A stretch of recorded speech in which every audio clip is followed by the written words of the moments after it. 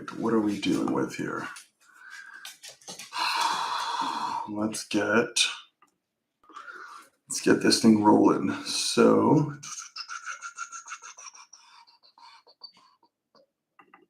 all right, let's get the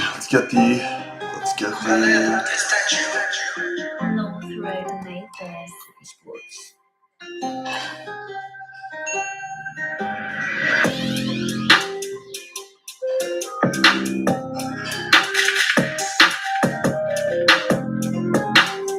Getting the stream going. Let's go. This should be.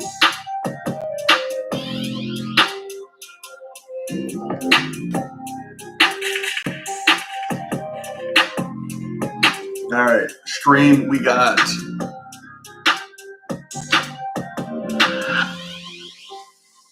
All right, we are live. No.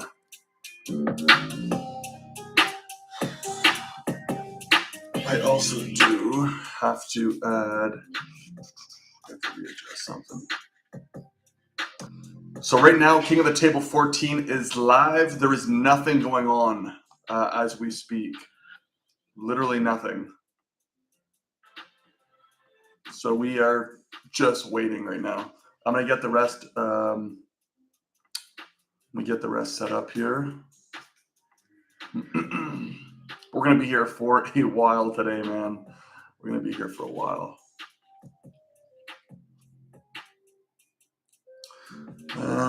Content. Delete the previous one. Also, I do want to mention. Who do we have in the chat right now? 5. There's a possibility we hit 5. Yeah, there's a possibility we hit 10,000 subscribers in this stream today. I'm going to take a look. We are currently sitting at 9,965 subscribers. So today, if we can hit 35 subs in the next, several hours, we're going to hit 10,000. Steven, what's up, buddy? What place did you end up getting at Provincials? I don't know what the placing is yet. I went 0 for 2. I lost 2 matches consecutively, so I got booted out. But both matches were, the first match was this close, like literally this close. And the other one was close, but the video's coming. But I should have placed higher, but because I lost 2 matches, I got kicked out. So let's see. If you guys haven't liked the stream, we got 3 people in here already, so I'm cool with that. Soon as the stream starts, I'm hooking you guys up. The audio is going to be live. Let's see if we have it up.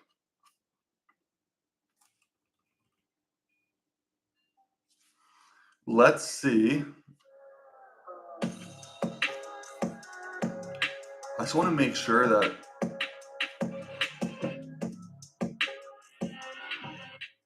Ready? Okay. Sorry, I thought I heard somebody say stop. I just want to make sure. Ladies and gentlemen, representing the great arm wrestling nation of Georgia, welcome Zura Tavadze.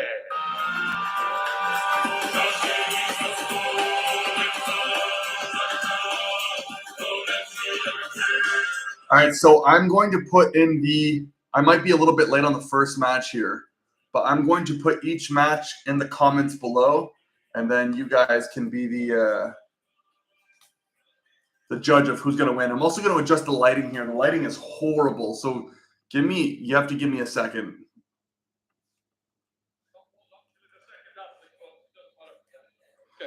Okay. Ready? Ladies and gentlemen, please raise the roof and rip it off. Representing Poland, Kamil, the Golden Dragon, Jablonski. I'm getting here.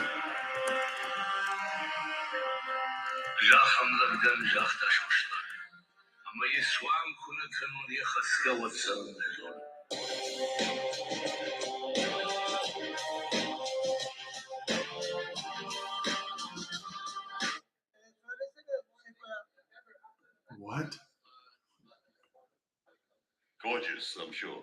Inside voice, Neil, please. All right, so we are currently waiting for the matches to start.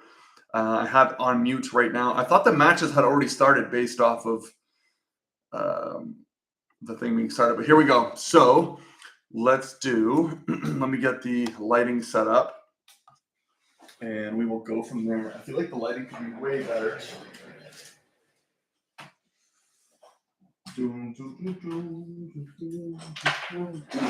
Try this. Let's go.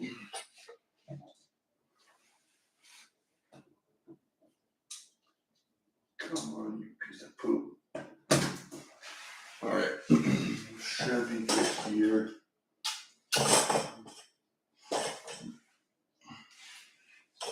There we go. Should be a little bit better, to say the least.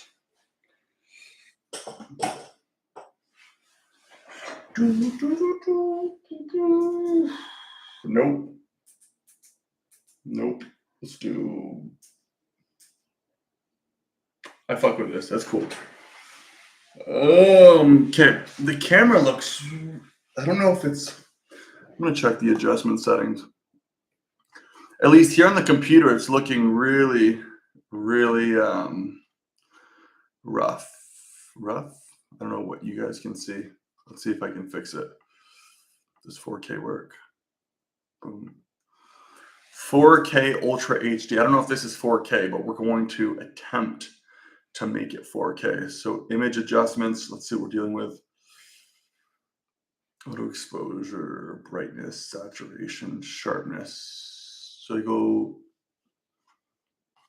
No.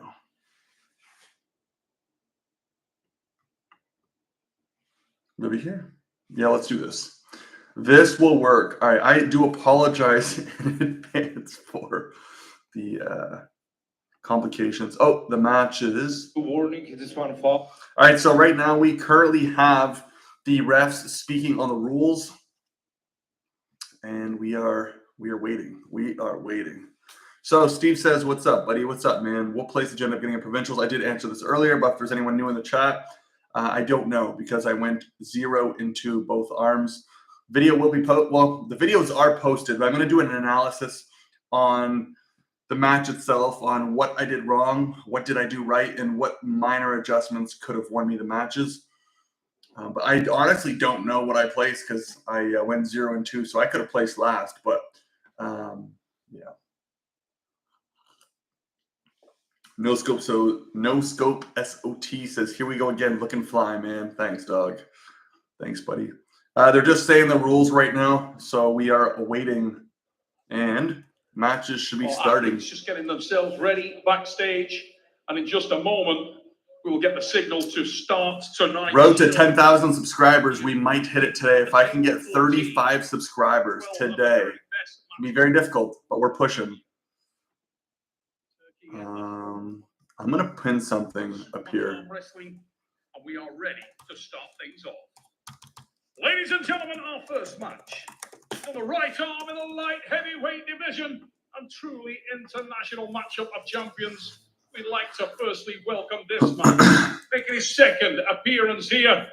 Please give a round of applause and welcome this multiple national, European and world champion, the towering Tavadze. I will be putting it here.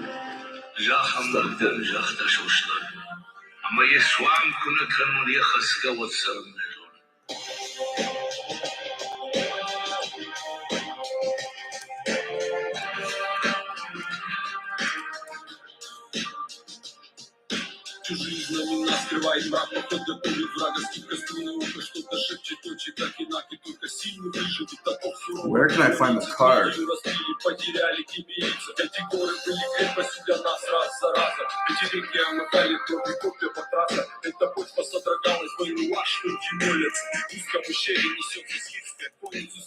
And his opponent, ladies and gentlemen, now making his way to the table, is one of the most popular arm wrestlers on the modern Getting it set circuit. up.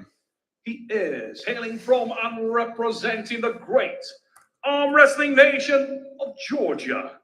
Ladies and gentlemen, welcome Tavadze.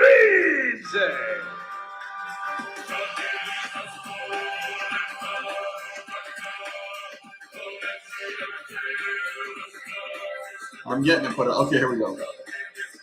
I got you guys. I got you guys.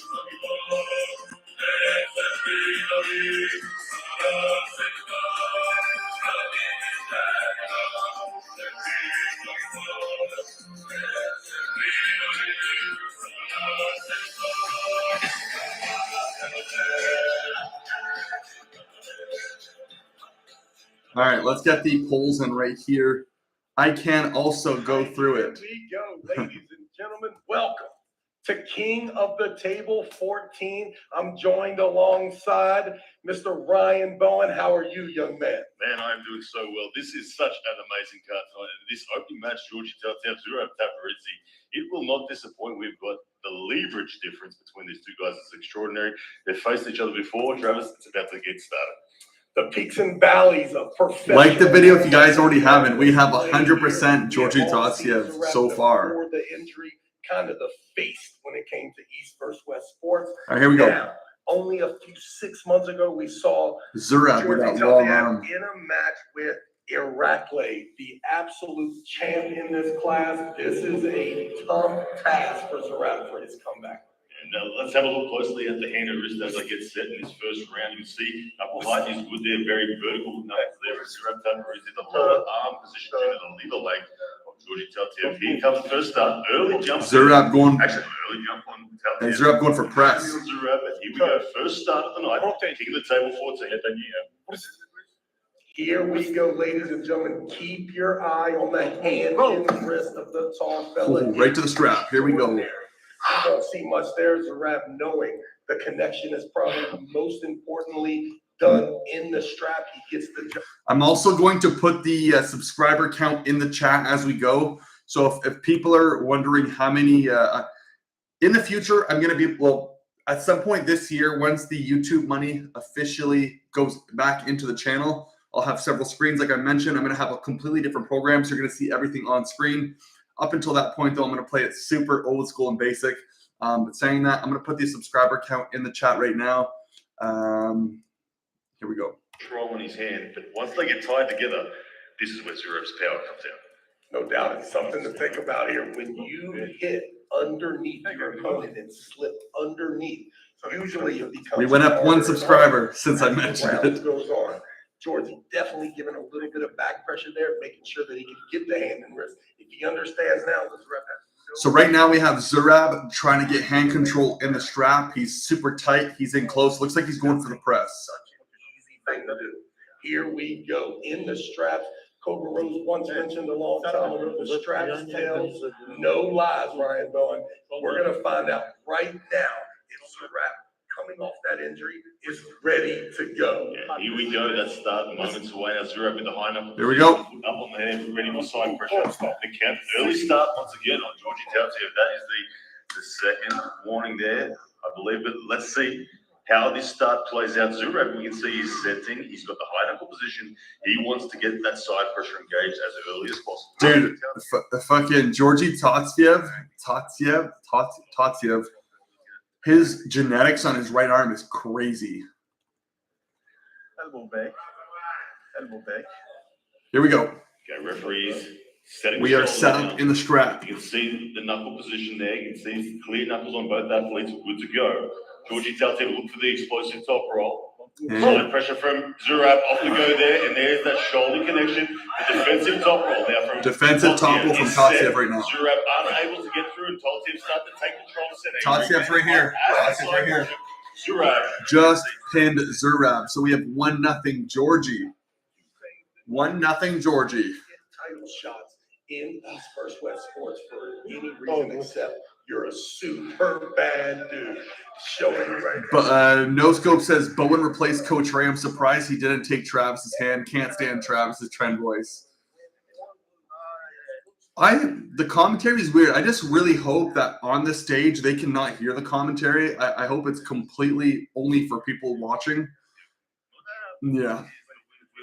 We'll watch it closely as the match. Also, we currently have 14 people in the chat. If you guys want to shout out your country, your city, where you're from, I want to see where the geography is here. Let's see where everyone's from. I know we have some people from Canada in the chat. British Columbia, I believe, yeah, British Columbia. We have the east coast of Canada. But if you guys want to shout out your city, your country, we have 18 people in here. Let's go. Let's go. I will keep updating you guys on the subscriber count. We are, we're up 99.69. Let's put it in 99.69. Highlight of one's career. We've seen a guy all the way at the top. Now a year post-injury, trying to get back, but every step that you take is mercy. Setting back up in the strap. This guy is an unbelievable athlete. Let's get some people in here. We need to get to 10,000 subscribers today. All athletes, as they mature, as they get older, in their 30s, they become bigger men. We've seen it most certainly with Vitaly. Currently going to the strap. Good match so far. But so far, Tavadze looking a little bit more in control. We had Zurab go for a press. Didn't really work. Then he had side pressure hook.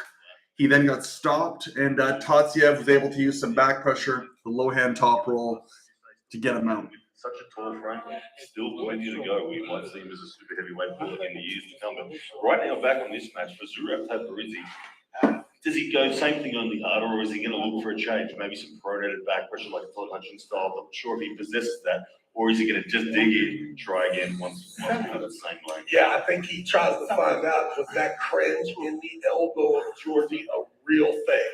Right now, we see Georgie stretching it out a little bit. So if there's any hope, if you're in Zurab's corner, keep pressing, young man. Maybe he can break this tall giant here. This is an absolute crazy pronator. Great hand and wrist strength in the straps here. All right, here we go. So we are back in the strap. Refs are ready to go. I will let you guys know when the ready go starts. Doesn't lack any back pressure operation, and there he gets it set. But once again, he's same thing. Early on the Looking at the starts, same very thing. sharp with those starts, and both rounds now with those early starts. There's that awkward jump there, a bit of pain. I'm not sure if that is something there in Georgie Tavadze, but you can see how his body posture, how tall he is. He really has to sink down quite a long way. That arm angle is very low, where Zurab has that high knuckle position, just trying to find a way to contain the pronator of Georgie Tavadze. But Georgie Tavadze looking good, but something perhaps a niggle of pain somewhere. Here we go. There's the start, second early start. So I don't like the fact how they are doing live commentary and everybody in the building can hear it. I think this should be something like the UFC where they're doing live commentary and only people like you and I who are watching online can hear. I don't like it where, at least from my understanding, the fucking athletes can listen to this, dude. One small movement. Here we go. Slight delay in the start, and he's in that hook. Zurab looking stronger here. He's gonna try. Nope. Let's go. Zurab start grinding, but once again, the leverage. Wow. Wow. Tavadze with a second top roll. Zurab's looking so good when he's down towards the pad. But Tavadze stopping him right before the pin pad. Yeah, it looks good for Georgie Tavadze, but Zurab Tapar is coming extremely close to getting a pin there. That first and second. 9971. We are climbing, boys. Just needed a touch more containment of the pronator of Georgie Tavadze, and it would have been game over. But again, I will be annoying with the subs until we hit 10,000, and then after that, I'm stopping. And as soon as Zurab's hand starts the gas, he takes control of Vyciaute, takes control of center, and has that side pressure himself. I feel like Zurab, though, he's wearing Tavadze down. There's still hope. Not only is there hope, if you think, if you believe in that legend, that myth. If you guys want to shout out your country and your city, please do. I love to hear where the geography is. A complete, overwhelming start in round one, then in round two, without the button, able to get a better purchase. So listen, if you want to root for Zurab, let's just say that it is working. Keep grinding, young man. This is the time, though. Not only do you need to take control of round three, but you need to do it in a fashion where round 4 and Washington round 5 State, let's also go. this is definitely a round. It's do or die here in round 3 anyway. Washington State, let's go. With the buckle and round 2 being a little bit better for the young man. Yeah, you see Zurab already standing at the table. He's ready to go. He doesn't need the Currently have 18 people from the chat. We have Gio, hello from Budapest, Hungary. Let's go. Zurab fan right now. The fact that he stepped up to the table first tells you that he believes. Come say hello to the person whose name is Gio from Budapest. It is a do or die moment. So yes, on Georgi Tautiev's hand. Come say hello in Hungarian. Sia, Mizu. Who's Gio? I don't know. My is it folksy? There we go. Yeah. We got 20 people in the chat. No panicking in there. From Budapest, Hungary. I can say Sia. Oikvite. Gio says nice. Oh, you can see other things.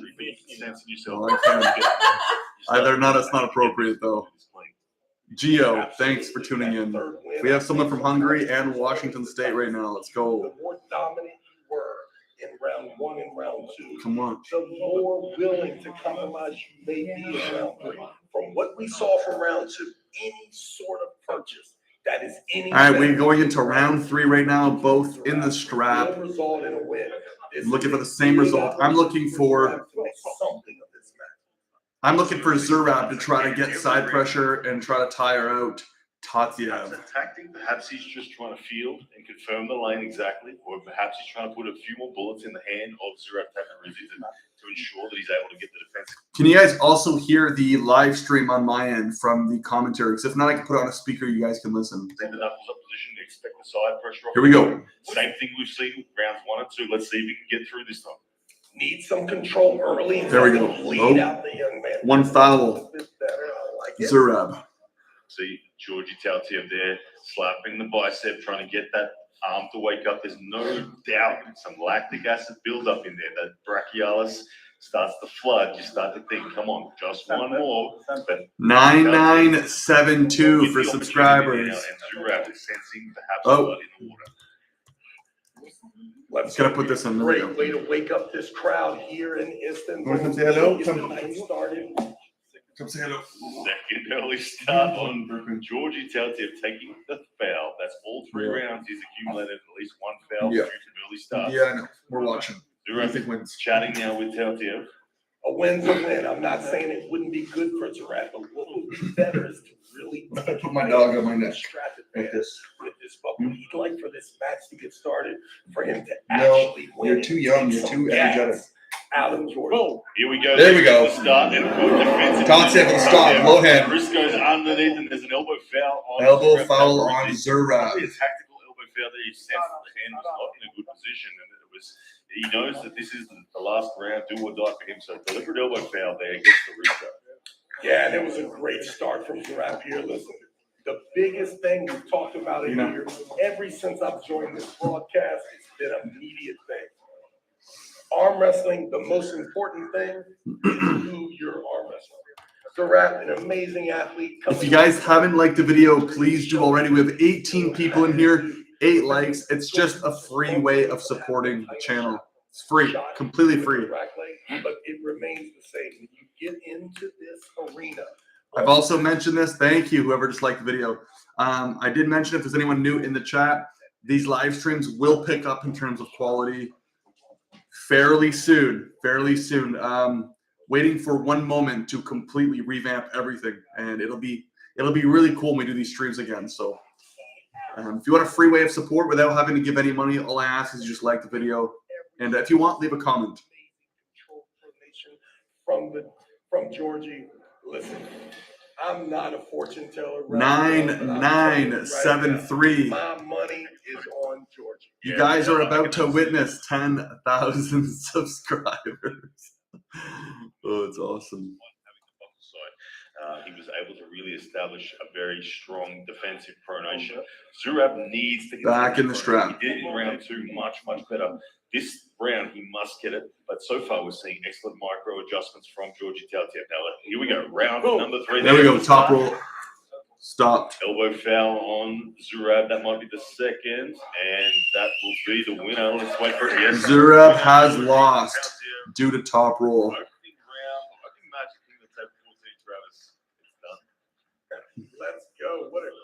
dominant performance from the young man. And listen, it didn't take a rocket scientist to figure out. If you go back in time, you see wins from the All right, so Zurab wins. If you guys have any questions, shoot them in the chat. Anything you want to ask, if you want to direct the question at me, go right ahead. But Zurab loses 3-0. And let's hear the post commentary.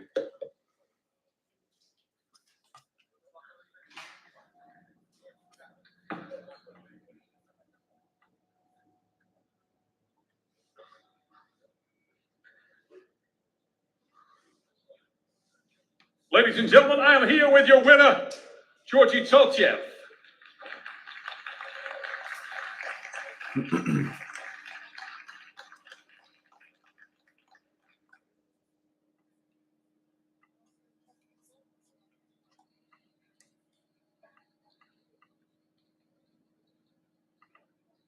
Ladies and gentlemen, I'm here with your winner, Georgi Toltiev.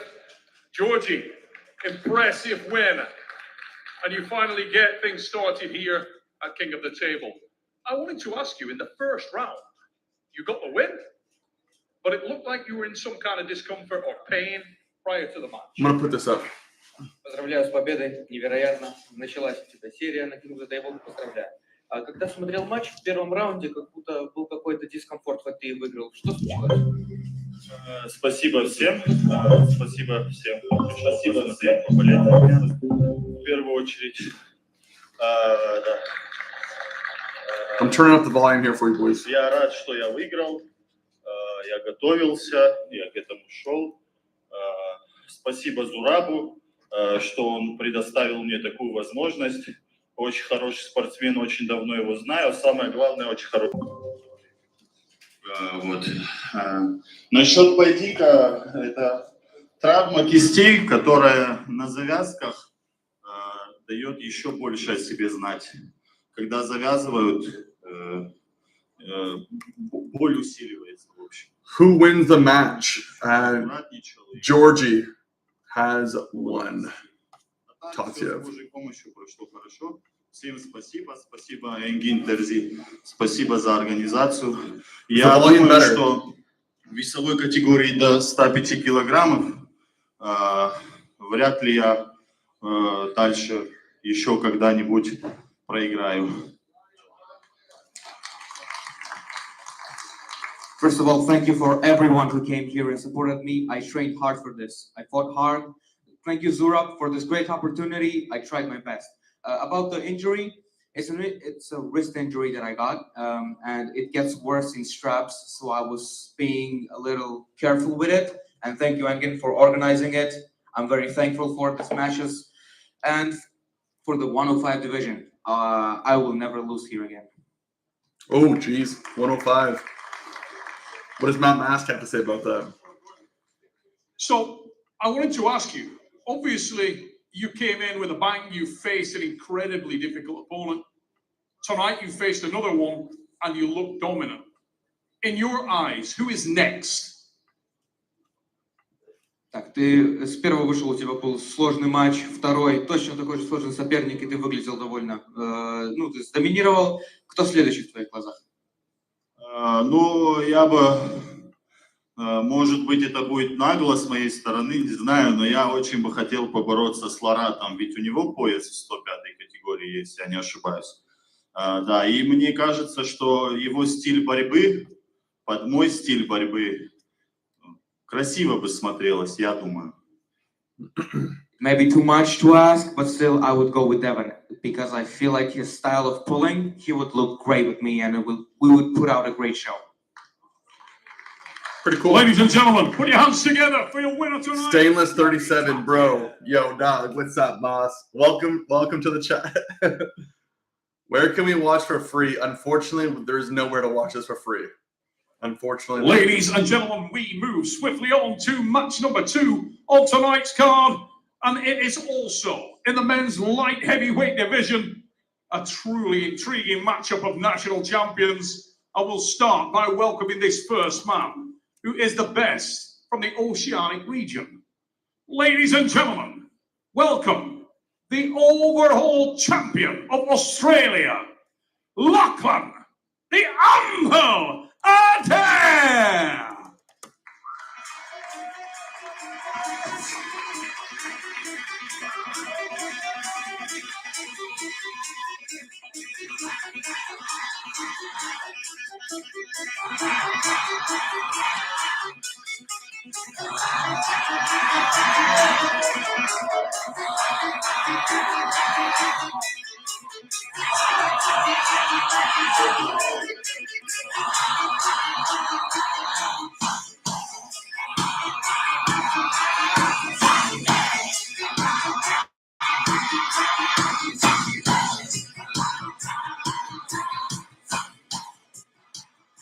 Lachlan the Amble Adair waits at the table for the introduction of this man, who needs no introduction anywhere in the world of arm wrestling. He is a national, European, and world champion, and he's making his return to the promotion. Ladies and gentlemen, hailing from and representing Ukraine, welcome Petro Mahoni!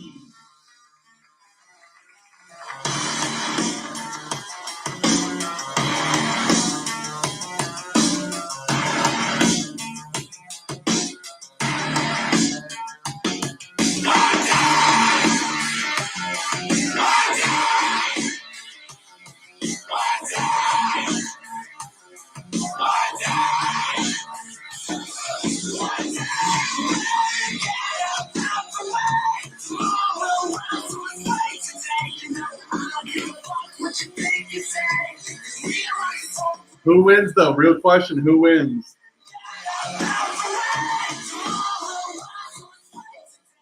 All right, let's go, boys. Let's go. Let's go. All right, here we go. Match 2. King of the table, 14th right-handed, the best.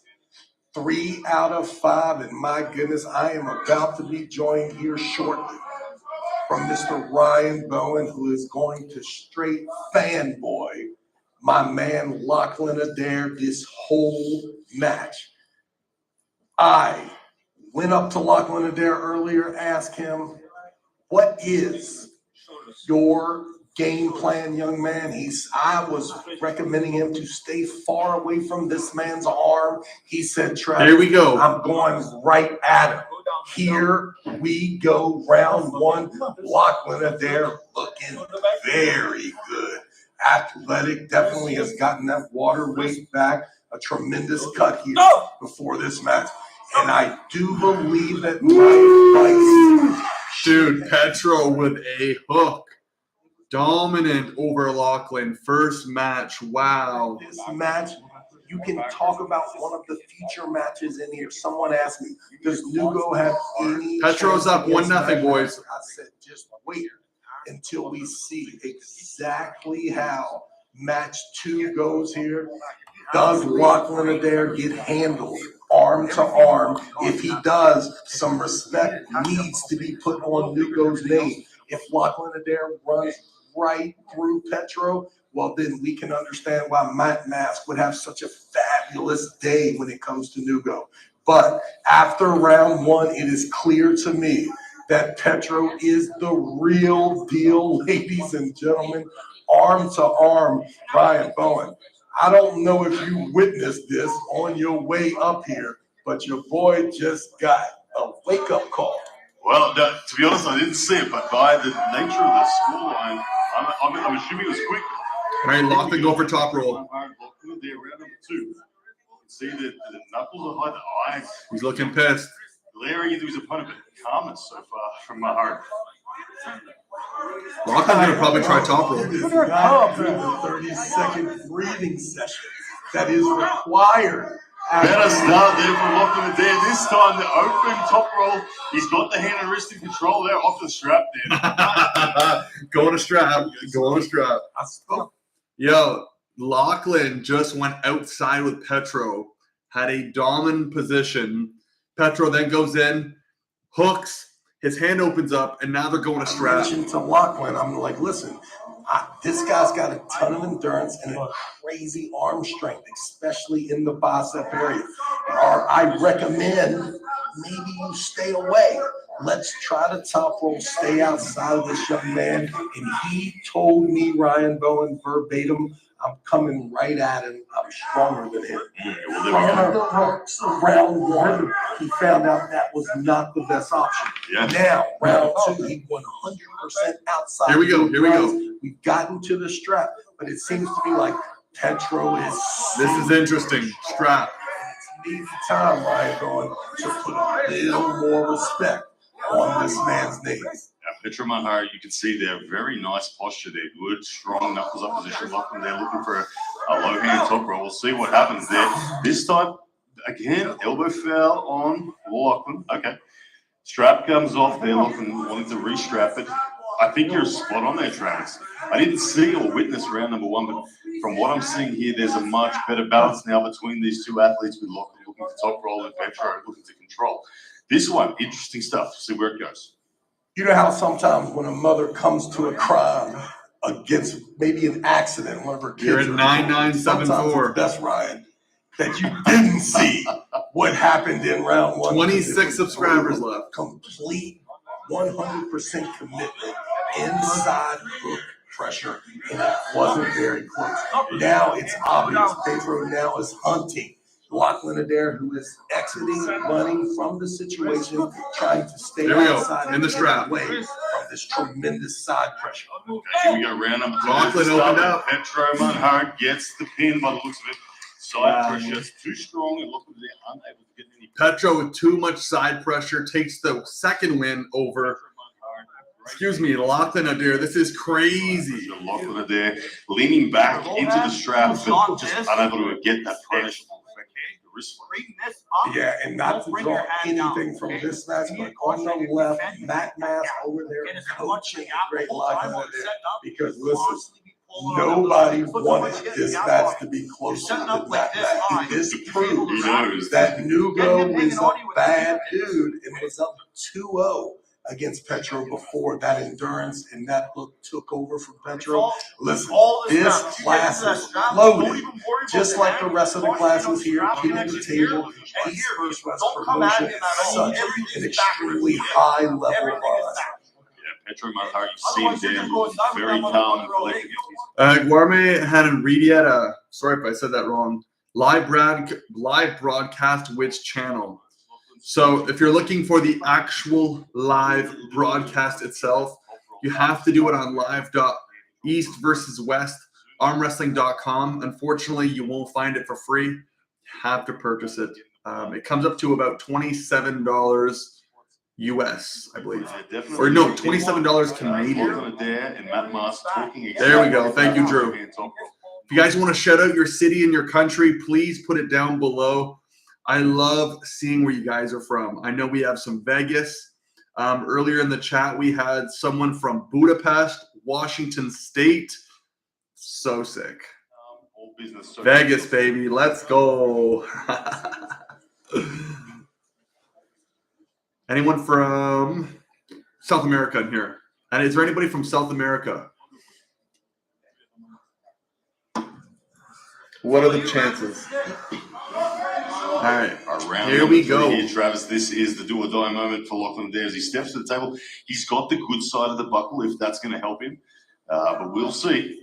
Well, I can tell you this. I've been accused of being a hometown guy when it comes to the United States. But I have. For you to see some silver lining in this, Ryan Bowen, is absolutely amazing. And what it shows, Lachlan Adair, is you have an extraordinary amount of love for Lachlan Adair. Here we go. Anyway, round number 3, outside of straps. Let's see if Petro Mahari just intends on slipping, or will he look to get this kill outside of the straps? Lachlan Adair looking straight to the eyes of his opponent. Petro Mahari looking down at the knuckles for the control. Knuckles are high from Lachlan. We're more lower hand and coverage from Mahari, who gets that coverage, but the open arm back to the strap, boys. Not looking good for Lachlan at all. I'll say it, Travis. He's in control. That's for sure. I apologize. Not looking good for Lachlan at all. Ryan Bowen, this is our first time working together. You do not have to respond to these ludicrous looks that I am giving you. Listen, Lachlan Adair is in an absolute brutal situation here. This guy is controlled, balanced, his poise is absolutely extraordinary. And listen, it doesn't take a rocket scientist. I don't like the fact how these people are talking live and the athletes can hear them. This should be completely for people online because you don't want to be getting in these guys' heads. Not that it's going to change anything. Well, it probably could. But for you to be talking, these guys can hear you. I don't like it. I don't like it at At all. the moment, Mahoni is showing that he has more horsepower than his opponent. I'm going to make a video on this. Who is searching for a small opening somewhere.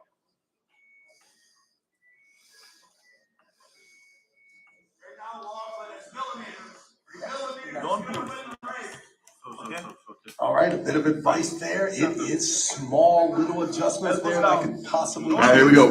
In the strap. Here we go. Any way for Lachlan Adair to dig himself out of here. This will be the round. I'm Lachlan. I'm trying to talk to you. Here we Come here. go. Bring his wrist down. Wrist down. Lachlan Look at wants that to shit. straight.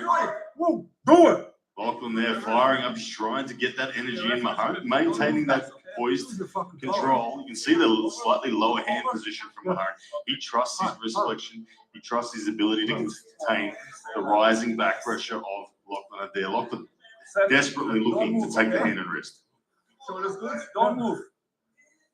Thumbs down. I tell you first. Here we go.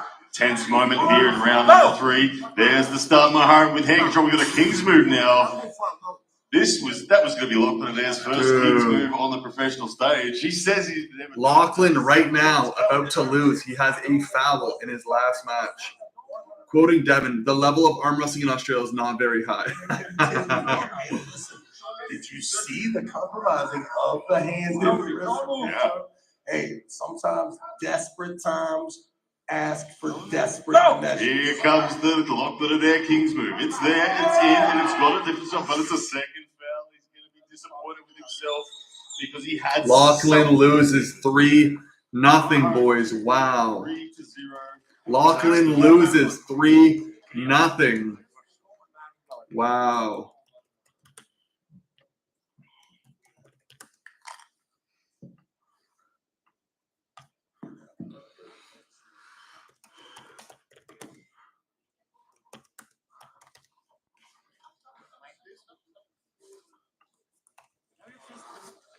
Are we surprised though?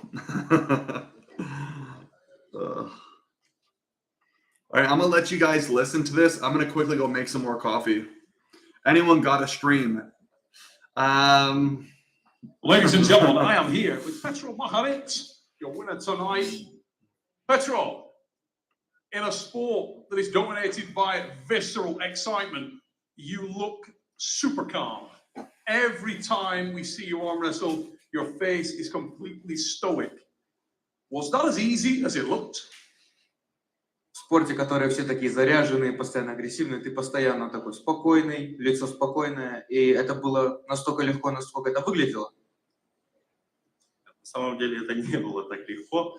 Ну, немножко технически мне было неудобно бороться, поэтому как бы неудобно. It wasn't as easy as it looked. It's some technical issues, some technical uncomfortability, but tried hard. It was not as easy. Lachlan is an evolving force in the sport, and he threw the kitchen sink at you. Came at you with every angle, was even looking for a King's move in the last round. What did you expect from him coming in here? Did you expect the techniques that he showed you tonight? Лаклан сделал все возможное, все, что мог. Даже в King's Move под конец пытался уйти. Ты ожидал такого? Вот как ты думал, как бой пошел? Я вот, кстати, King's Move я и ожидал. Я никогда не боролся ни с кем, кто борется в King's Move. И, честно, до конца я поэтому я и говорил заранее, что не знаю, как он посмотрит до конца. Но я ожидал. I was expecting a King's Move. That's what I was talking about. That I didn't really know what to expect, but this is what I was thinking about. I just wasn't really sure about it. A last question, Petro. Obviously, this weight division is stacked with talent. So many dangerous arm wrestlers. And you've already had a great win here against Tavadze. Another one tonight. Who's next? Who's in the crosshairs? Who would you like to face in your next match? Ну, категория сложная, людей очень много. Предыдущая победа была невероятная. Ну, вот Чиказов сегодня еще одна в копилку. Кто следующий? Кто под прицелом? Я, конечно, хотел бы со всеми перебороться в категории по очереди. Ну, я должен был состояться в 2002 году, в 2014 году с Хачинсом. Я думаю, если бы в этом году состоялся таких, было бы неплохо. You know, of course, I would like to pull everyone back to back to back, but in 2022, we were supposed to pull with Todd. So I would be very happy if that would happen this year. Ladies and gentlemen, massive round of applause for your winner in impressive fashion tonight, Petro Makarint of Ukraine.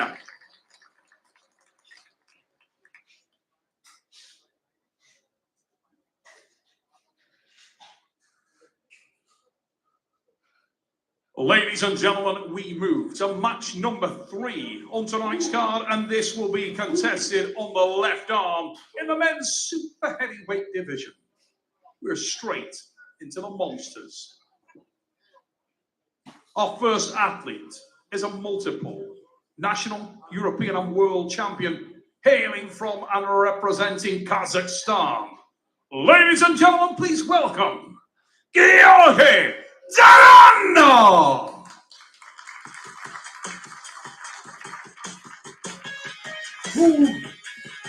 25 people in here. Let's go. Just in the midst of making some coffee. Let's get this up.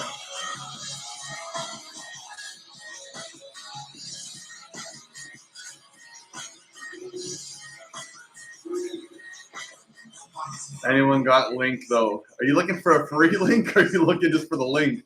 Because I don't think you're going to find a free link in here, my man. I wish.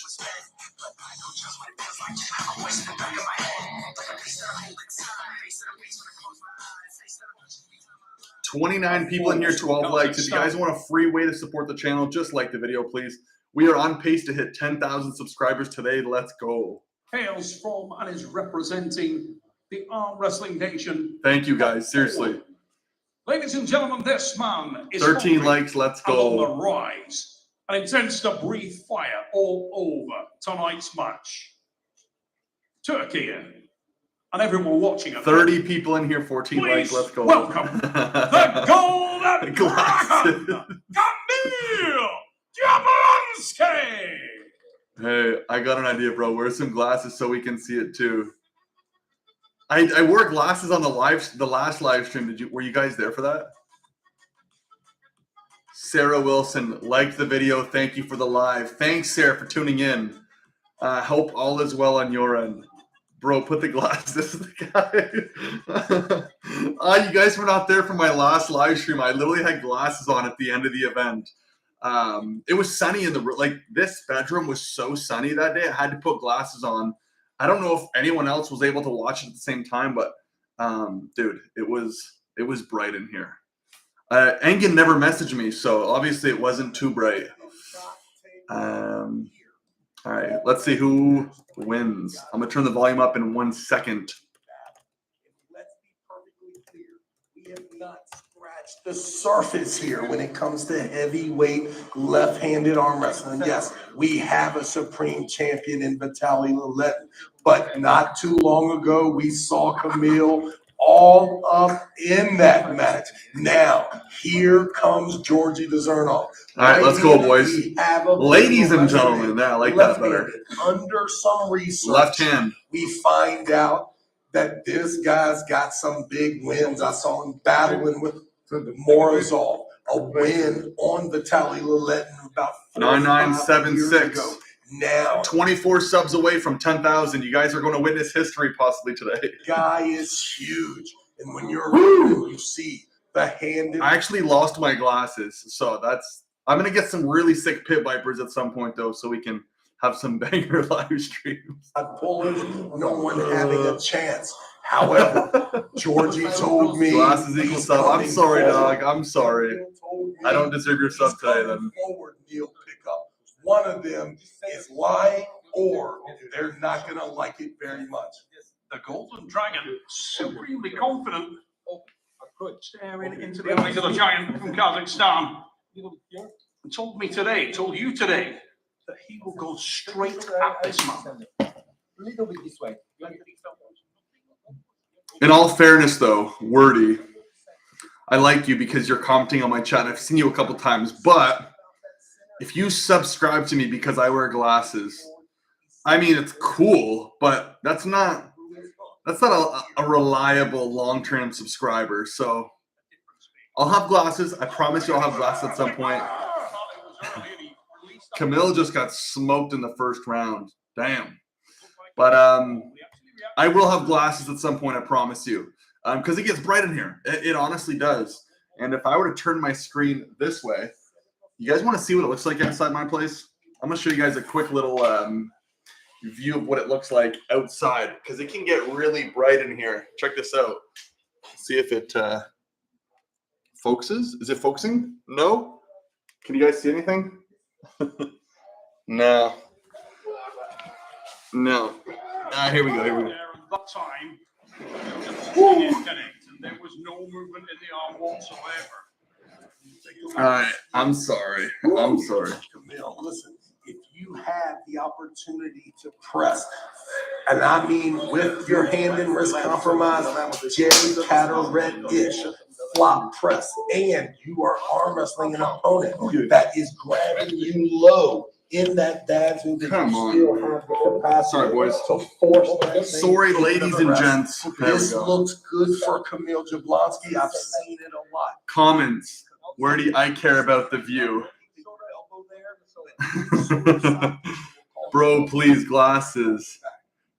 Someone says that Vadi Samela Ju. I'm sorry. I'm going to butcher the name. I don't want to say it. Wordy acting like a crack addict. I joke. I care. You're not going to get banned. You're not going to get banned. All right. So a little bit sarcastic. I didn't want to be too rude about the glasses. I know. Hopefully you guys are not taking it personally, but it's I will have some sick pit vipers at some point, so you guys can get a little bit of a sneak peek. Now that's not, it's more for fun. This isn't just to try to show you guys matches, but I will have it at some point. I actually genuinely lost my glasses, the ones I had last time. So, but I will have a really sick setup here. I would like to think very soon. I don't want to spill the beans too much, but positive changes are coming. I promise you. Also, right now, it is 1-0 Camille Jablonski. So we are waiting to go into round 2. Get pinned, or you attempt any sort of back pressure, side pressure, and it results. Adrian Coletti says, shut the fuck up. We want to hear the commentator. Nice, dude. Pay-per-view, what the fuck is up with no stream? Why chat acting like children? I mean, I'm not going to ban anyone right now, but if you want to be disrespectful, I'll ban you, no problem. Needs to keep Camille outside of that shoulder, but that's not as easy as it might sound. We're talking about a man here who generates over 100 kilos of force in that press. All right, here we go. And now the chess game continues. Now you see the Chernov definitely grabbing even lower, which is a strategy. There is a spot where he's too low, and he kind of gets that full hand hook press way high. I've seen Dave Randall force guys into gripping so low in fear of the press, just like Jerry Catarette, that he's able to come on top and in the hook. Let's see, how low can you get? How committed can you be to keeping your elbow on the pad? Look at the wrist of Georgi Ziranov. He's trying to kick it back and push his lower palm in there to get on the A Here we go. side. Needs to be careful there. One warning, Camille Jablonski. Camille Jablonski said he's absolutely correct there. He really was. I mean, you could clearly see it on the other angle we had. Ziranov being very clever there, and he was dropping his own wrist, feeding the lower palm forward. I'm not sure I'd do the same if I was in that position. It would be so easy if you could just imagine that Camille was not super intelligent when we saw him in the rules meeting. This guy is super aware of all the small things that come with the set grip, the center of the table, his commitment to the set grip, meaning that we have to get web to web. If you're not in that set grip, you can get that a lot lower. No, look at that. I'm This is on the the center. reading that Zaranov is winning by 1 pin. I think it's actually Micheal Jablonski leading by 1 pin at this stage. I will fix it. But doesn't matter. This is not center. Do good job, please, because center is a matter for me. I know. But here is the center. A little bit here. Okay, good. That's maximum. Zero. It's okay now. No, it's not. The center is good now. His shoulder. Straight your shoulder. First is the center. Straight your shoulder. Now open. Now first is Camille. Come the Here we go. hounds. You're looking to get that explosive start. Don't move. Whip Go! lower wrist in there, does, and It's not faster. No way. No way. I'm not angry. It's not faster. False start, Micheal Jablonski. Taking advantage here of this king of the table. We put a few microphones I there on the started for your table. goal. If you can somehow. Is there at least a site where you can follow the live results? Not that I'm aware of, but I can keep that in consideration and try to work on that. In the chat here, I'm going to put 1-0 Camille. It appeals that Camille is definitely controlling this situation. He's going to get underneath, no matter how low the grip is, force this thing in the straps, that elbow being on that pin pad or on that elbow pad for Chernov looks more and more like it's going to be almost impossible. How he push. he's forcing Zaranov into the back pressure. Go! Backwards he does again, and that's another foul for Zaranov. 1 foul apiece at this. Dude, fouls look galore here. If you continue to run back there, you're going to have to run yourself off the pad in order to get any kind of leverage, and Georgi needs to be careful of that.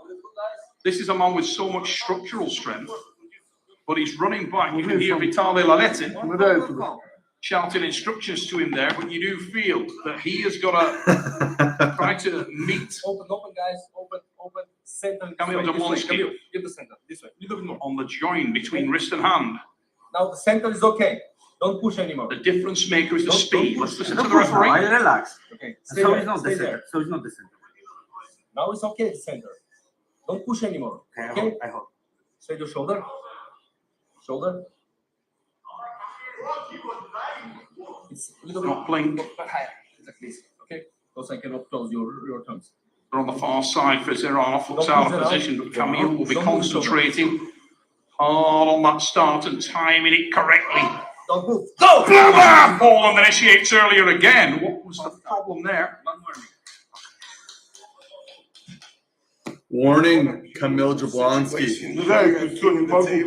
To have a foul and to also receive. If you guys want a free way of supporting, I'm not asking for any money.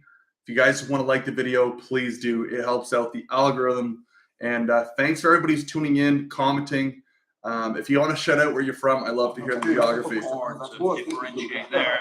I will have sunglasses at some point, ones that you can actually get a little bit of a reflection, but not enough to say that it's bad. Flirt.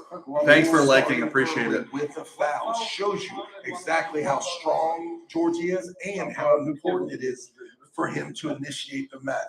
But every time I've heard the go, whether it was a false start or not, the hand and wrist is underneath. Georgie and Camille is getting exactly what he wants. And you would imagine that it's easy to coach Georgie here and tell him, hey, stand up, make sure you keep your body behind your elbow. But the pressure is immense from Micheal Jablonski. The Polish athlete wanting in Jersey. Dives on it again, and again another elbow foul there, clearly from Zaranov. Miles off the back of the pad, and the thing was that there was Micheal Jablonski with a win. Zaranov at some point was like kind of top roll, like from way over here, and he ended up getting the fingers of Camille, but it was too late. Camille had pressed him.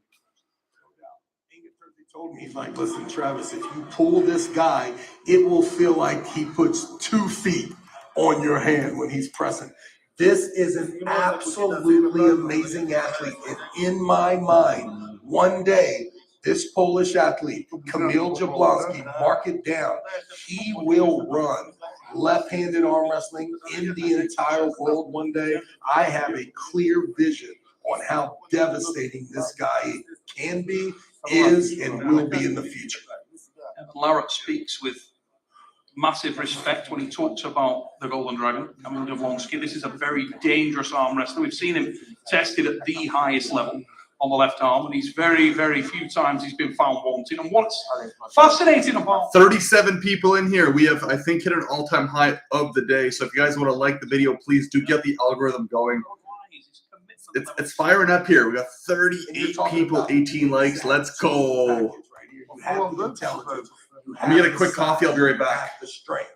You have the team around you. This guy, you can see him on social media. He is training. He is an absolute unit when you're around him. There's a lot of confidence there. And you can see, even at this level, can you imagine a day when you are pressing Eastern European athletes and they are running, elbow cannot stay on the pad?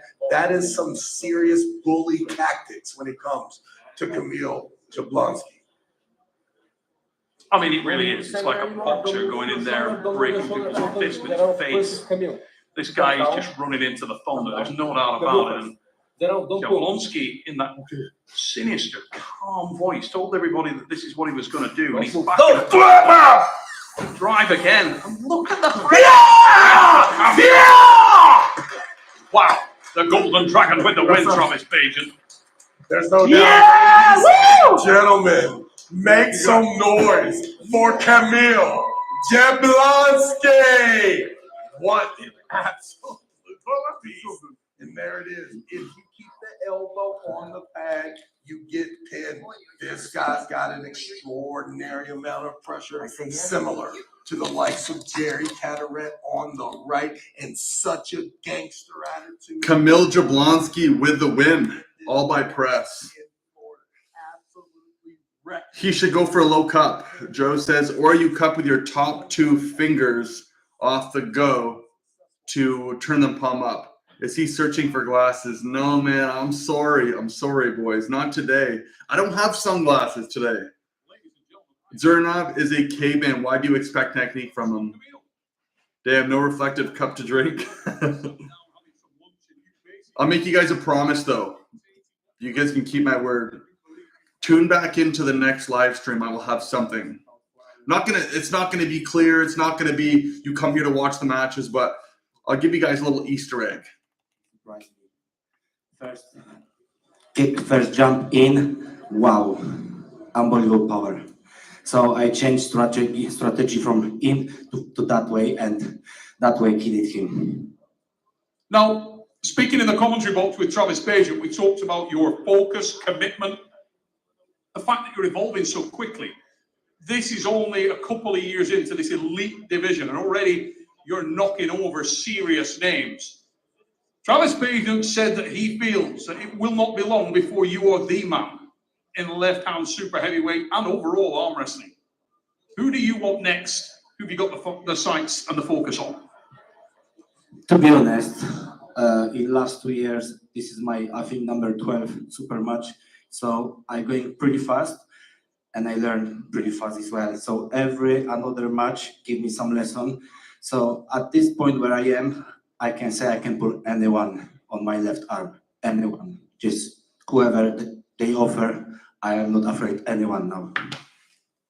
Now, a lot of people talk about the super heavyweight division, Kamil, and where people sit, where the ranking is, where they stack up in the division. When you go home with your wife who's beaming down there in the front row and you analyze what happened here, when you wake up tomorrow morning, where do you put yourself in the super heavyweight rankings of East versus West? I think I am number one. So let's prove it. Let's prove it. Ladies and gentlemen, he was impressive and ran over his opponent tonight. Who will be next for the Golden Dragon? Micheal Jablonski, your winner tonight, ladies and gentlemen. Pretty cool, man. That's awesome. So it's nice hearing from him. Ladies and gents, we move on to the next match on the card, match number 4. And I know so many of you at home and so many people here in the arena have been looking forward to this one. And a little secret, I'm one of them. This The 10K is coming, dude. an It's coming. incredibly visceral matchup. And it will take place on the right arm in the men's light heavyweight division. It will feature two of the most devastating and explosive arm wrestlers in the world today. Let's meet our athletes right now. Ladies and gents, firstly, this man has won the hearts of arm wrestling fans around the world, and he is representing and hailing from the great arm wrestling nation of Georgia. Please put your hands together, raise it up, and welcome Nugo Shakadze. Nugo.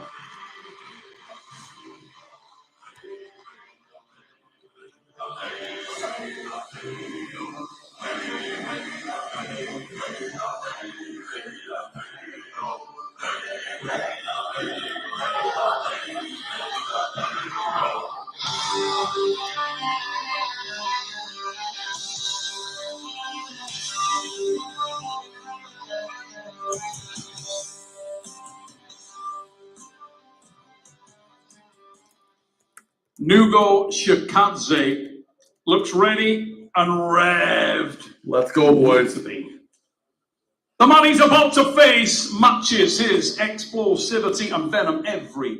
This is going to be interesting, to say the least. Well, this man's stride is very long. Ladies and gentlemen, welcome the silver-tongued Cavalier of Red Deer, Canada. He goes by the name of the Wild Horse, Matt.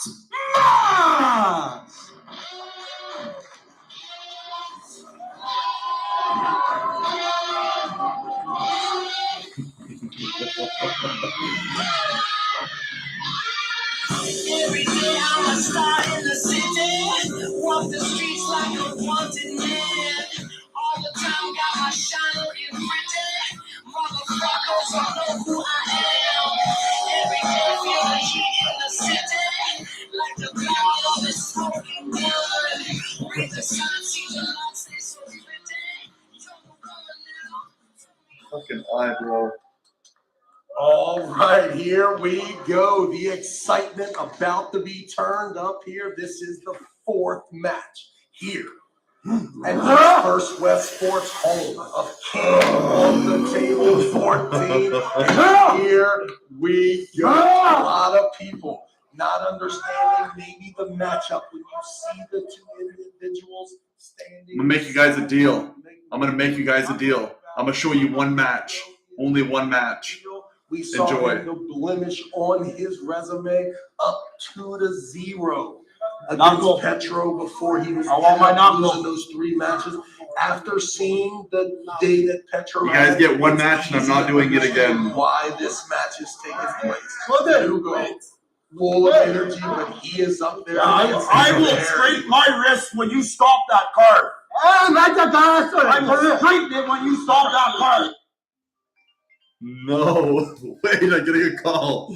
I'm getting a call on live stream. One sec. No. Mass, the Wild Horse on an amazing 3, 4, maybe 5 match win streak when it comes to East versus West and the King of the Table. You guys Let's get go. one. I'll bring it around with that. I'll bring it around with About that. to go crazy. Any lessons coming over here? Stop. Blake. Gonna go to the referees. Did it. Matt Nibble. He did it. That he did in Arlington, Texas. Look at the visual here. You guys are getting one match, and that is it. I'm not doing any more. So, yes. Look Up and up and up and up. at the comparatively diminutive. Shoulder. Here goes You guys get one no match. one thing. One match. Tick, tick, boom. This guy has power Don't move. Right. in space. And he can be tied to that mask.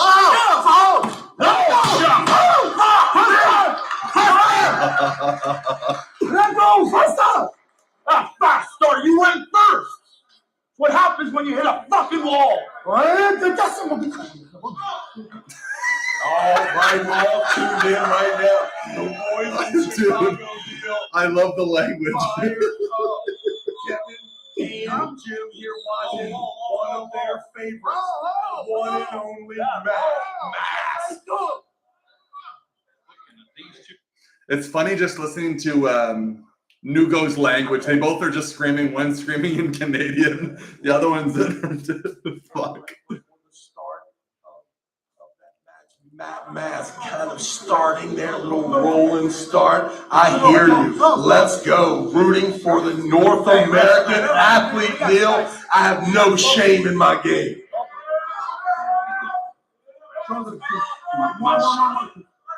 Here, Canada. You guys get one match. I'm not doing it again. Following up for a start. I'm from Georgia. Don't move. I'm not moving. Don't move. Go! Oh, big drive! But the match stops there and Vyciaute drives the puck! We're gonna do it again. We're gonna do it again. You're stronger than I fucking thought. How can you handle my I felt like I had it. I wasn't fucking worried. Oh. Where does the power come? That is all you guys get. I don't care if there's snitches in the chat. Look, we had a laugh. It's over. We saw a tiny. Hey, Stainless 37, dude, bro is showing us around. If that doesn't warrant a sub, I don't know what does, boys. Look, I don't need this. Look, I don't need the subscriber. It's cool. It was more for jokes, shits and giggles. I'm not gonna do it again. I hope you guys had a laugh and enjoyed, but it's a one-off. I'm not here to live stream illegally and show you guys. Like, it's just, I'm not building my name off of doing stupid shit. But if you guys had fun, please just like it. Just like the video for me, please. Everybody heard there. Nugo Vyciaute answered that question. He said, hopefully it was worth it. 100%. I couldn't agree more. I apologize for slightly misinterpreting that. Here we go. Listen, if these guys start to exchange punches, sort of like the new unbelievable sport of slap boxing, we are going to see some crazy energy. Each win from either opponent. Go! Massive against Vyciaute. Win the win. And he changed it up and he hits a drag hook. Nugo with another hook. Wow. I don't think that was a good start for Vyciaute. Let's review that shit. There's no way that was a pin. Huh? It was a pin. We're looking at the replay, seeing that one big drive. Was it? Didn't have the best angle on the overhead. Let's have a look there. It was a pin. Ray Charles just phoned me just now and said, yes, that was a pin. Here we go. This guy's amazing. Nugo, and I heard a lot of rumblings in the crowd. It's like, why would Ingen Terzi set up this match? Matt Mask is has such a leverage advantage. Listen, I'm reading the comments. It's pretty funny to see what you guys are saying. Oh. Putting on a show. Matt Mask on a crazy win streak here, Neil. I believe that most of the crowd is stunned here. Nugo super excited. I'll make you guys actually a deal here because I honestly, I kind of feel bad. And I'm not doing this again, but I'm going to show you guys the rest of the Matt Mask matchup through my phone that I was doing. But it's just because look, if it's probably going to get reported. There's probably going to be someone who's going to hate, and I understand it's fine. If I showed you one round, you could see at least the rest. Yeah, that was early. So. That was early. Just looked at that on the replay. The referee said it was a jump start from Nugo Vyciaute. Okay, so that does make a little bit of sense here, but does the score now still 1-0, or where are we at It here? will be 1-0 to Nugo Vyciaute. Shoulder, don't move. Don't move. Open. Warning shots fired. Matt Mask will be well aware now. He must be on the trigger. Hold. Matt's searching for that lane, that outside lane where he can compromise the hand and wrist of Nugo. Started early there just to find out if that was the proper spot. did get a little bit of purchase there. I'm not sure he doesn't need to take it to another level. Definitely making sure the connection is not amazing, but he also needs to stand tall. Not sure that the Hey, it's 11-11. You guys better fucking, you get your wish. You weren't getting your wish. Damn, what a time.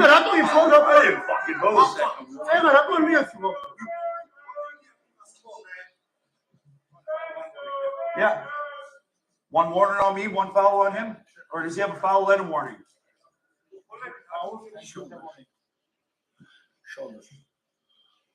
Tavadze, one foul. Right. And the warning definitely has to be very careful here.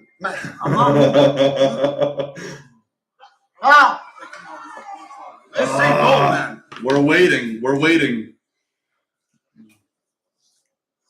So tough. Wait for the match to start here. Two stories up here in the commentary booth. I apologize to everybody at home if I sounded a little out of breath. I think I actually broke a PB. Let me tell you something. Your boy Ryan Bowen was not prepared for that first rep. He came up here like he had just finished France. Didn't work out. No surprise there. You're seeing kind of exactly how well-rounded Nugo is. You saw him sneak in that hook there at the start of round 2. JG Wentworth, just checking in. Welcome, dog. Prepared for any of that carving, goes right back outside, creates a lot. I swear whoever reports him to come to your house.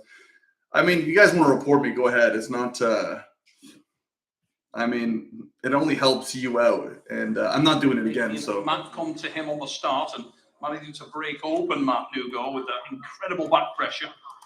You do feel like if Matt could expose sorry, the 1-0, 1-0. outside of that he would have a better Why are you tightening it towards him?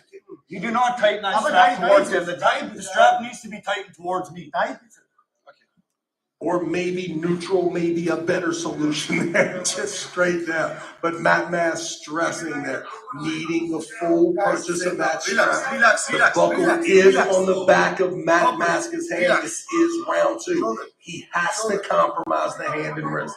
The side pressure is amazing from Nugo. Let's go, Matt Mass. On the way, a better position from Matt Nugo needs to.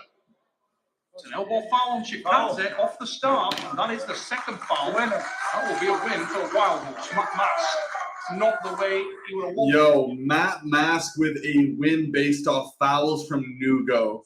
Ugh. Damn. If we hit 10K, will you show us the event? Absolutely not. I'm sorry. I'm not that desperate.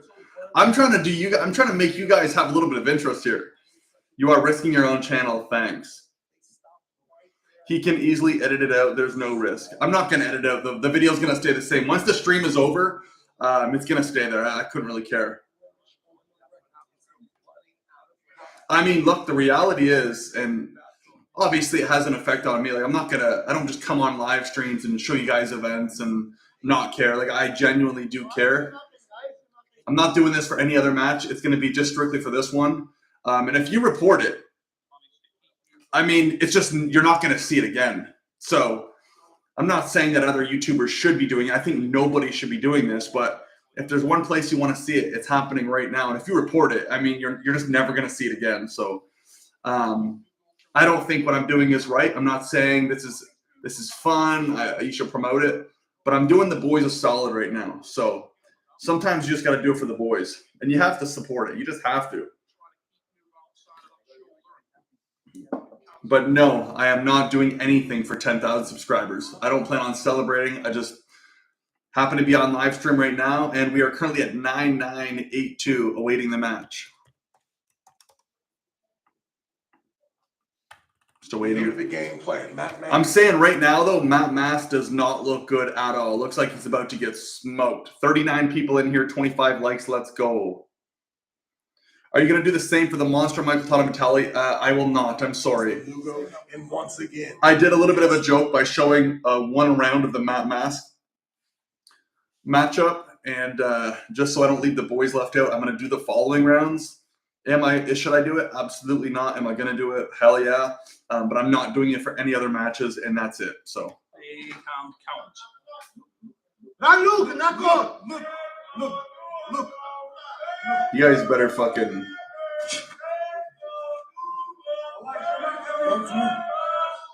From the hands. Strap it up, dogs. There. Knew the strap was coming, as did Nugo. I'll give $10 if you show us. Unfortunately, I'm sorry, man.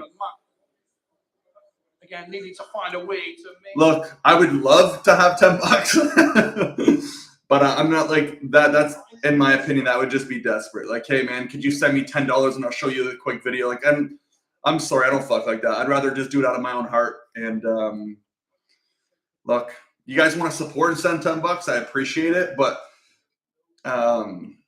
it's all just for shits and giggles. I think it's just to have fun. It's a one-off. I'm not doing it again. So just enjoy it, because it's fucking May 10th and it was 11/11. You guys are seeing some footage, so I agree with Drew. If you're gonna put $10 in, just spend double and get the pay-per-view.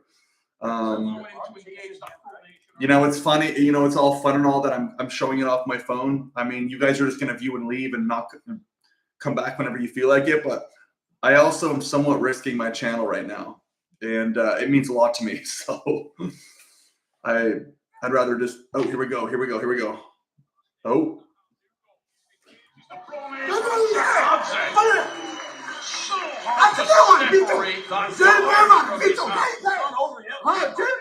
gotta do it again. You gotta do it bad. That mask absolutely disgusted with the comments, with the confidence of Nugo. But listen, the banter, Matt Mask is so good in the press conferences. He's so good online. He's so invested. 2-1 Nugo. Festering here exactly how you feel your talent is, and you understand that you made it. Thank you, champ. To Nugo, you hear him talk about the mistakes he made against Petro and how. You guys want me to show matches? It really has to be worth me getting in trouble on my channel. So I'm not telling you, like, I'm not going to do something for $10. You know, I risk a lot. I've been doing YouTube for over 5 years. The last thing I need is for something to go completely wrong on this channel, and yeah. The ability to engage the formation, the whole body is a leader. But I do appreciate. Hey, look, 40 people in here. We have 30 likes. Seriously, thank you guys. To a lever, turn your body to engage the pronator at its most. I don't know what the fuck you're saying. Let's go. Mask is like, I don't know what the fuck you're saying. So that he does appreciate the banner, but he has no idea if it was a compliment or a diss. Here we go. This is huge. The table's set now. It is. Don't move. Go! At this point in time, 2 pins. Damn.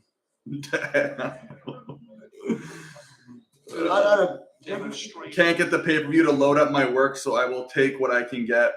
Wordy says, I train with Nugo. He does very heavy weights on side pressure. That's awesome. You're the man, Keanu. Come on, Matt. It's not over yet, and the wild horse will be willing. Like I said, boys, it's all fun and games right now. I'm not doing it again after this matchup. It's a one-off. It's so. From a promotional standpoint, nothing would be better than an epic comeback here from the wild horse. But just know that there is very little evidence that Nugo Jakaze is not 100% in control of this super match. If you are Mask at this stage, when this match is static, it is a problem. He needs to create chaos. He needs to create a situation where Nugo does not have the ability to set himself and get that power down. Jakaze enjoying himself up there. And when it comes to static, did I just get a super chat of $100? Seems to have the greater arm strength there. Yeah, that's Mask with clearly. Yo. Someone just gave me a super chat of $100. It's massively in his favor. What's ours? Is that Australian? What is ours? I don't even know what ours is. Your hand so far down on his. Knock out. Move, knock him. Let me get the matchup here. Let me get this for you guys. Let me get it for you boys. Don't know what the fuck you're saying, man. Like, English. Yeah, what? Means nothing to me. I disagree. It is driving Matt crazy. Whatever he is saying. Oh no, we did it. Ask if he had a grilled cheese. I gotta make sure we're on it. I'm not sure, but it is definitely irritating. One Matt. My word, shut And I'm not a master when it comes to the English language, but I'm pretty sure I heard bull. Ladies and gentlemen, I can. Okay, wait a sec here. I want to figure out what that is. What is ARS? I'm genuinely curious. Argentina pesos, so 100.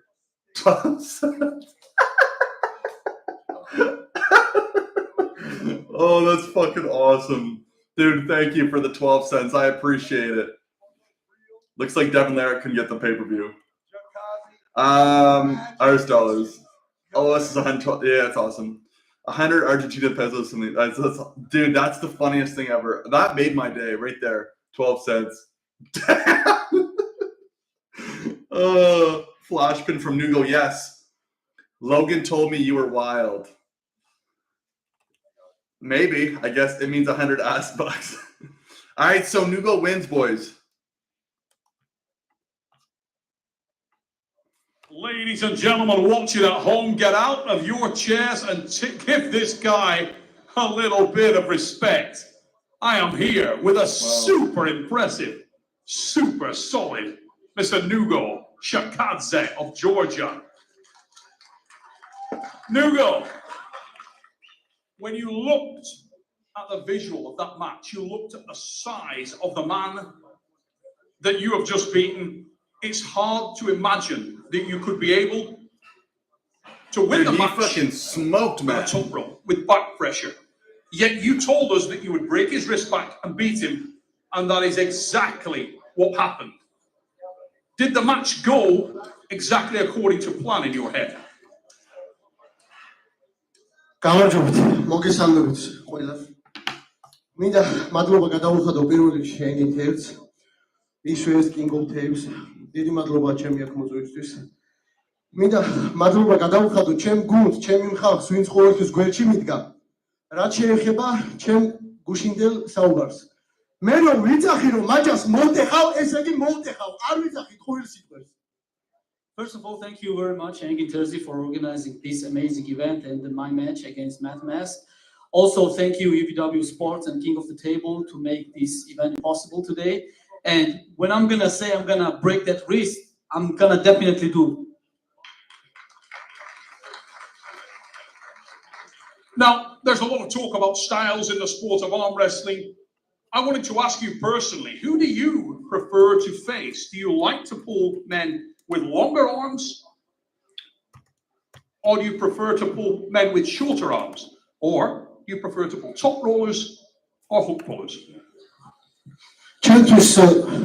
ჩემთვის დავარი არის მნიშვნელოვანი ის რომ მე როგორ ფორმაში ვარ.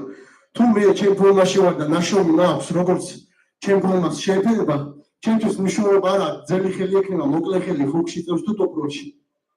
მე შემიძლია ჩემპიონობა და ნებისმიერს ვიწევ, ვისაც ჩემპიონობის პრეტენზია აქვს ასხუთში.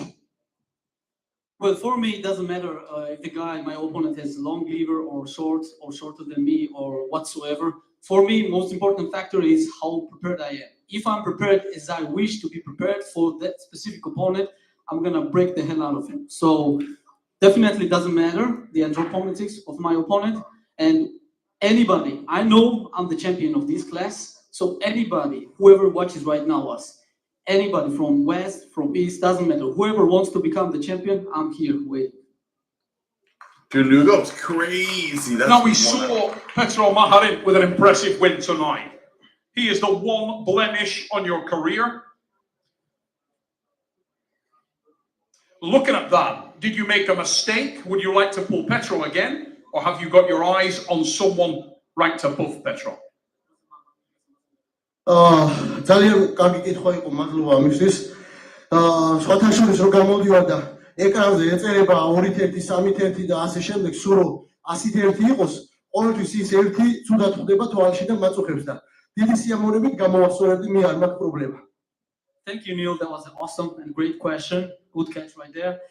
Anytime and every time I come here and on the display and see it's 3-1, it's like 10-1, 100-1 of my victory, as long as there is one, I know that I did something not totally okay. So I need to fix that one. So definitely, I'm up for the revenge with Pedro. One thing is for sure, you guys may look very different in terms of your stature, yourself and Matt Mass, but there is a reason that you are so popular. And I know that you converted a lot of fans tonight. Ladies and gentlemen, please show your appreciation, show your love, and give a round of applause to the mighty Nugo Shakadze. Boys, Nugo, wow.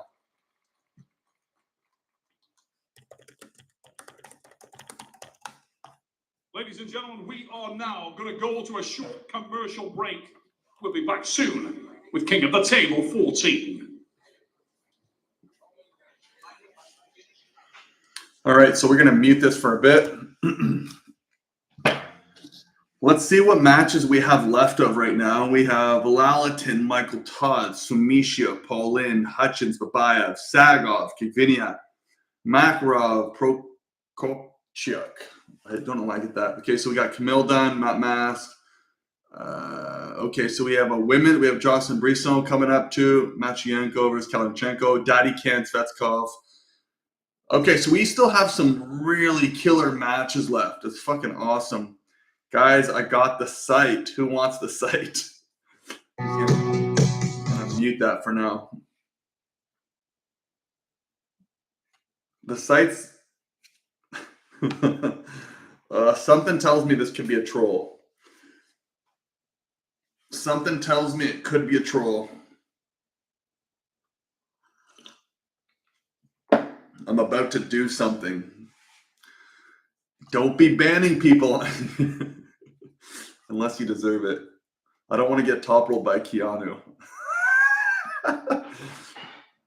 Dude, my top roll would beat Devin Larratt.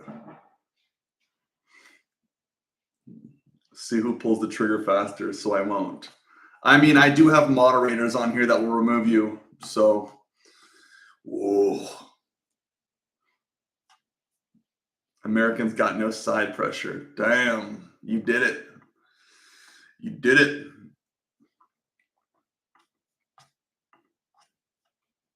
We are currently awaiting. It's yeah, let's see. Any sub difference? Did we get any more subs? 99.88. 99.88. Boys, we are 12 people away from 10,000 subscribers. So let's see. Let me pull it up on my phone. I'm not going to show anything underneath, but if you want to see right here, focus maybe. Let's do this. Focus. Okay, what about this? What if I just show? Does this work? Okay, cool. 99.88. There you go. 99.88. Your filter is blurring it. I know. I'm trying not to show revenue, watch time, all that stuff. I mean, it doesn't really matter, but actually, you know what? Fuck it. Look, just there you go. Look, can we see? 99.88. Look, 99.88. Just remove the filter. No need. Let me see if I can actually do that right now. Portrait. Oh, I think we're good. Boom, we did it. There we go. We're just gonna remove the portrait. Studio light. Better? Yeah, let's do this. This is better. Anyways, let's turn up the brightness. It should say right here, look, 99.88. You guys got the gist regardless. We are awaiting. We are awaiting. At 10,000 subscribers, we're going to spend that 12 minutes. You can bring her in. Bring her in. Bring her in.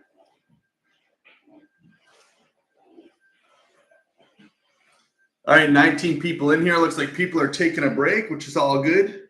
All good in the hood.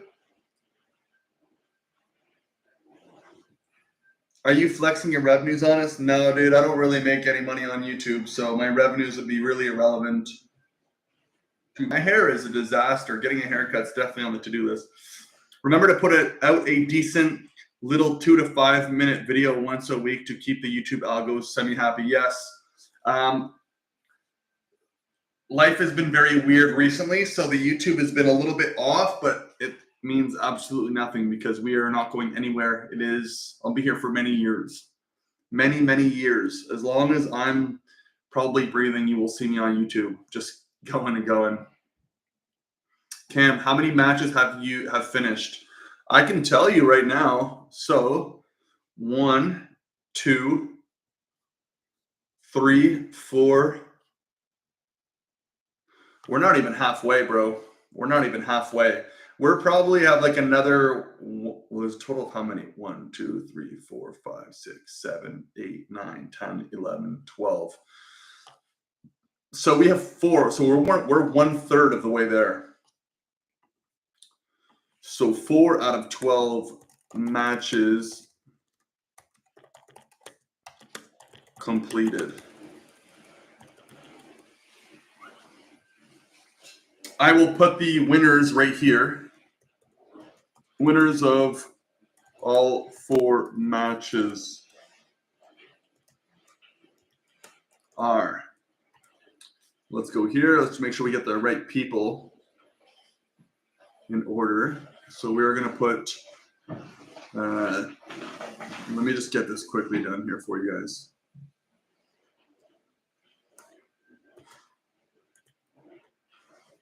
I feel like I'm going to spell some of these wrong.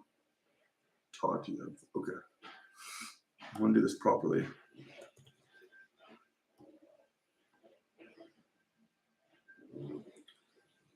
Marharint.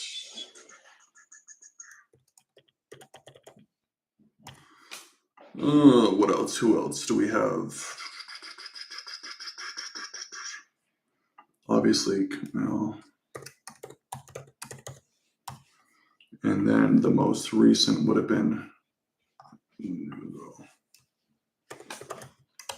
All right, here we go. So you guys can see the winners of the matches who have competed so far.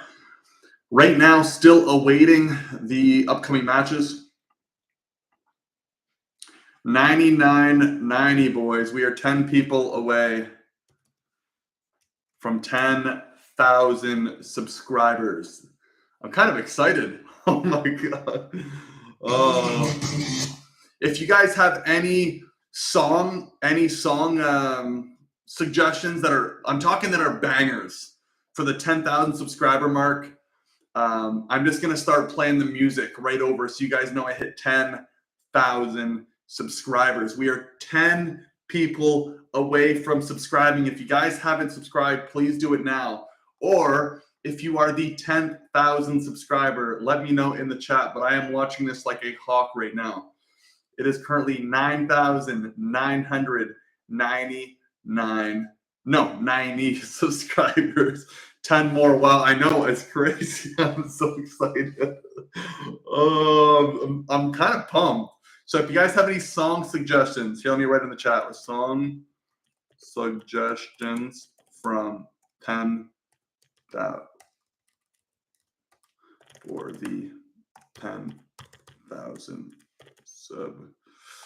subscribers. So if you guys have any bangers, throw them in the chat.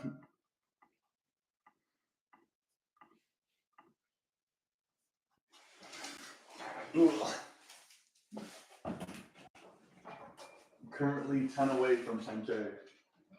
99.90. Woo! Come on, Mila. Come say hello to all the viewers while we wait for the matches. Come on. Come on. Come. Come say hello. Come say hello. If you guys want to say hi to the Doge, she's right here. She's like kind of like a fox. Let me put this down a little. Kind of like a fox, eh? She's very friendly.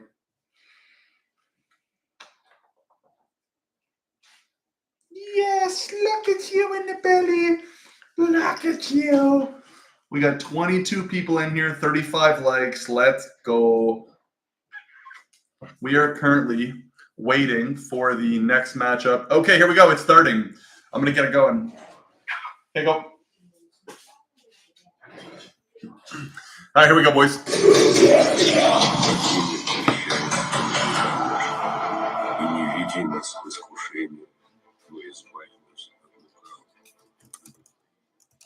And his opponent, ladies and gentlemen, needs no introduction in the world of arm wrestling and hails from Bulgaria, where he is a multiple national champion, EAF European champion, and WAF champion of the world.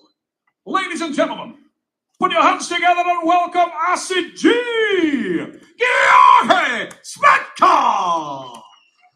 Try to spell this properly.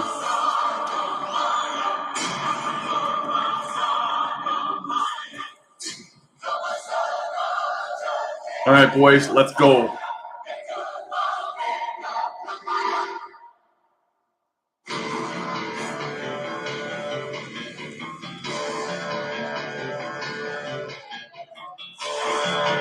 Dude, Georgie's looking massive.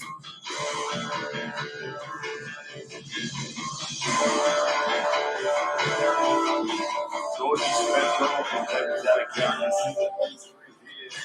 Guys, 160 kilos up to 115 kilos.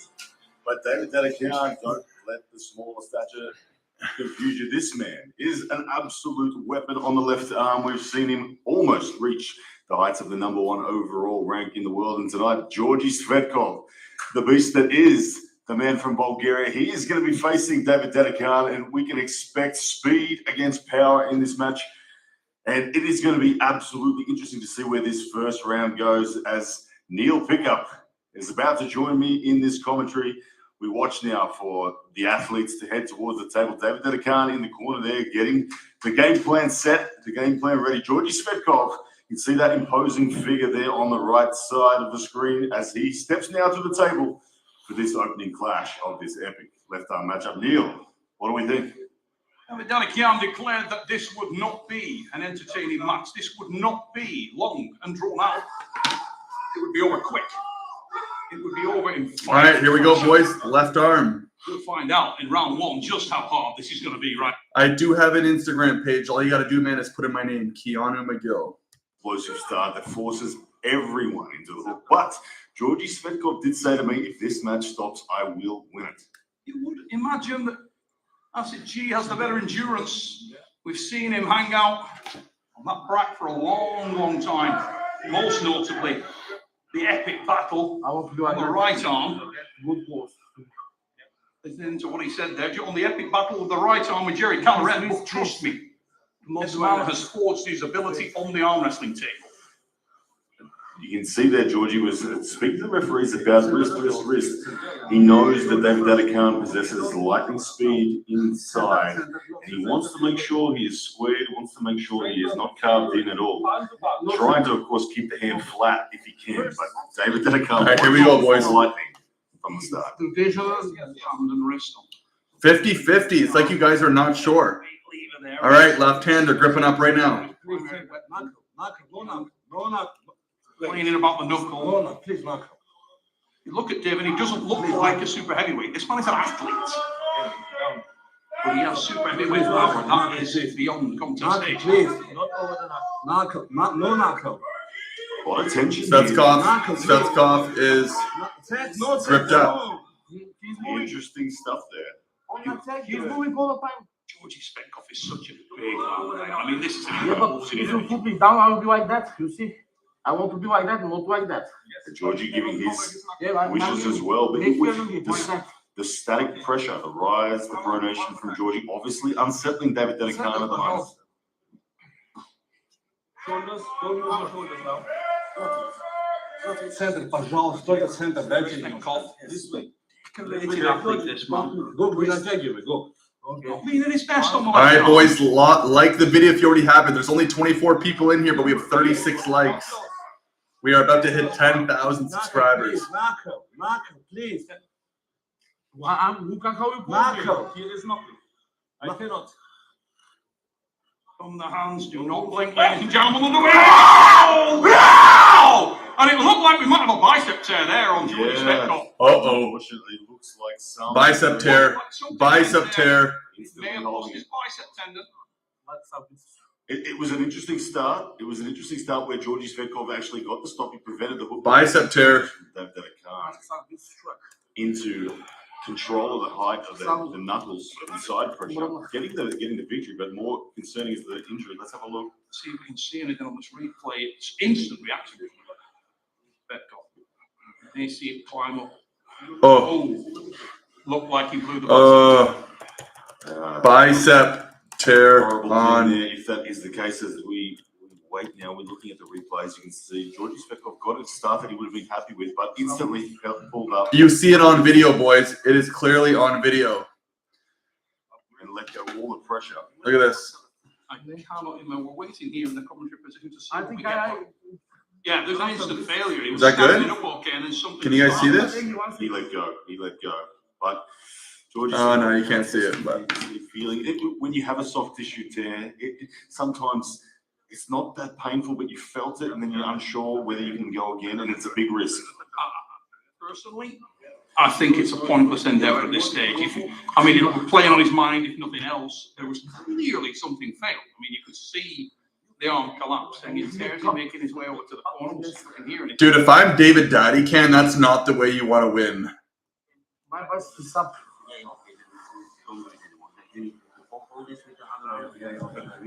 And Georgie Svetkov there, you can hear him indicating that my bicep is up. Engen advising him wisely right now. Yes, it's jumped up. This is very hard match when you are healthy. With this one, you will just make it worse. Okay? Engen is telling him it's over. Yeah, I can see this. It's up. Devastating there for Georgie Svetkov. You can see he wanted to be in this battle, but wise advice there from Engen Terzi, who said, I've been in this position before. Don't make the same need back mistake pressure. and continue on. Let it go. You can see. Let's listen first. Georgie Svetkov. Listen, it's already hard match. Now with injury, it will be.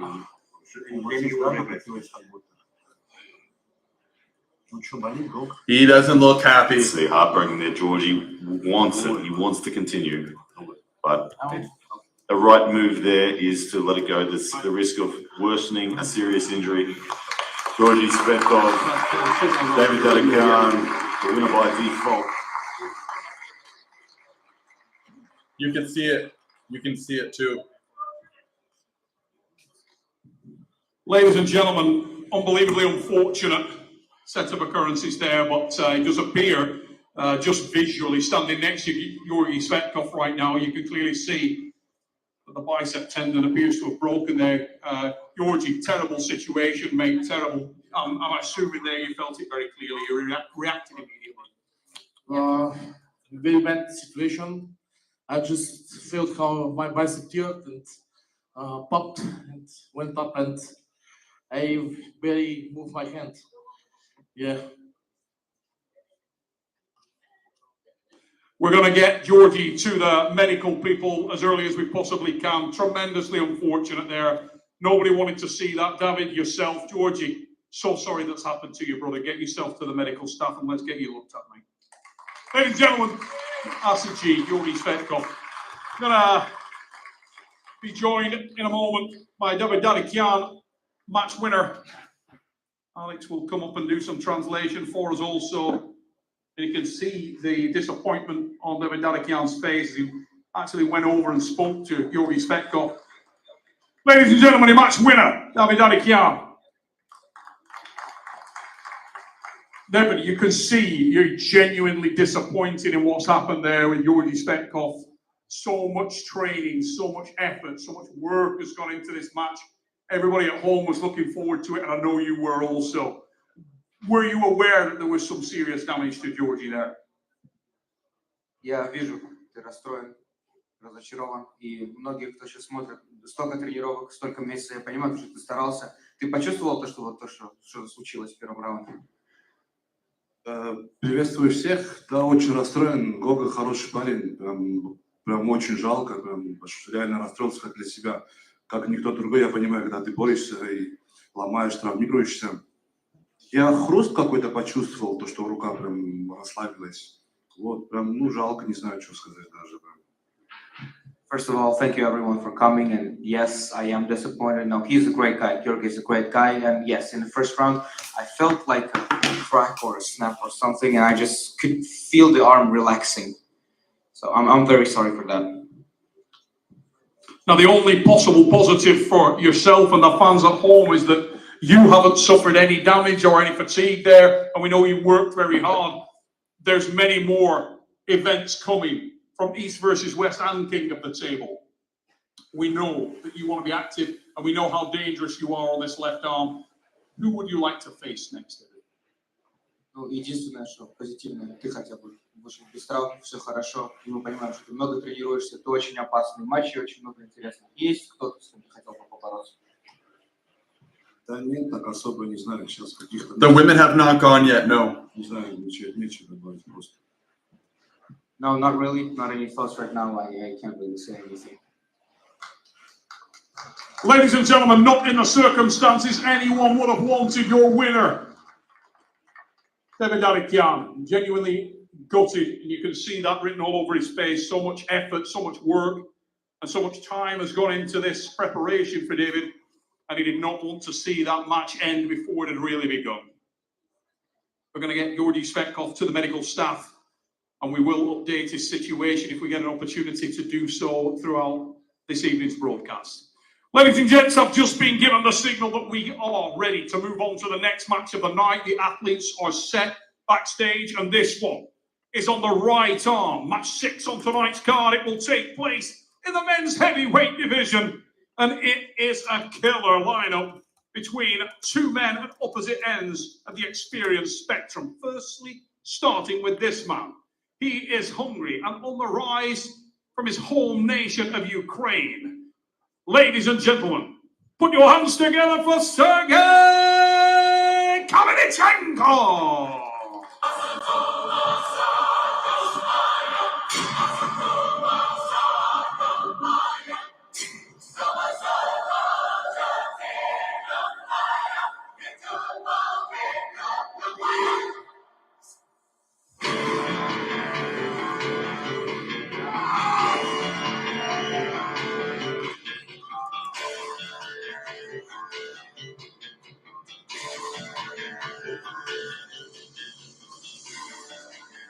'All right, here we go, boys. 30 people in the chat.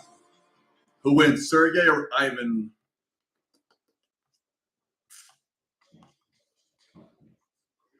Looks like we have the women's matchup coming up next, I believe.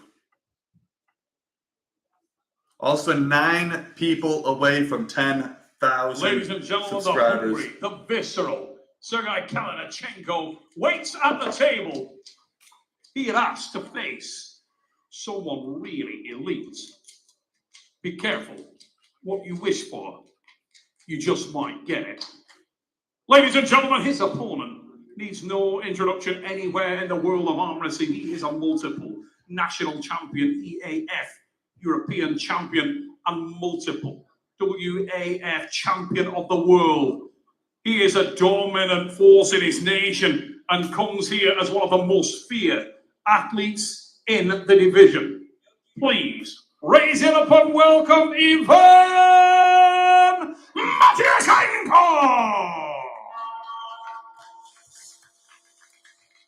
8 people away, boys. 8 people away. If you haven't subscribed, do it right now. Oh, we're going to hit it. I think we're going to hit it today.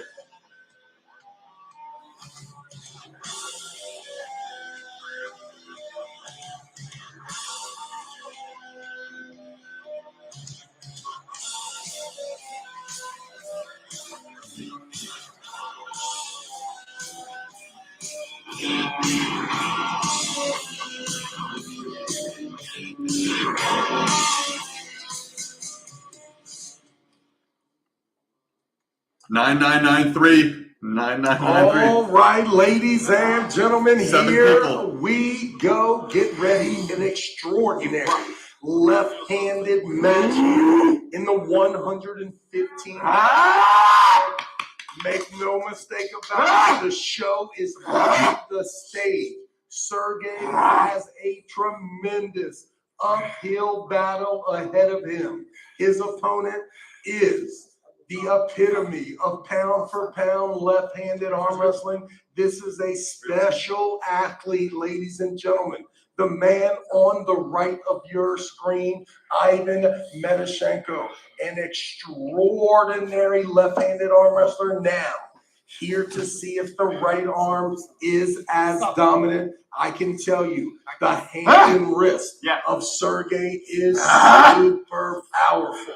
Almost unorthodox in style. It appears that when you get a grip with him, that you can have some sort of control, but he maintains. You've seen him, even in the blemish matches that are on his resume, he has an extraordinary hand and wrist. Too much.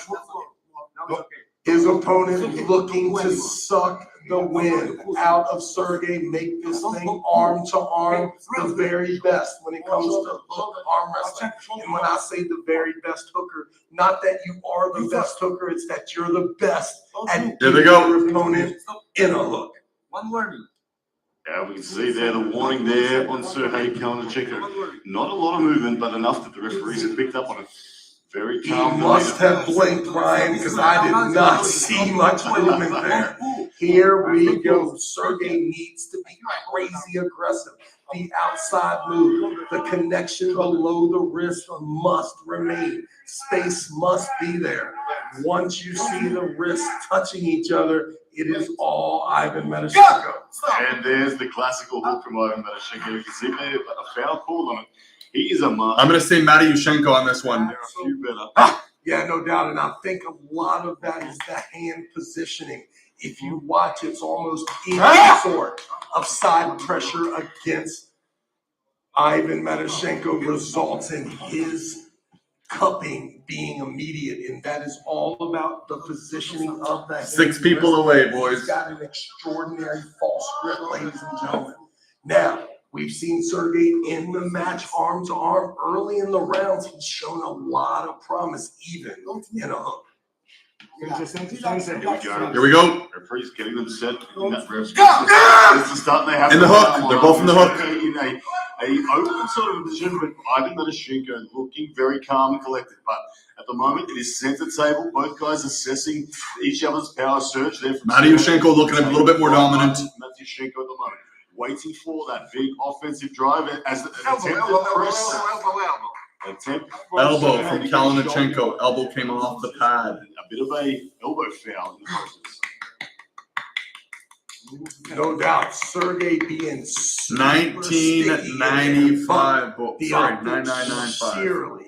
We were 5 people away. Show you that nothing worse than figuring out that not only can he hook me, but his hook may be a little tighter than mine. Ivan Matyushenko. New people coming in the chat. We are 5 people away from 10,000 subscribers. So if you haven't subscribed, just for the algorithm, literally just hit subscribe as we speak. Like the video, please. Showing his experience there. He said that hook. He was deep. He was tight. He was able to contain the surges from Sergey Kalaydzhyan, and he was just going to wait for Sergey to gas out. But we see the elbow foul now, 1 foul apiece in this opening round here. Sergey Kalaydzhyan, a big opportunity this match is for him to show that he is on a roll with Ivan Matyushenko, calm and collected right now. Go! And there we go, an attempted slip from Sergey. And they're going to give it to him, Ivan. So they're going to the strap, but Matyushenko did a top roll. Kalaydzhyan went in for a press, and it looks like Ivan Matyushenko had a little bit of an advantage. He ended up coming right over top, and Kalaydzhyan could not get the press. So it's very interesting right now. 997, boys.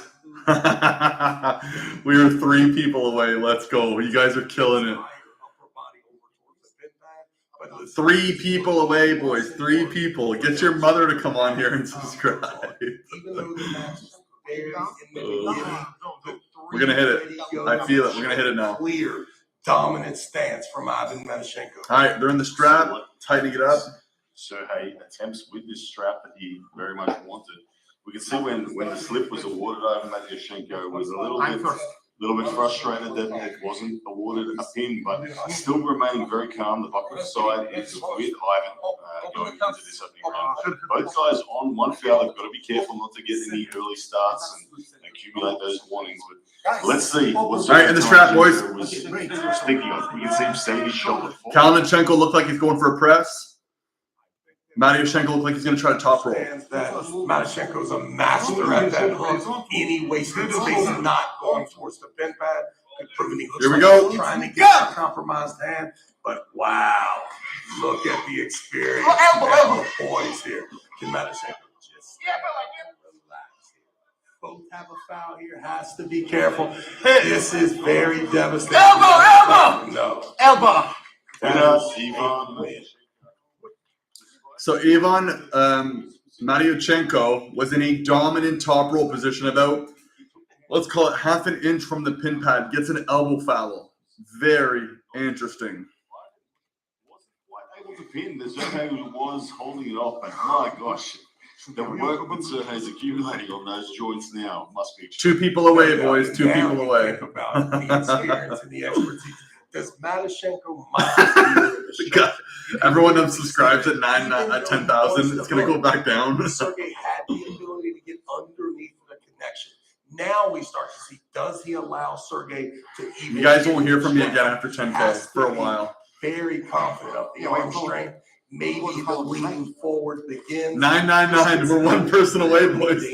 One person away from 10,000.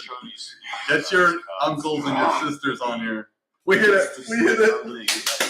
Yes. Oh, I'm taking a screenshot. We did it. We did it. Let's go. If he senses that Sergey is slipping underneath. Oh, and we just surpassed it. I gotta take a screenshot of this. We did it, boys. Who looks incredibly calm sitting in the corner there. Just a little bit of deep. We hit it. Completely focused, completely ready. Where Sergey on the other side in this corner, he's got the ice bag on the elbow. He has taken a lot of work so far. He's thinking of tactics. He's thinking of what he can throw at the great Matyushenko.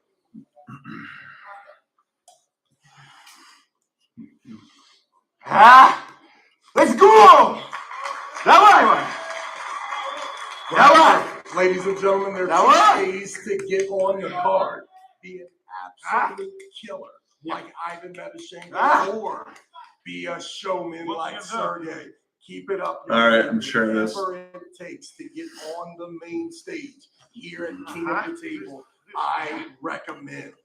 If there's an outside, thank you guys. way to compromise the hand. All right, match is just getting started. The absolute power of Matyushenko's hook.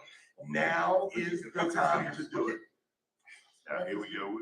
The fuel is already running low on Sergey. You can see he is setting with that shoulder slightly stacked. He's trying to disguise the flop press perhaps, or will he just commit in? But right now, Matyushenko very calm, feeling everything that Sergey is throwing at him. I think we're going to see a flop slip. No, he's going to hold on. He's going to go into the hook with him, Travis. Yeah, no doubt. And probably the smartest thing to do has to be trying to play the chess game as well. Understanding that as soon as he shows the poise, the everyone unsubscribe. We hit 10,000. We hit 10,000 subscribers, boys. I want to say thank you. I'm going to make a video on this. In the hook right now, Kalaydzhyan. Trying to pin Matyushenko becomes the biggest problem. And you can Impressive. Yeah, no doubt. And even with the surge of Sergey, you can see Matyushenko. Oh, 2 people unsubscribed. I'm done. I can't do it. Left to right. His entire body is moving from left to right. I knew someone was going to do it. I knew someone was going to do it. Textbook, absolute beautiful mover when it comes to the sport of hook arm wrestling. This guy's special. Sergey there looked much deeper than round number 1 when they went into the hook as well. So you can sense it. He's got a little bit more of a springy step now. He believes that maybe there is something there. He was being more patient. He wasn't surging. He was just balancing with Matyushenko, seeing if he had endurance in that tight position. There they And the hook came again. towards a tight position from Sergei Kalaydzhyan and Matyushenko.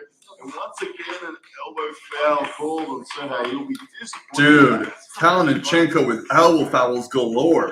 I'd love to see that play out because that's close, Travis. There is no doubt about it. Now listen, I'm not telling you the table. What I'm telling you is Sergey told us this is going to be a hook match. I'm prepared to beat Matyushenko in a hook. And if I'm not 100% lost here, I feel like that last surge for Matyushenko separated the Thank you. Thank you. just a little bit at the end. Sergey could actually be in this match. And what a thrilling thing it would be to come back from this 0-2 spot. Yeah, I saw it too. There was a little bit of separation in the Matyushenko position. And I think Sergey felt that too. He knows he's going to. I'm not sure where the elbow foul's coming from. The camera didn't quite catch it for us, but he can just keep it down. Keep patient. It does look like Matyushenko senses the need to attack, and it's breaking down. Fucking hot. What if this happens, Travis? Watch for the shoulder commitment from Sergey once. That's all. Yeah, no doubt. And then you start thinking about the age difference and the fact that the momentum starts to sway towards the younger man. And listen, we know he's a showman. Let him even this thing up and get this victory. Yeah, he said him right there. Show me. If you're the best hooker, then show me. Now it's a little different here. Everybody anxiously anticipating the start of round 3. Ivan Matyushenko, Sergey Kalaydzhyan, here we go. You can sense the rising belief in Sergey Kalaydzhyan. Ivan Matyushenko, 1 win away from taking the match. There's the start into the deep hook. The shoulder is down on Sergey. Elbow foul before the pin, or they're going to ask a question. But Kalaydzhyan attempting a press, getting it, but Matyushenko elbow came off. But the press looks promising from Kalaydzhyan. But oftentimes, after you get punched in the face, if you find out that that's the best your opponent has. Dude, my hair is just whacked. Listen, Sergey is not only in this match, that was a perfect rendition there. He stopped in the hook. He also had the in the posture. That was a pushing kind of drag hook and the press at the same time, and it definitely happened. The upper body was still connected. I made the elbow fall to the side, but listen, if that match stays like that, to me, it looks like Sergey would have got the first win here. Yeah, it did look that Sergey got in position. Is it perhaps the fuel is just running a little low on Ivan Matyushenko in the hook, and that's allowing the opportunity for Sergey to get the shoulder climb, where in round 1 the pressure was too high from Ivan and the energy was up, so there was no option to get the shoulder. If Sergey Kalaydzhyan can keep his elbow on the pad here, there is a real opportunity for him to turn this match around. Referee's grip now, you can see Sergey is itching. Start. And there is the start. Good start from Matyushenko. Kalaydzhyan might get this. Shoulder pressing, fights harder for center. But now, good tight position from Sergey. Matyushenko realizes the urgency, but Matyushenko unable to get through that locked hook position. Elbow foul again, Kalaydzhyan. Kalaydzhyan looking like he can win this. Once again, Matyushenko, what a powerhouse there. The whole time it was so close. Sergey was so close to being able to initiate the tricep and start pushing. Matyushenko of having the ability to keep him at 12 o'clock, never letting that thing get to that 10:30 mark where that shoulder starts to come in. This is unbelievable here. If you watch early rounds here, you would think this was going to be an easy victory for Ivan Matyushenko, regardless of the score here. This thing has absolutely been a thriller here. Sergey has a tremendous opportunity to blow the roof off here at the Green Park Hotel here in Pindik, Istanbul.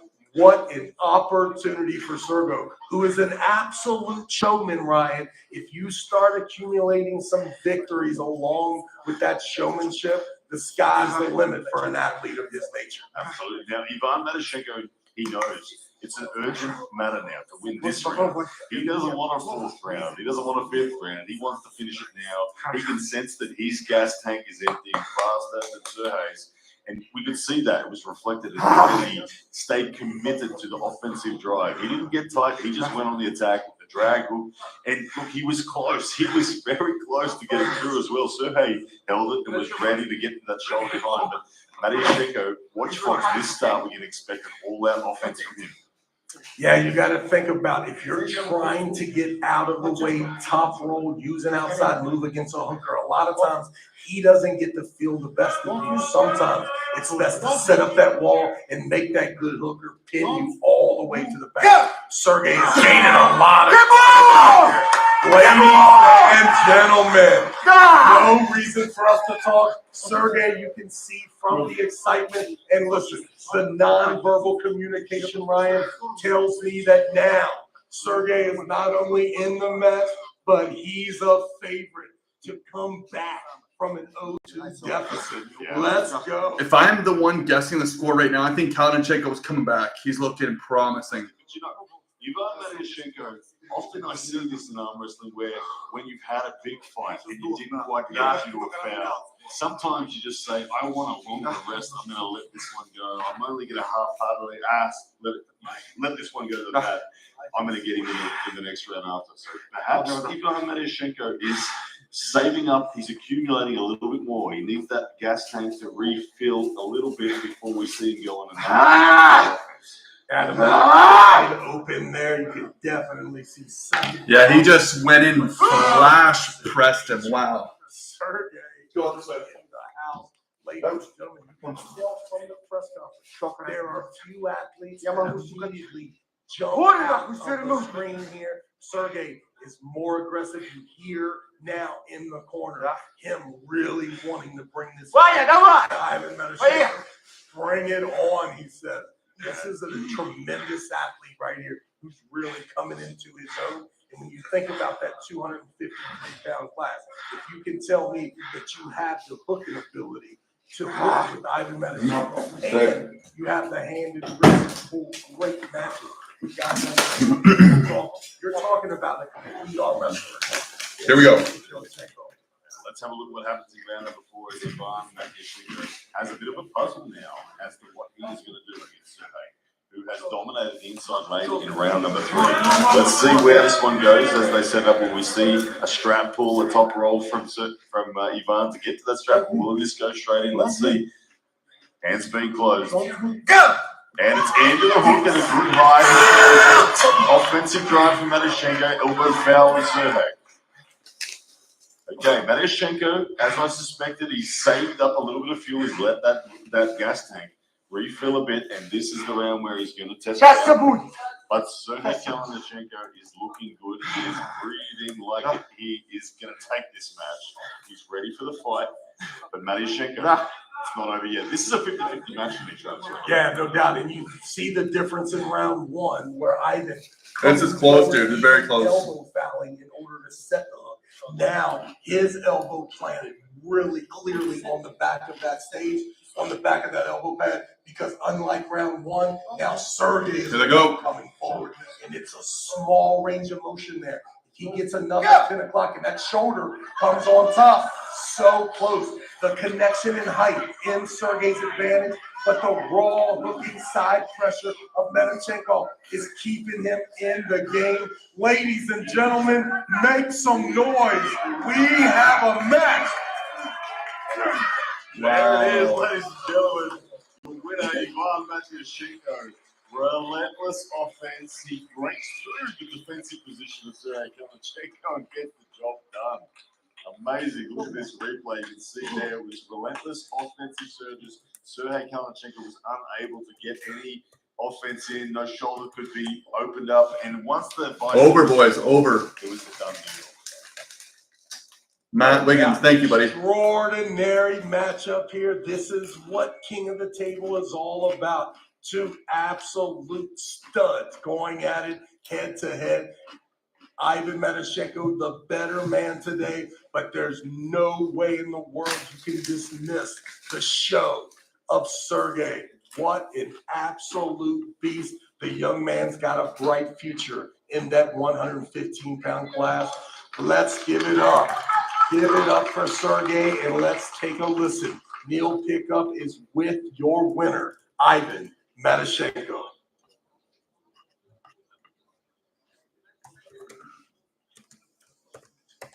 Wow, ladies and gentlemen, I am here with an exhausted winner, Ivan Matyushenko, mate. That was a battle. And you can hear from the crowd just how much they appreciated it. I said at the start of the introduction, two men at opposite ends of their career. The experienced campaigner, the young lion, he came after you with claws out. My big respect for Kalaydzhyan. He is great. I expect him for be brave to pull with me and thank him for this difficult fight. I think it was the most difficult fight for now for me. He was the most even opponent, and I think he had some mistakes that helped me to win. But this was really difficult. Was the match and his approach to the match what you expected? Technically, did you expect him to be as strong in the positions that he was? I expect him not to be so strong in hook, in defensive hook. But I thought he would try to topple me, but he didn't even try. But I think he had some chances there. Maybe. Now, one of the interesting things there, and you could hear from the commentary position, it looked to everybody at home, I'm sure, like you were gassing out. It looked like the younger man was ready to come and to get on the dramatic comeback. But the old saying is, champions response. And you are definitely, undeniably, a champion. How hard was it to rally, to come back in that third round and to put that thing to bed? Very difficult. Actually, I had injury on my biceps a year ago, and I was not sure that it will hold in this position. But thank you, it worked. Now, Ivan, we've seen you come up to the table in East versus West, in King of the Table, always give impressive performances. You face a murderer's row. Who do you want to pull next? Who have you got your eye on? Like Sergey said that after beating me, he was going to pull Ibrahim or Gennady. So I think that will be a good variant for the future fight for the title. Ibrahim Sagov or Gennady Kvikvinia. Ladies and gentlemen, massive round of applause for Ivan Matyushenko. Пользуясь случаем, хочу передать привет ребятам, кто меня смотрит, и всем, кто за меня болел. Спасибо большое.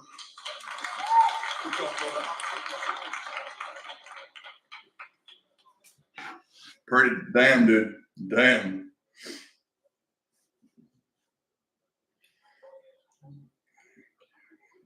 Ladies and gentlemen, we move on to our next matchup on the card, and this one should be just as entertaining as we go into the ladies' open weight. We said it in the last match, two arm wrestlers at very different points in their career. One of these ladies, arguably the GOAT. The other, a phenom and a rising star. Who will come out on top? Let's meet our athletes. Ladies and gentlemen, firstly, please welcome this young lady back to the stage. She hails from and is proudly representing the great arm wrestling nation of Canada. Let's go. Be upstanding and show your love for Jocelyn Marisol!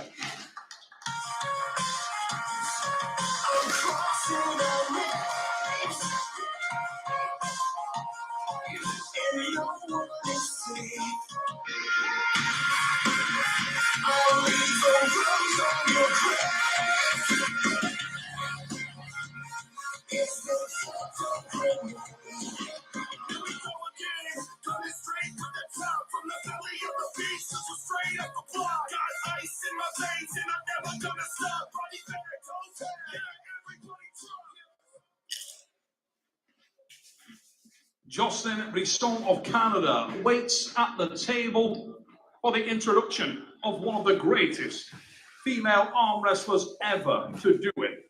Ladies and gentlemen, this young lady hails from and is representing the home nation of Lithuania, where she is a multiple national and overall champion. She is also a multiple EAF European and WAF World Arm Wrestling Champion, and is widely considered one of the greatest female arm wrestlers of all time. Ladies and gentlemen, welcome Adair Vyciaute!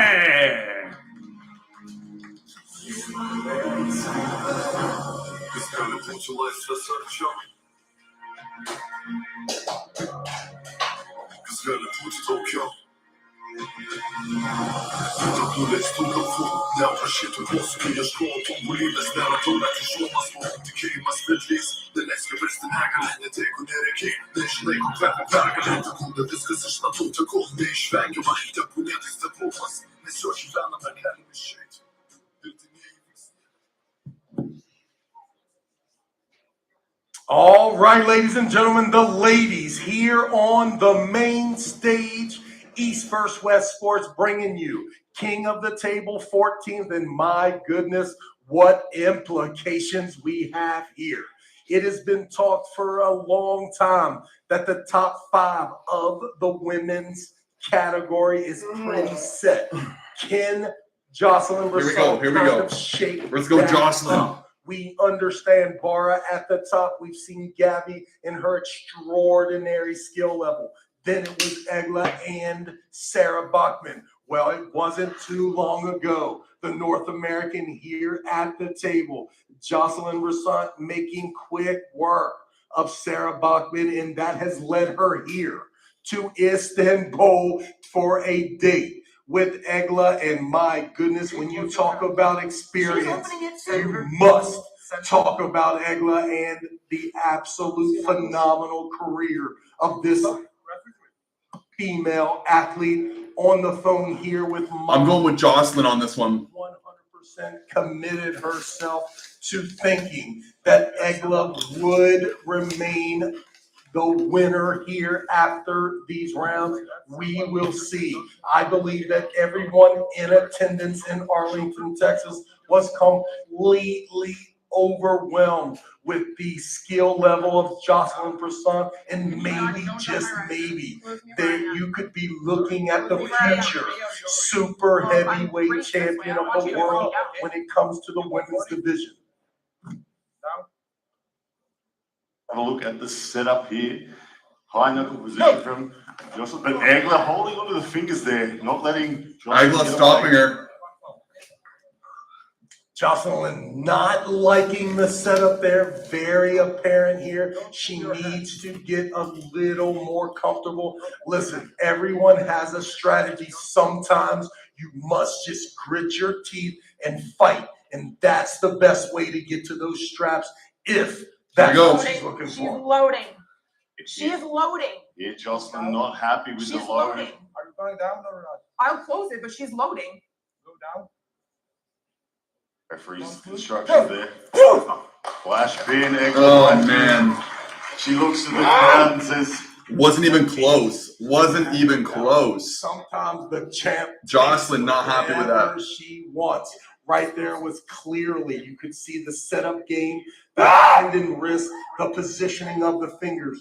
100% uncomfortable for Jocelyn Brisson, and there was not much of attack there. Something definitely needs to change. She has to get some sort of comfort, somehow develop a sense of purchase on the hand, because we've seen the side pressure and the power of Jocelyn. now when you've been in the arm wrestling sport for as long as Egla Vyciaute, you develop a rigidity in the setup, and that is what Jocelyn is feeling right now. She's feeling an immovable rigidity from Egla Vyciaute, and she can't get the grip she wants. She can't get access to the power, the back of No doubt, and experience in warfare is what we are exactly seeing there. No comfort level. At no point did Jocelyn have any purchase. And listen, coming back, Egla, we've seen her disappointed kindly in her last appearance on this stage. Just the fact that with her credentials that she is. All right, here we go. She definitely feels that there's a better version of her, and tonight we may see it. The hand and wrist remains strong. Going to the strap, and I still think Jocelyn's going to lose this. Now, first match happened. Yeah, and she was. Jocelyn wasn't happy with where her hand was. I think her hand was a little too high in my opinion. Anyways, they're going to the strap round 2. Height of Egla, and then we saw an easy victory there in round 1. Jocelyn not looking good right now at all. It seemed like the height advantage was there. If I am Jocelyn, you must get that corrected. If it means floating that elbow off of that elbow pad, making sure that the webbing is 100% even before the tightening of that straps. Now would be that time. Egla looking super strong. A better connection here from Jocelyn, though. When I'm looking at the strap now, I see that she has met the height advantage. Here we go, as they're in this ref. Let's see if Jocelyn can find access to a power, or will Egla Vyciaute turn her access off? There we go. Much better. This goes back on Egla Vyciaute. Here we go in the war. The side pressure from Egla gets the job done. Egla with too much side pressure. Wow. That is a breath of fresh air for the North Americans, okay? We've seen the hand and wrist compromise a little bit. She was higher. She got a fair start there, and the stoppage happened. And let's talk about the silver lining. Where's the buckle at in this match, Ryan? We see it firmly on the back. So, a little bit of a recap on the match so far. Jocelyn ends up getting opened up. Her wrist ends up folding, ends up getting a little bit of pressure over here. But with Egla's side pressure, she literally comes in and just too much side. There's strength in the setup. Now, I would like to see Jocelyn take a bit of a deeper grip at the moment. I'd like to see her back herself, just say, let's find out if my arm is stronger than your arm. I know she wants the top roll, but I've seen 2 rounds now where it's not going to work. If Jocelyn Brisson can just get a little deeper, get some wrist flexion involved as well, I think she's got maybe. She's got a tough decision to make because there's also because you're closing her higher. a coaching point is similar. Like, do I have to do anything different, or do now, if I have the buckle on Egla's side and the hand and wrist is compromised, like it was in round 2, I'm not sure. This is a tough decision here because if you go home without ever seeing if you could have hooked her, that is a problem. However, if she felt what I saw there in round 2, she's really close in this game. Now, round I can't number even 3. see my own knuckles. I can't see my knuckles. I'm referee. I must see, not can't you. see it. I see her knuckles, okay? She's loading. You close? No. One warning. One warning there. Jocelyn She's Brisson. loading, and you're closing me lower than her.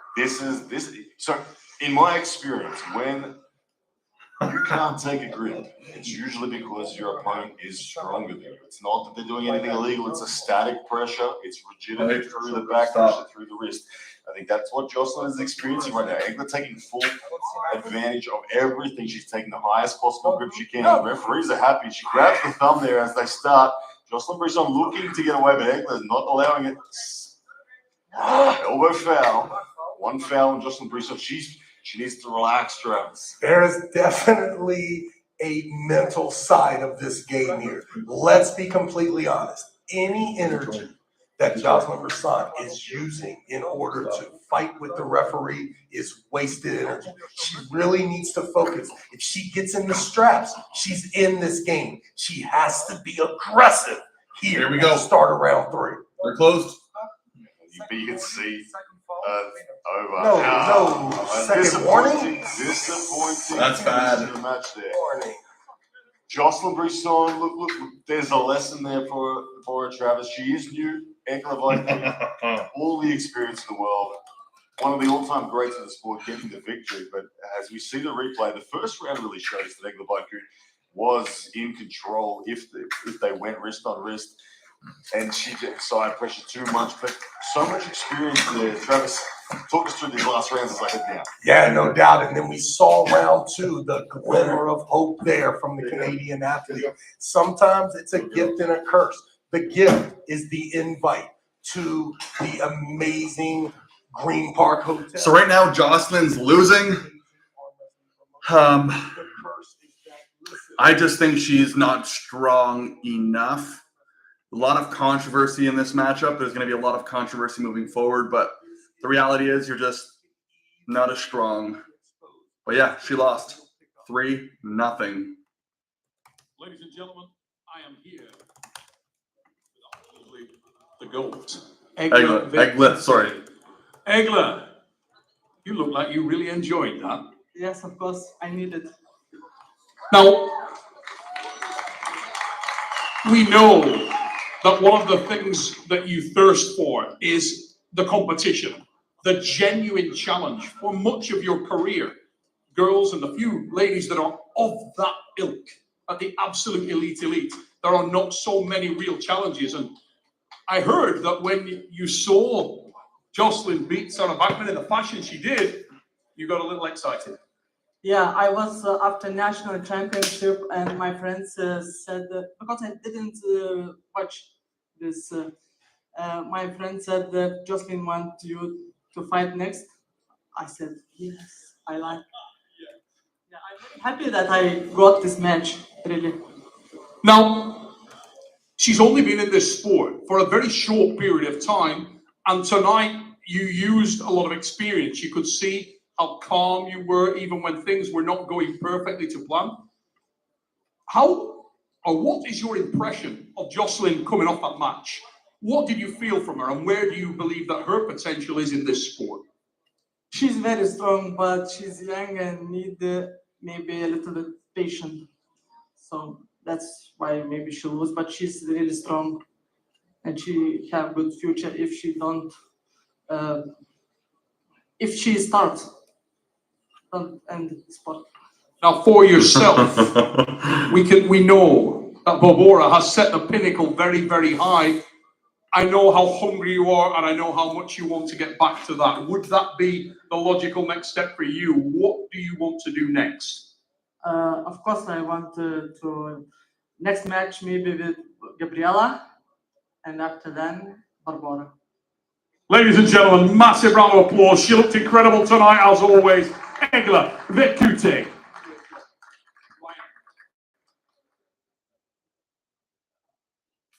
All right, Incredible performance there. Let's get this set up. Vyciaute of Lithuania, one of the best to do it in the ladies division, and she proved it tonight, looking dominant throughout that match and showing the experience that she has in the game of iron arms. Ladies and gentlemen, we are not slowing down here at King of the Table 14, and we move on to our next matchup, and it is one of the most highly anticipated on the card, taking place on the right arm in the men's middleweight division. And this is a match we've seen before, and it was exciting. Will we see more of the same tonight as the United States of America and Georgia lock horns here at the arm wrestling table?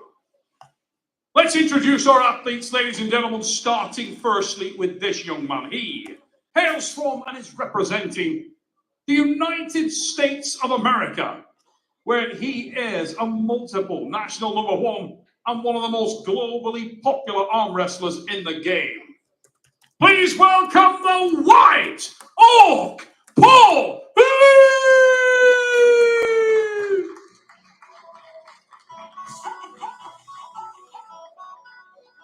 Let's go.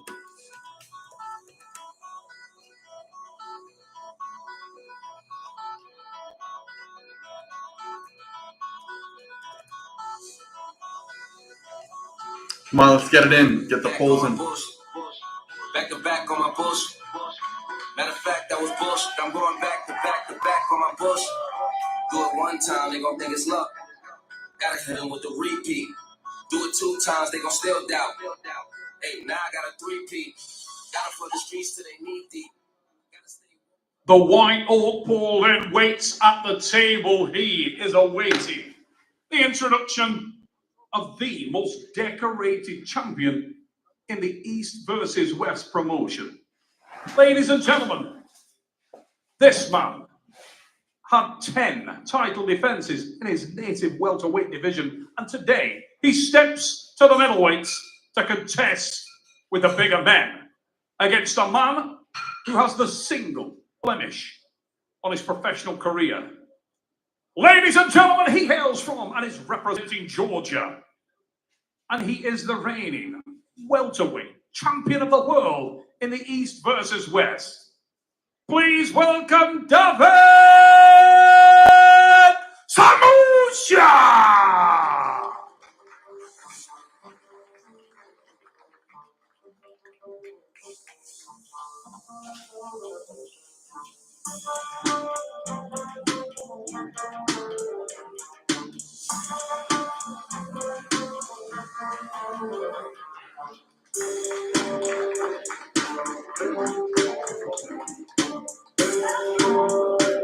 Nope.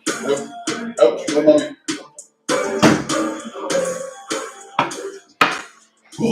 Oh no, bananas. No. On the stage, ladies and gentlemen, show your love and respect for the best that our sports promotion has to offer. There he is, the undisputed 100% absolute champion of the 187-pound category, an absolute stud at the table in David Samushia, and unbelievably the one blemish on his record here at East vs. West Sports is the man that he is competing against, the All-American King of the United States of America, one of the amazing rising stars, and no one has a bad word to say about this American athlete. Neil, tell us about Paul Lynn. What does he need to do in able to commit to defeat David Samushia not once, but now twice here in Istanbul? We heard it from him earlier today, mate. He needs to correct the mistakes. The experience has gained. He knows that he's at that level in power. Many times. Start critical. Round number one. All right, closing the hands. The early rounds need Paul to be Lynn, David Samushia. dominated by the heavier athlete. We understand that this match is taking place at the 209-pound category, the 95 kilograms. Already the 85-kilogram champion is at the table in David Samushia. How important is this weight that Paul Lynn has over Samushia? Saying that he wasn't happy with the setup, and Samushia's been given a warning for it. Now, looking at that, Travis, did you see anything wrong? Because it looked like he was. Yeah, it looked pretty even there, but when it's not really what we see, it's what Samushia feels, and he feels the webbing of Paul Lynn was a little high, and there was going to be some problem with him showing his thumb knuckle. The conversation I had with Paul Lynn is simple: be absolutely uncompromising in the setup. To beat a volley up there. And to answer the question on weight, this is definitely the natural stomping ground of Paul Lynn. He didn't struggle to make that weight. He came here confident. He came here revved and ready. And look at the focus on the face of Paul Lynn. Just listening to this goal. Not to afford to miss it. Must initiate. Oh. All right, here we go, boys. 25 people in the chat, 43 likes. Let's go. So far, 16 votes, David versus Paul. A little bit of gamesmanship there from Paul Lynn. Sometimes when you try to apply the back pressure, if it's not effective, the next move is to then give the hand and wrist to your opponent and claim that they were actually the culprit when it comes to the back pressure. This is a bad sign for Paul Lynn. David Samushia definitely here to win this match, to redeem the only loss on his luxurious. Just setting up right now. Absolutely. Also over the last few outings. All right, David's hand is, Paul Lynn's hand is now closed. David's is closing right now, and go. Exposed that hand and wrist, and he did so there, but the Strap. strap what we knew was coming. Paul Lynn really looking to dominate on the height. He took the hand and wrist control, big smile. One more year, imagine where Jocelyn will be. Who is winning, David or Paul? Right now it's 0-0. Paul just walked to the stage, cheering for Paul. Does anyone have a free string link, please? Yeah, unfortunately, it doesn't exist right now. Just pay for East versus West, but I broke, money. Doing the interviews down there, Ryan, and it's already intriguing. A lot of gamesmanship here in the setups. Yeah, these two guys, so even, such minor details will separate the winner in this match. We know Paul Lane, the only man to ever defeat David Samushia in the EW sports promotion. A lot of pressure on this opening round. Look at the opposing faces. Look at the face. Super calm. Almost effortless. From Samushia. Look at the focus. The intensity. In the strap, just waiting. All right, here we go. Professional athlete. Win. Ryan Samushia, only person to get the win on Samushia. The pronation loaded there from Paul Lane. Samushia ready to cut it off. All right, Samushia's hands closed. Paul Lynn is back. Tell us. There's a pin! Paul Lynn explosivity! Tell me something I can't do! But look at that from the white hole! Wow! And he's gonna feel so good, Neil, after that, because there's no damage done, there's no fuel loss. That's just the afterburn is turned on. Side. You look like Joss Butler, cricketer. I don't know who that is, dude. From Paul Lynn, look at that! But as right now, Paul Lynn just murdered Buddy in the strap, just straight hook. Straight into it with a huge drag. Everything linear, everything powerful, everything explosive. The diligent Paul Lynn leads by one pin here. And nothing broke down at all in Paul's position. His back pressure, his pronation, everything stayed intact. He stayed completely in line with his shoulder all the way through that surge to the pin. If you're David Samushia right now, you're wondering, which area do I attack? Because that was dominant. That was very impressive. Samushia. That's the experience there, Ryan, as he goes to talk to Bowman. A little conversation there with Zurab Tapar. So much experience now. This guy's been under fire many times, and we've seen him shell-shocked early before. This is not the first time we've seen that happen. He seems to feel out his opponent, tease the crowd. Yeah, it's like he is the master of ceremonies when it comes to setting up an epic arm wrestling match. Because as you said, we've seen him countless times in death wars where he ends up coming back from impossible positions. But right now, Paul Lynn, very good start with 1-0. But as you said, the experience of Samushia is still so calm, not a single sight of panic in the Georgian camp yet. Round two, we'll see what comes out. A lot of people were talking before this match. We like Paul Lynn, he's going to stand up and do a couple of squats, trying to make sure he gets some of the blood out of that forearm. There can't be a great deal of fatigue in there because, as you said, he came through clean there. But if you're looking at the Paul Lynn playbook, that first play was executed pretty much as perfectly as it could possibly be. What else has he got in the tank? What has David Samushia got to combat that? Yeah, that pronated side pressure from Paul Lynn, very savage and very effective.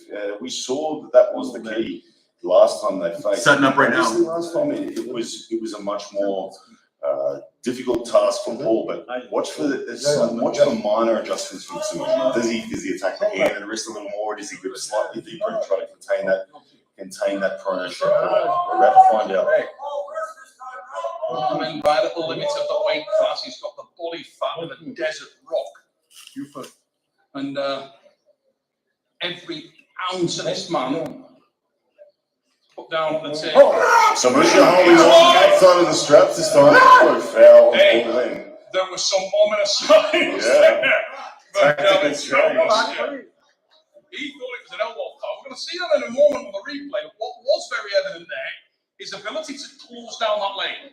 And he did it with absolute, and you can see, look at the vibrance of his stride. He's found something now. He supinated off the start there and definitely set created the retreat, didn't he? Yes, and Paul Lynn with a big offensive surge, not a pin, and then bails, and that big elbow foul as he bails, and David Samushia now has something to chase. So, yeah, let's finish this and I'll talk about what's going on. And defenses, if I'm not mistaken, in the welterweight division, his native weight class. This is the middleweights. He's come up 5 kilogram the limit here. Didn't weigh that. He's gonna try to low hand him. Oh! Elbow foul from Samushia off the front there as Paul Lynn really 2 fouls. gave it some extra grunt. So prior to this, right now it's 1-0 Paul Lynn. Prior to this matchup, Paul Lynn tried to top roll. He kind of opened up and ended up in like trying to like a can opener position, but his hand stopped. David Samushia stopped him. They go again. Paul Lynn goes for a hook. David fouls. So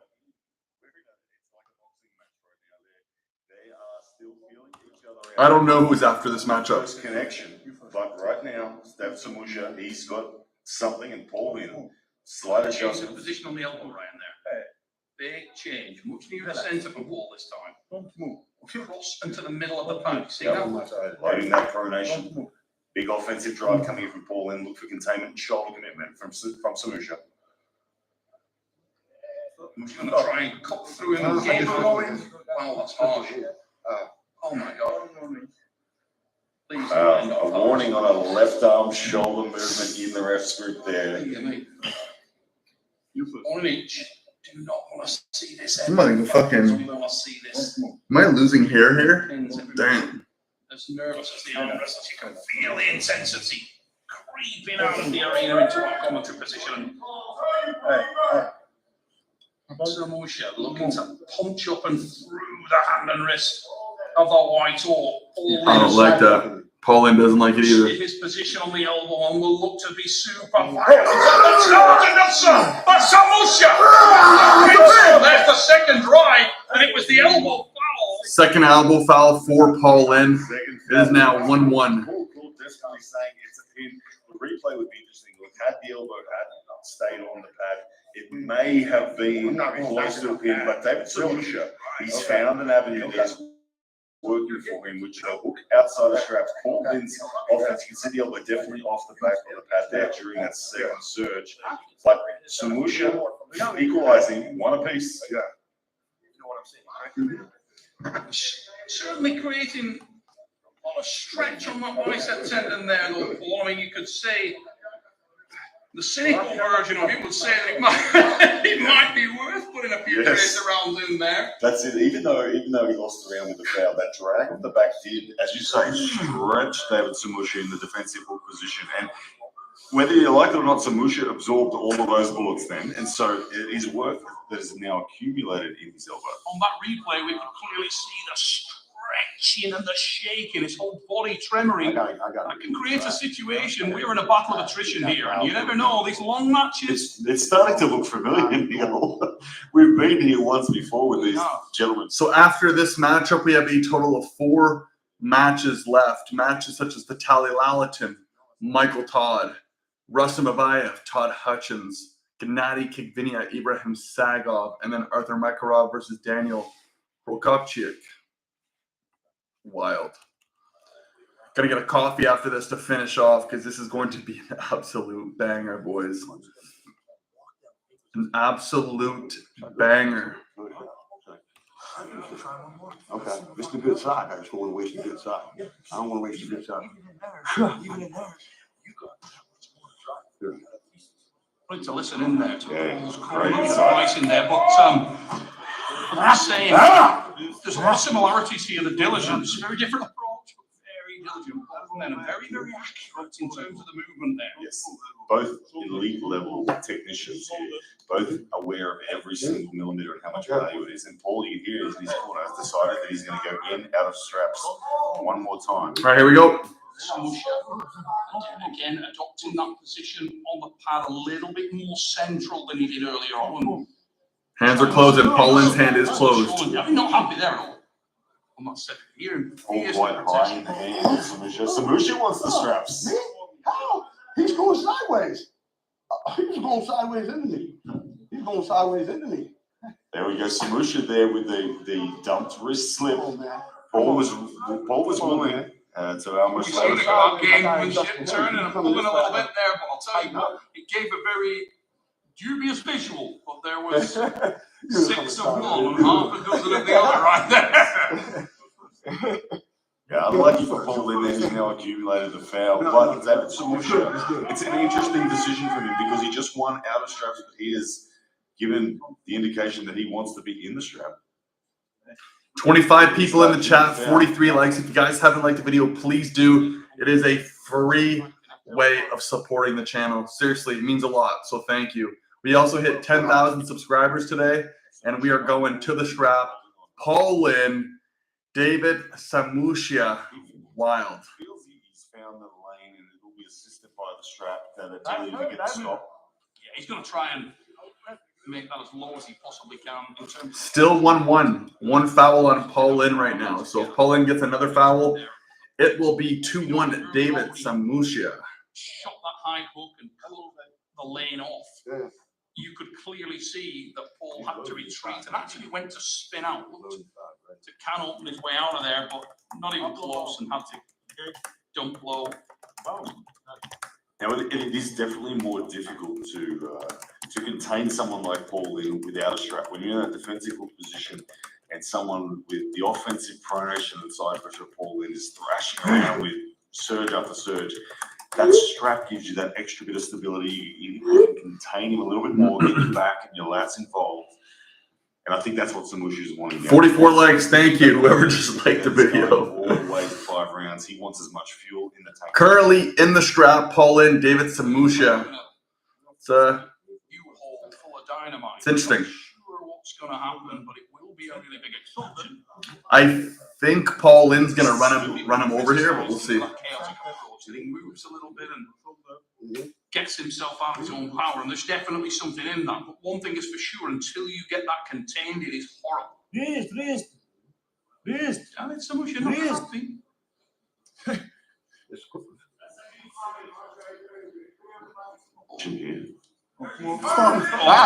Early start on Samushia. Early start. I'm reacting. Referees seeing different things. What do you think? I thought both men moved there. I thought Samushia moved first, but 26 people in here, 46 likes. Let's go. That shoulder coming forward. I love you too. Good call. I like it. Look at the girlfriends in. Nice. Let's go. All right, in the strap, closing hands right now. David Samushia's hand is now closed. Paul Lynn. How long?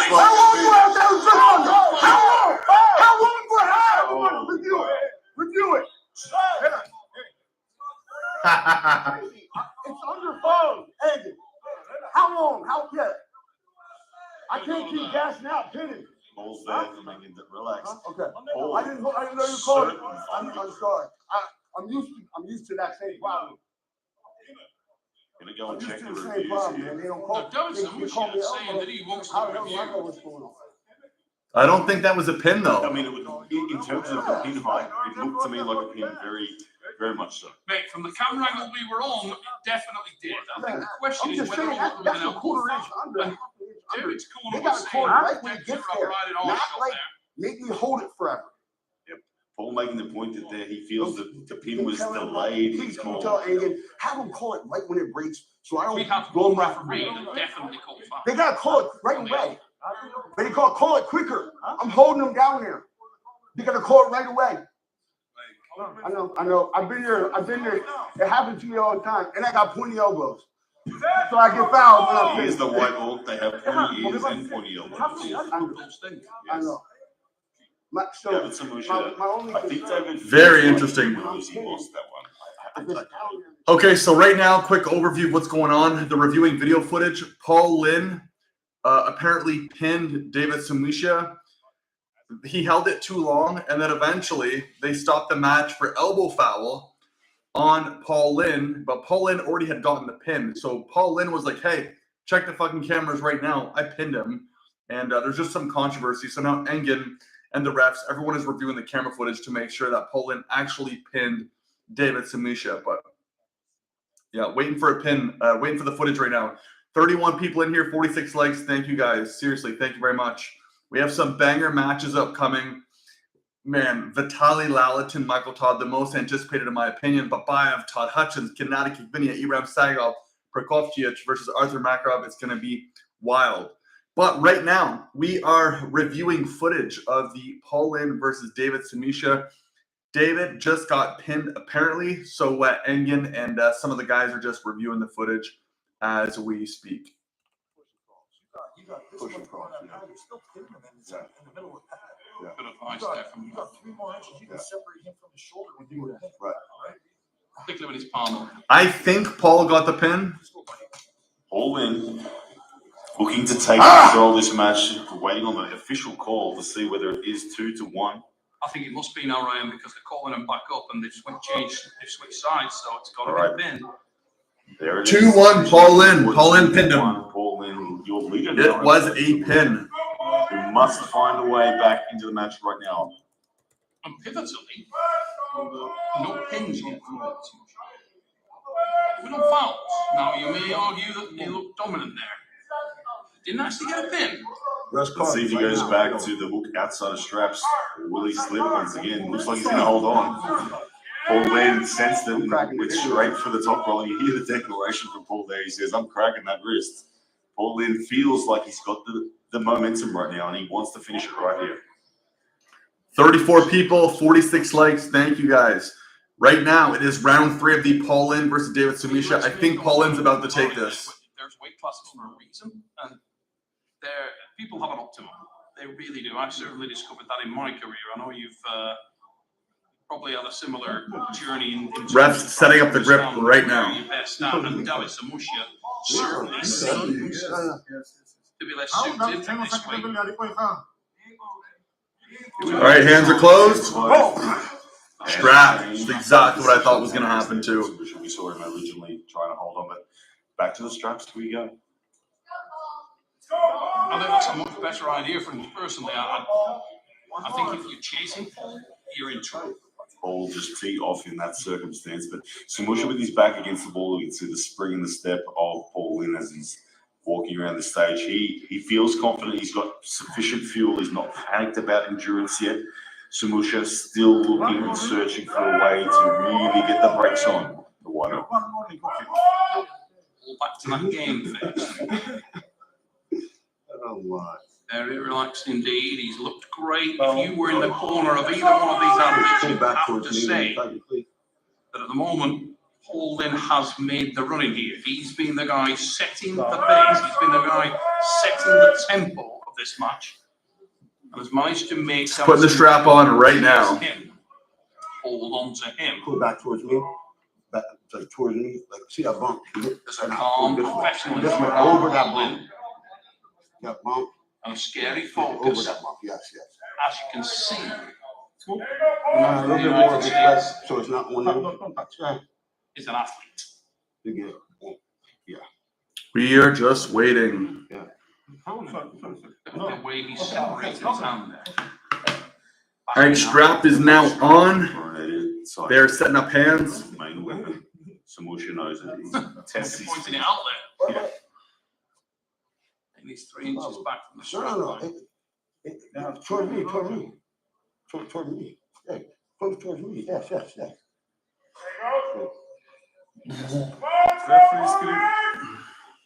Look at where Paul... This should benefit Paul in the strap. Each time he's been in the strap, he's literally ran David over. The line of his thumb. All right, here we go. Closing the hands. Samushia's hand is now closing first. It is closed.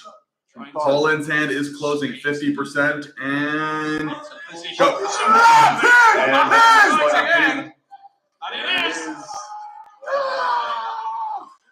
Paul Lynn wins 3-1. Huge call there of doubt me to the crowd as Paul Lynn from the United States of America. Your dominant. All right, I'm gonna go get a coffee, boys, and I'll be right back. And then we're probably gonna do the rest standing here. We'll see. I'll let you guys listen to the audio.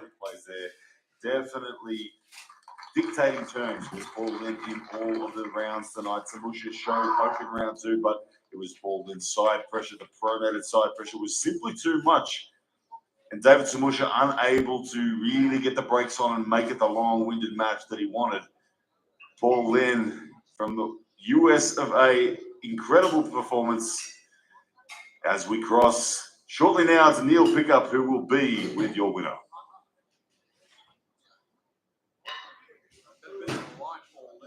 Ladies and gentlemen, I am here with the Vyciaute Paul Lynn, and mate, earlier today we talked again at lunchtime about what needed to happen to prevent this from being history repeating. You told me that it was about correcting errors that you made last time out. Corrected? I think so. I didn't make the same ones again. So stuck with what worked, and it worked out for me. You know, I'm really blessed to have such a great group of people to work with. Micheal Todd, thank you for the prayer. Todd Hutchings, thank you for the advice. Corner, thank you for all the support. And everybody who follows this sport and supports us on Team West, we appreciate you. Angan, thank you so much. Robert, thank you so much. Keep doing the good things that you're doing. Now, Paul, let's focus on you. You thanked everybody else, but you've got to thank yourself for the diligence. It was very clear when we were looking at that match, and everybody at home will see the professionalism, the diligence that you showed throughout that match. You were very present tonight. Neil, the good Lord has blessed me with a great journey through life in my 44 years. He's taught me so many lessons, some hard, some come in the form of positives, but I feel like I've absorbed them, and glory to him. Now, Paul, I've said this to so many of the guys tonight. This weight division is absolutely littered, stacked with talent. We're going to see more evidence of that in just a few minutes' time. You look at that class, you look at the options. Who excites you most in there? Who do you want?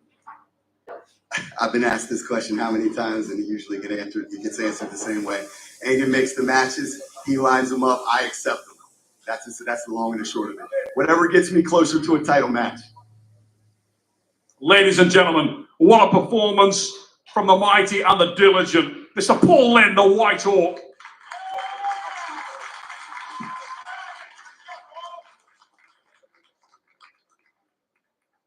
Ladies and gentlemen, we will take a short commercial break and we will be right back here with King of the Table 14. See you soon.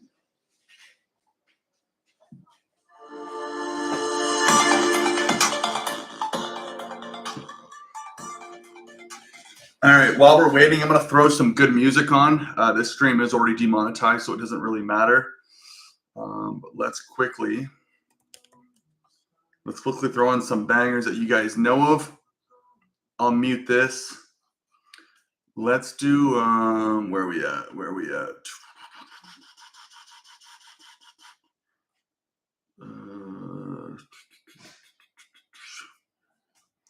Here, let's do this.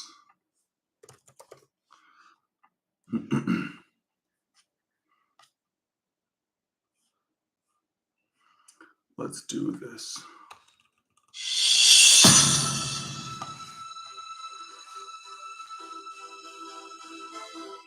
Sergey lost, by the way.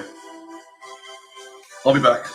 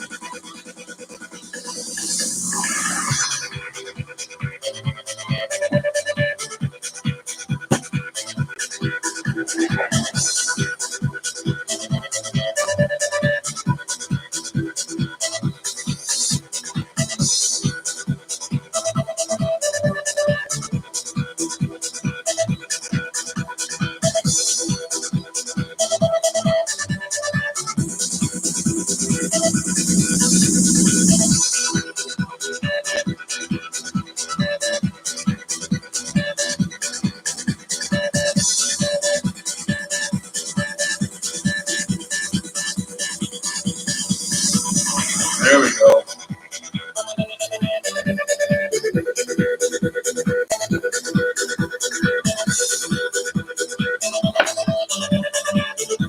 All right, I got you, dog. I got you.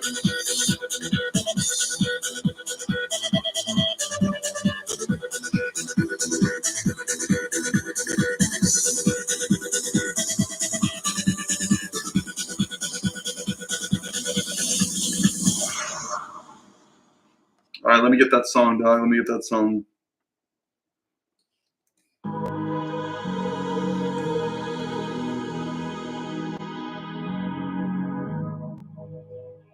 Let's get down to business. Yo, is it this? Yo, is this it?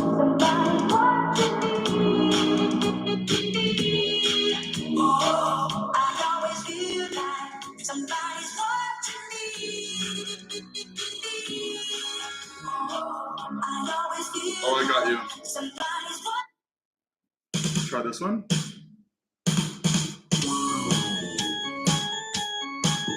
Featuring Alexi.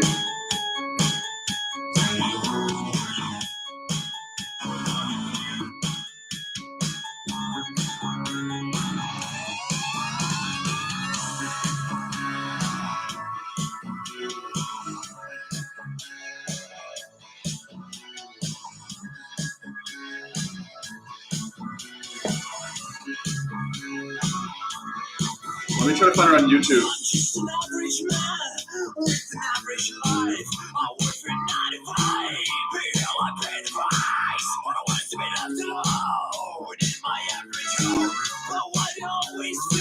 Got you. All right, I got you. Like this. Yeah, yeah. Then you drag it. You choose a singer.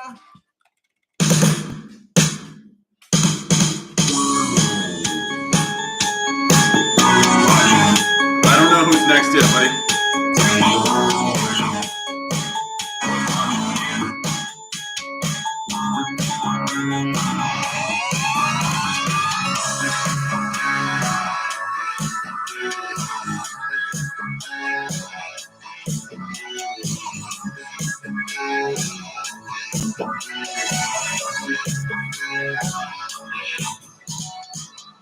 Just an average man with an average life. I work for 9 to 5. Bill, I pay the price. What I want is to be left alone in my average home.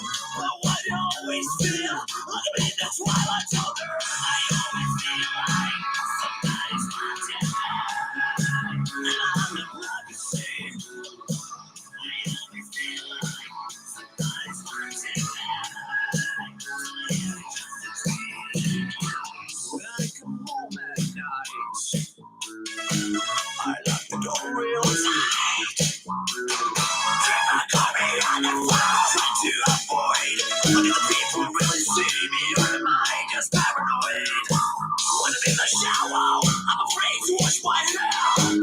When I open my eyes, I'm there's no one standing there. People say I'm crazy. But maybe shows remind me of psycho trip. I always feel like somebody's watching me. And I'm not glad to see it. I always feel like somebody's watching me. He's playing tricks on me.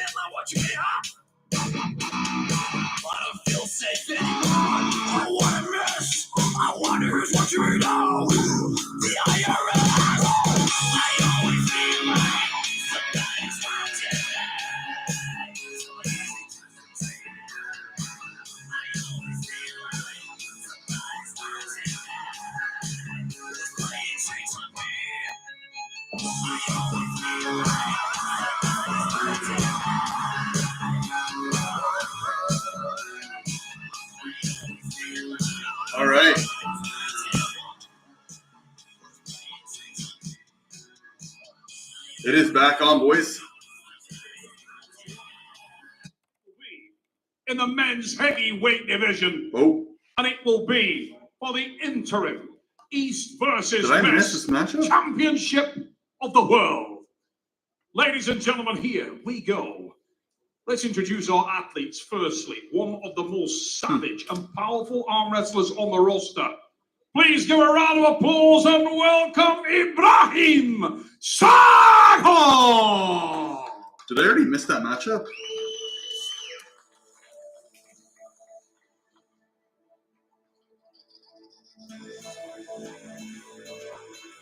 All right, so it's the Gennady Kvikvinia matchup now. Gennady. Okay. All right, let's get the votes in, boys.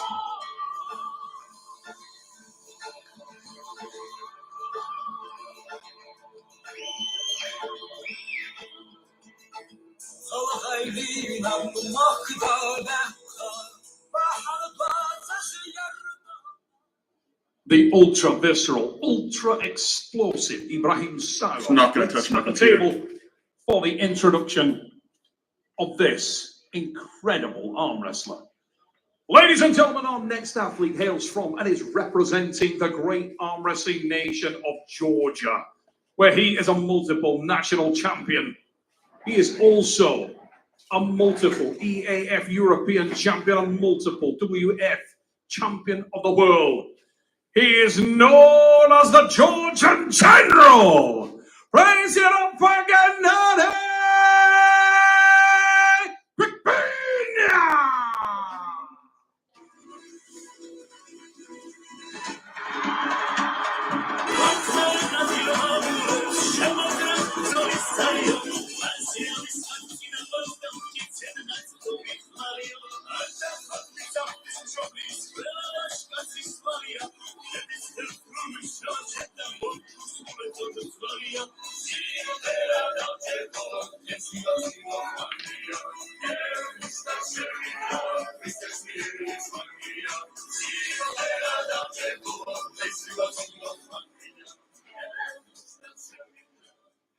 All right, here we go. Here we go, ladies and gentlemen, the super heavyweight class now being invaded here. The super heavyweight top 5 in the world now, showcasing his talents here in this 115-pound category. As soon as this weight class was even introduced to the sport of professional arm wrestling, it was likely that some of the super heavyweights residing in that 275 to 120 kilogram class, would they have the audacity to get down to the 115 class? Listen, the 115-pound class is loaded. It just got extremely loaded with the addition of Gennady Kvikvinia. Ibrahim Sagov, look at this man. So visceral, so powerful.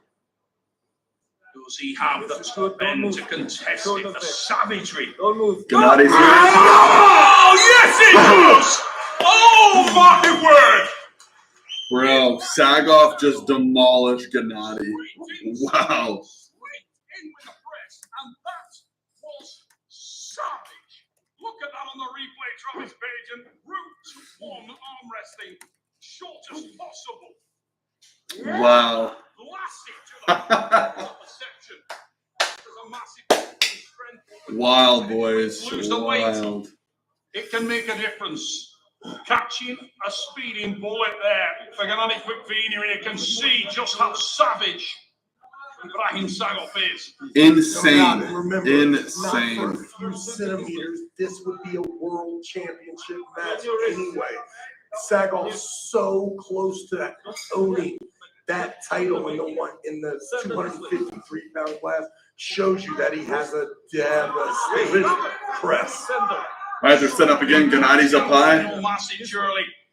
Gennady's a tractor, blistering liquid. Kvikvinia may not have been ready for that. Certainly, he's not going to get any surprises now because he has woken up. The Georgian general is now alive, oh, and he knows exactly what he's in with.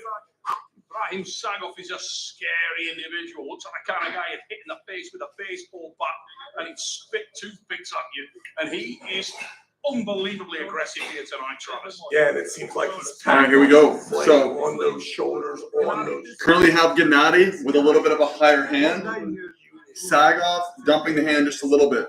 From round one, you can see a clear, damaging, aggressive nature to the young man. Now, we have seen Gennady in the past show a lot of heart, and at some point, this match will stop. And when we watch Gennady, he seems to get stronger and stronger once the match is stopped. Let's see if he can put the brakes on here. Back in the day, the vintage footage of the general, we'd see him stop guys. He would walk into the crowd. He would shout all kinds of things. No idea what he was saying. All right, they are capping the thumbs as we speak. And light up the match. Can he do it again in dramatic? Gennady's hand is closing first. Sagov, a little bit of a lower hand. Way too high from Gennady taking up. Yeah, Gennady has literally rised up here. Wondering if that match was going to get fired. He didn't. He had a good connection there, but once he added The Drew, that's what you're supposed to do to Camille. Imagine. BY says, was Gennady ready or struggled? Gennady seemed to be ready, just Sagov was just too much. It was literally this. Sagov's hand's a little bit lower. I'm going to be Sagov for this. Get that outside the shoulder to prevent that press from happening. My word. Goodness. Not even close. Sagov just pressed him again. You say go, and I immediately go so hard sideways. And with the pronation there, the cupping, Sagov wondering if the Gennady is okay. He felt such little resistance from the Georgian. This is an absolute juggernaut of a performance from Ibrahim Sagov, and you can see the look on the face. The honor nerve, super effective. Nothing more devastating to the start of an arm wrestling match than the pronation along with the devastating press. That shoulder coming aggressively forward. Sagov looks better than before. My goodness, who can beat this guy at the 253-pound weight class? This is an interesting matchup for any of the top guys in the world. I love both these arm wrestlers, and interestingly, during the press conference, I asked Ibrahim Sagov, you're looking to get around this guy. Can you be stronger? He said, I will not go around him, Neil. I will. There they go. Sagov is here. That is what he's done. Gennady trying to looking for that cup right off the start and to drive in. Rest go. I would say normally I can understand why his ability and his notion to try to get to that strap, but listen, the lane that Ibrahim is showing, Sagov is coming forward and straight down. It may be very difficult for Gennady to get underneath and actually get to the straps. Don't be surprised if it goes even quicker, straight down to the table. I mean, he is just over-engineering every movement here, isn't he? It's like he's turned up in a game of Conquest, and he's got an Atlas stone on a string. His head looks bigger, the shoulders, the length, the unbelievable length of Sagov. All right, here we go. So, set up the hands. With the girth now, the bicep, the tricep. Thumbs are closed. This guy's the real deal. We're going to close Sagov's hand first.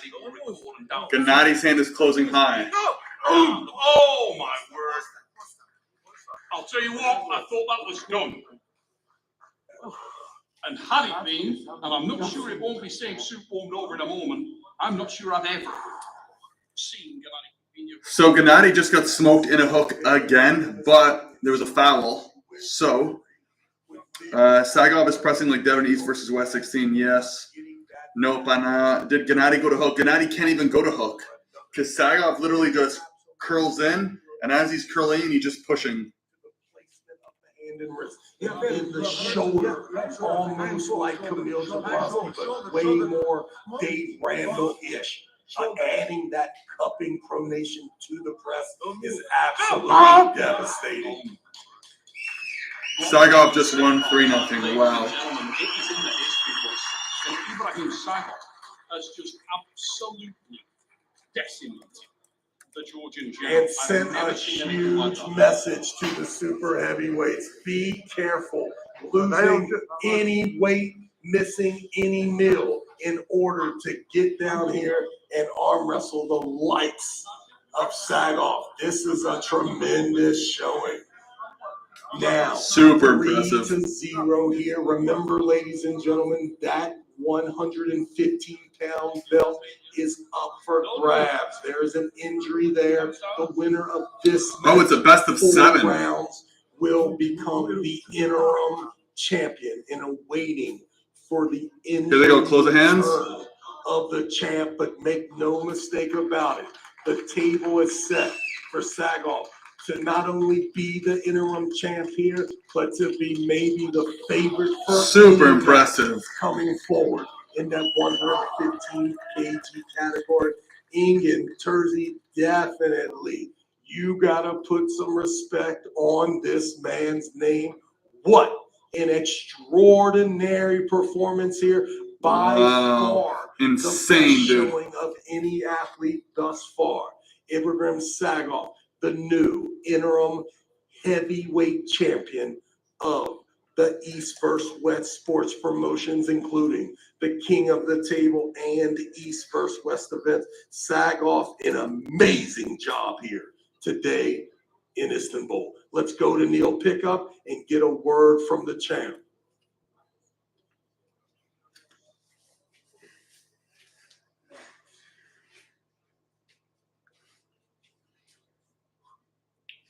Ladies and gentlemen, I am going to get out of the way because Anna scares me a lot, and you can't hear it, but she's saying things that frighten me. I'm here with Ibrahim Sagov. Robert Baxter has joined us. And the reason that Anna is getting so angry is because she's got this shiny new belt. It is the East versus West Championship belt in the heavyweight division. And Robert Baxter is going to put it around the waist of Ibrahim Sagov.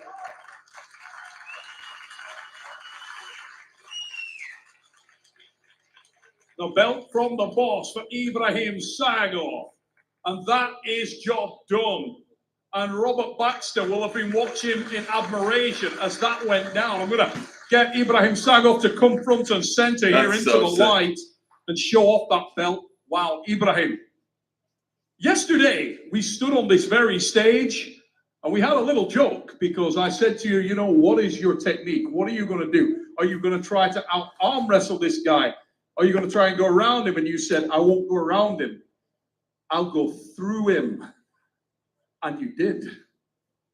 Вчера тут разговаривали вот за столом и шутили, как ты будешь с ним бороться, передержишь там, или может еще кто-то, ты сказал, я его не обойду, я его пройду. Я не так сказал, я технично, вот по технике я его не пройду, вот если по силе получится только, потому что я особо не техничный.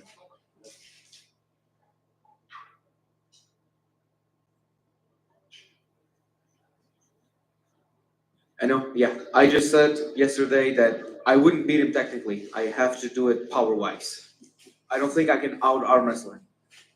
Now, did you feel some damage in the arm of Gennady Kvikvinia there after the first hit? It was so violent, so aggressive, and we saw from our commentary position that it seemed to hurt him. Were you aware that you damaged him with that hit? После первого раунда ты стартанул жестко, и вот было ощущение, что он как-то получил, может, ну, ему больно было, потому что когда я смотрел оттуда, казалось, что ему было больно.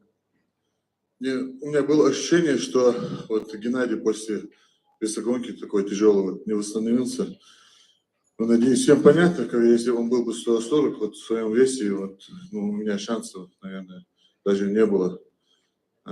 Сильная весогонка. Восхищаюсь Геннадием, спасибо ему. Отдельно сила воли. Вот, я бы не смог так скинуть столько веса вот, побороться. Спасибо, так, Геннадий.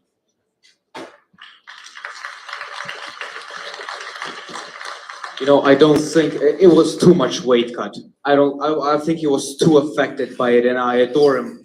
I am amazed by him. I don't think that if it was real super heavyweight Gennady, I wouldn't stand a chance. And every time I look at him, how much weight he cut. Thank Gennady for this match. He's amazing.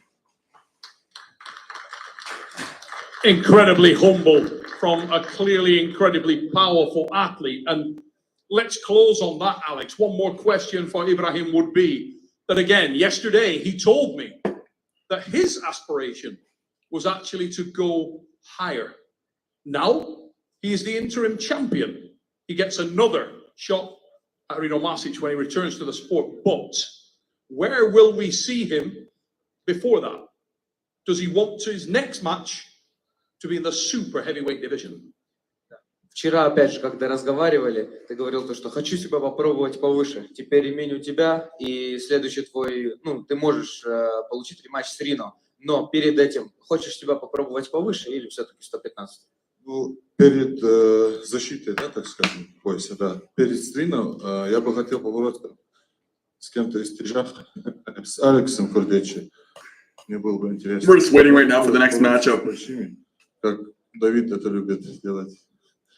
Мне нравится с ним бороться. Я чувствую себя намного комфортнее, когда с тяжами борюсь. Yeah, before Reno, I think I would like to pull super heavyweight, maybe Alex. Just like David says, I really like to pull very big and strong ones, and I feel very comfortable doing that. Ladies and gentlemen, tonight, humble though he is in victory, he achieved the fastest ever win against Gennady Kvikvinia. Does he want to say something else there, mate? Пользуясь случаем, хотел бы сказать большое спасибо всем, кто болел за меня, всем, кто здесь в зале. Спасибо East West. Спасибо King of the Table, Engin. Спасибо Роберт. Спасибо ребятам, которые помогают мне с выездом. Это Акию Муса и Яндию Султан. We good right now, we good. Также моим маленьким фанатам Белхорою, Адам, маленький пацанчик. Спасибо всем. Thank you for everyone who's supporting me, everyone who helped me. Албагачию, Адам, Албагачию. Everyone who supported me. Thanks, East versus West, King of the Table, Engin, Robert. Thank you for making this possible, and I appreciate everyone. Dusted Black Hole, nice name, dude. Bro, any shoulder size tips? Yours look good. Ladies and gentlemen, he is your. I just do a lot of push movements. Like I focus a lot on close grip bench press, military press. Yeah, that would probably be. I genuinely don't work my shoulders much. I really don't. Now, you don't want to be one of those people where you just want to look like someone. Obviously, it's a genetic thing too. But L-carnitine, the supplement, actually helps round out your shoulders just a little bit. And yes, it's legal. That was fire. And we are not done yet because we move to another World Championship title match. For match number 10 on tonight's incredible King of the Table 14 card. This time on the right arm in the lightweight division for the East versus West Lightweight Championship of the World. Let's introduce our athletes firstly with the challenger. This man is a former East versus West left-handed world champion, EAF champion, WAF world champion, and one of the most decorated arm wrestlers in the division. Ladies and gentlemen, put your hands together and welcome, representing Moldova, Daniel Prokopchuk.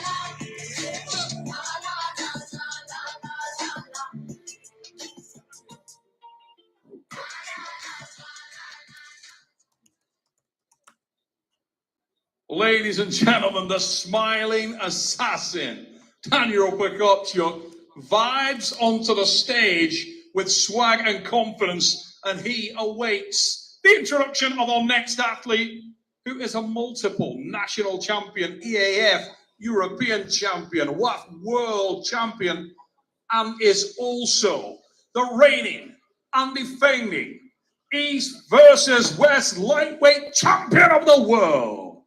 ladies and gentlemen, Arthur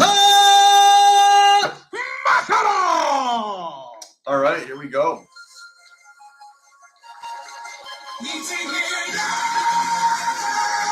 If you guys haven't liked the stream already, please do. We have 48 likes. That might be the best I've ever had, to be honest.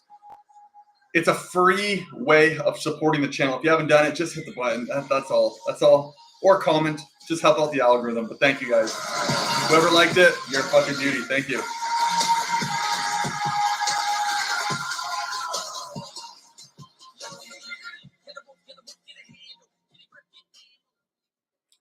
They need to play the music longer sometimes. All right, ladies and gentlemen, here we go. Taking a glimpse at the card here. This match really stuck out to me when you talk about the combined efforts of these two human beings, the experience, the pedigree, the championship mentality. Never before could it be any deeper than the two gentlemen you see on the stage. Come on.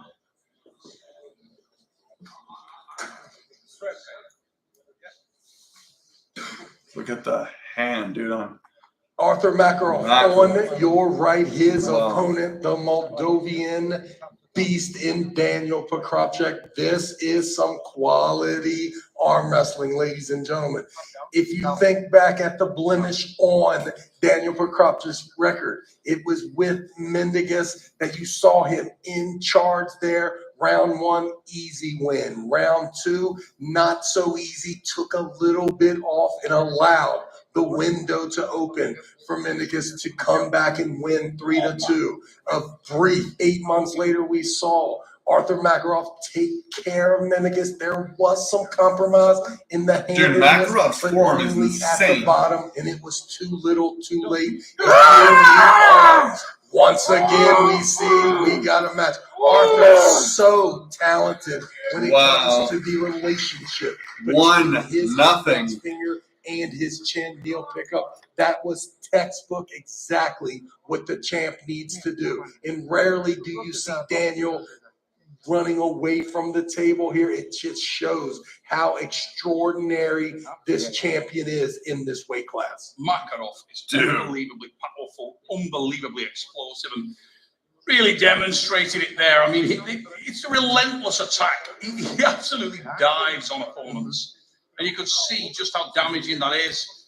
Really couldn't find a lane there, Daniel. He's obviously the smaller man in terms of frame. And Supercar Makarov in the corner there, dream start, kind of what you would expect. And it's so perfect. It's so absolute in its sideways pressure. You're almost damned if you do, damned if you don't. Do I come inside and try to hook this person, or do I have to stay back and try to compromise the hand and wrist? The lane is absolute perfect for the champ. We can only hope Daniel has the ability to keep stopping the match longer and longer. Perhaps the Moldovan has better endurance, and that can be what he exploits. The read was on this match. Wow, dude. Makarov, insane, dude. After Makarov that made the early running, he would start with that explosivity, with that dominant power, with the massive levers that his hand presents to him. But there was a chink of daylight, and that Daniel Poperecneac could get the stop, could turn this into a dogfight, that he had the endurance advantage, and potentially he could find himself an opening. That was not the best start for Daniel Poperecneac. He wanted a lot more from that. He didn't really get a sticking point. Didn't really get an opportunity to go to work and to put any kind of damage or fatigue in there. Early, it looked like he may do. But that relentless, aggressive nature of Arthur Makarov. And look at the confidence now, Travis, of Makarov. He's sitting in there now. Yeah, no doubt, but we see a little different in the change here. Now, Daniel, definitely, he's going to eat that hit, and he's going to sacrifice a couple inches there. But from what I've seen, the brakes was on right there. This is definitely the best strategy for Poperecneac.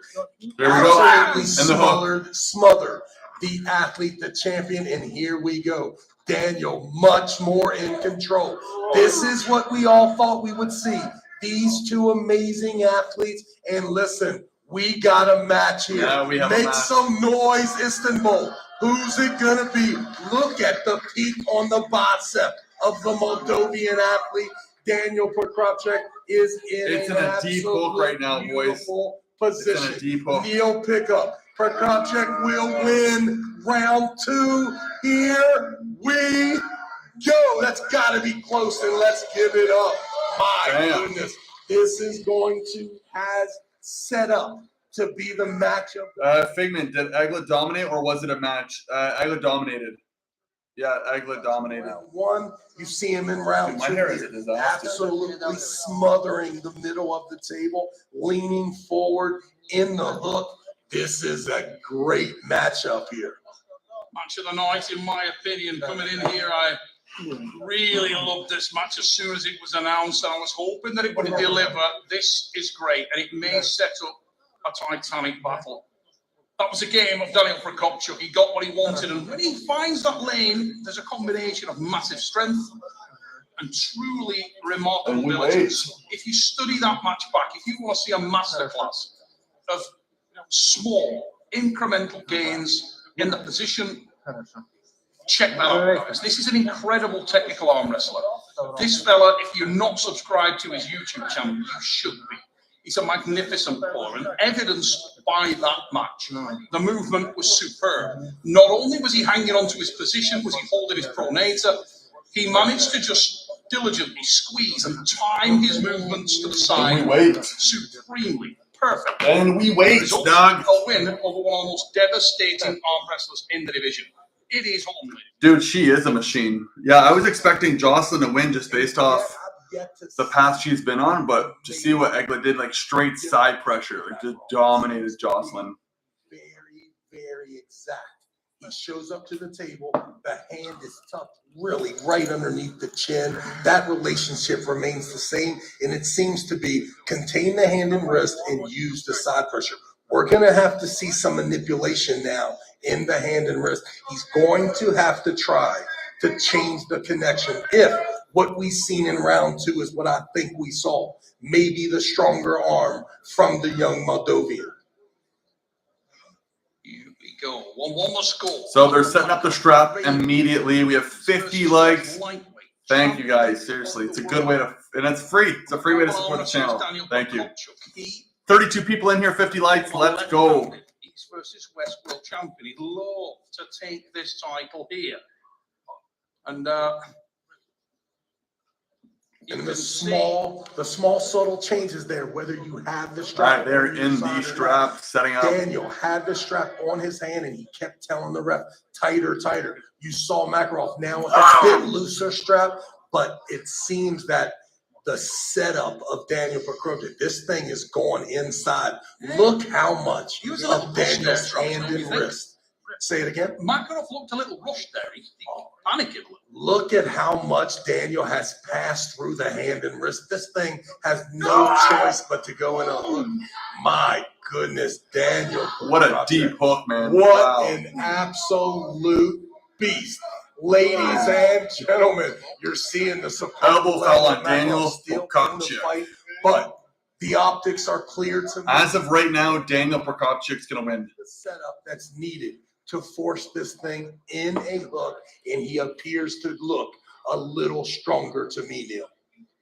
Yeah, blasted it in there, and just as he started to try to slide his elbow forward to increase his leverage, he lost traction on the elbow and slipped off the side. Both men acknowledging that. These guys are best of friends off the arm wrestling table, and Arthur Makarov. Makarov needs to start arm wrestling right now, Neil. The setup, he has allowed Daniel to pass through the hand and wrist. What do I mean by that? Check out how much of Daniel's fingers and meat of his hand is on the other side of Makarov's thumb. He has totally stopped any sort of hand and wrist problems here. This match is going in a hook. If Arthur's going to win, he's going to have to pull through the side pressure of a 100% pronated Daniel Poperecneac. Here we go. Ladies and gentlemen, we are deep inside the match. It's the hook. And Daniel Poperecneac sees himself as Makarov Goes on an enormous offensive there. Tries to power through for touchdown. And exactly right. Travis Page up with the call. It was all ultra offensive. I don't think that was a pin. Look here. I don't think that was a Wow. pin. It didn't look like it from where we were sat, but we will see it on the replay in a moment, and I'm sure that the referees will be looking at that again on the replay. That is a controversial pin. To the fingertips, down to the level or below the level of the pad, and the referee's right on top of it. I don't like that. It is very close, Neil, but listen, let's talk about the elephant in the room. Makarov is still in this match, even if Poperecneac is in a hook 100%. This is an amazing champion here in this match. Someone has to win 4 rounds here. We are still eager in match 3 to get a decision here. Ingen Terzi about to come up. Look at the replay and let us know. Man, what a match. I agree with you, maybe not quite a pin, but once we start to look clear, we could possibly see something that changes our It's mind. hard for us to say though, Travis, because it looks like it from our commentary position, but we seem to be seeing the angle that is slightly above the match, and that can be really confusing. Dude, Makarov The pulls referees exactly were like right- I'm Oleg always Zog. looking at where the referee's head is, and they were right on top of it. Now they got the best, literally the best view. They are right there. We're sat watching it on a monitor, so. I mean, on that angle, it looked more like a pin. Let's have a look what they come back with. That angle, it doesn't. It's not pin. The thing that makes you think maybe there's no pin there is there was no movement anymore. It was almost like the referee saw the pin, verified it, and then made the call. And We're also, gonna see. Makarov didn't say pin, pin. He wasn't contesting. There was no Paul Linery going on. He wasn't shouting, you know.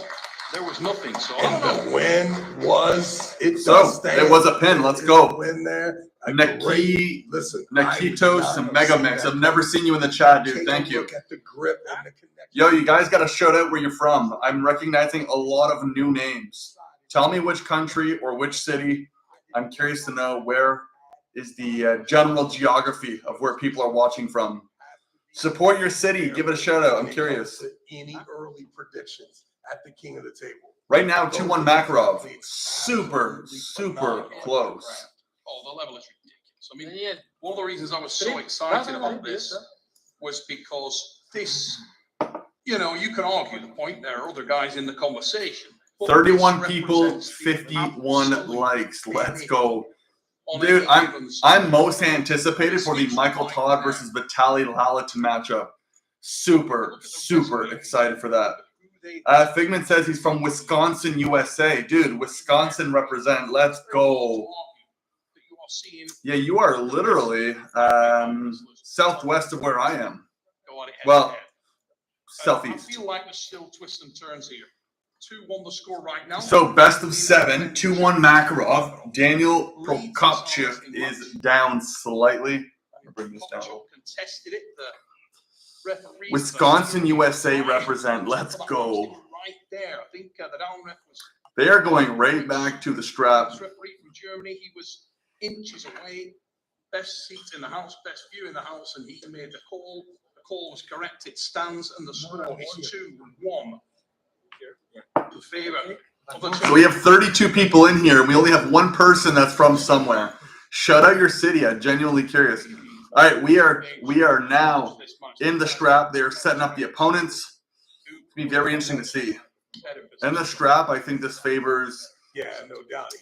Prokopchuk a little bit more, but we'll see. And we're in. Accepting it. And We are going right in now. into the match. Makarov, Deep very hook. impressive here. Elbow's about to come off for Prokopchuk. Daniel Prokopchuk hanging on to it now. If he can create that stop, Daniel Prokopchuk. Makarov is in a position right here.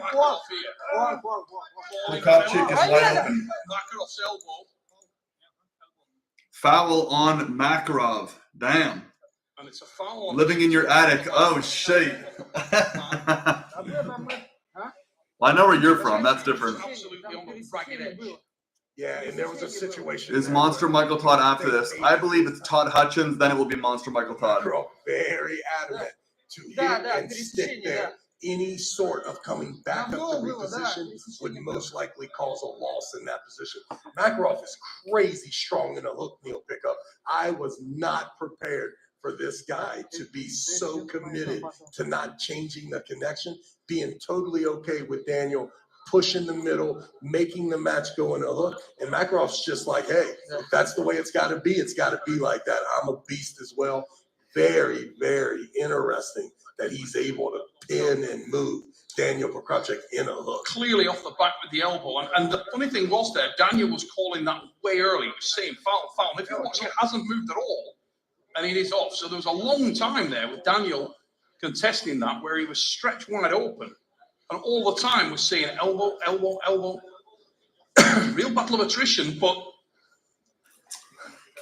And we wait.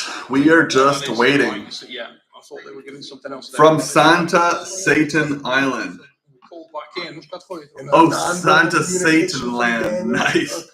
Arthur has a both matches will be legendary. Dude, I'm super excited. More confident here. I'm just excited to see Laletin and Micheal Todd. I think that's what I'm most anticipated for. Just before they started. Earlier, he seemed to sink low. That time, he really kept all that height, didn't he? He was no doubt. sitting up high.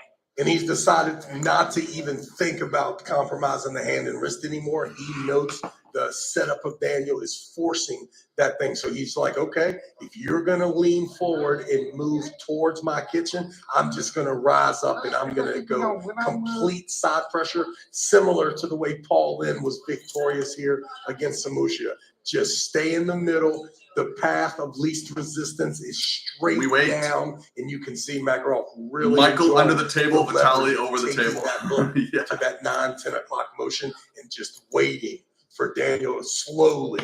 And this match is forever. And more, and he was able to get the win in round 3. Here in round 4, super close to that same thing.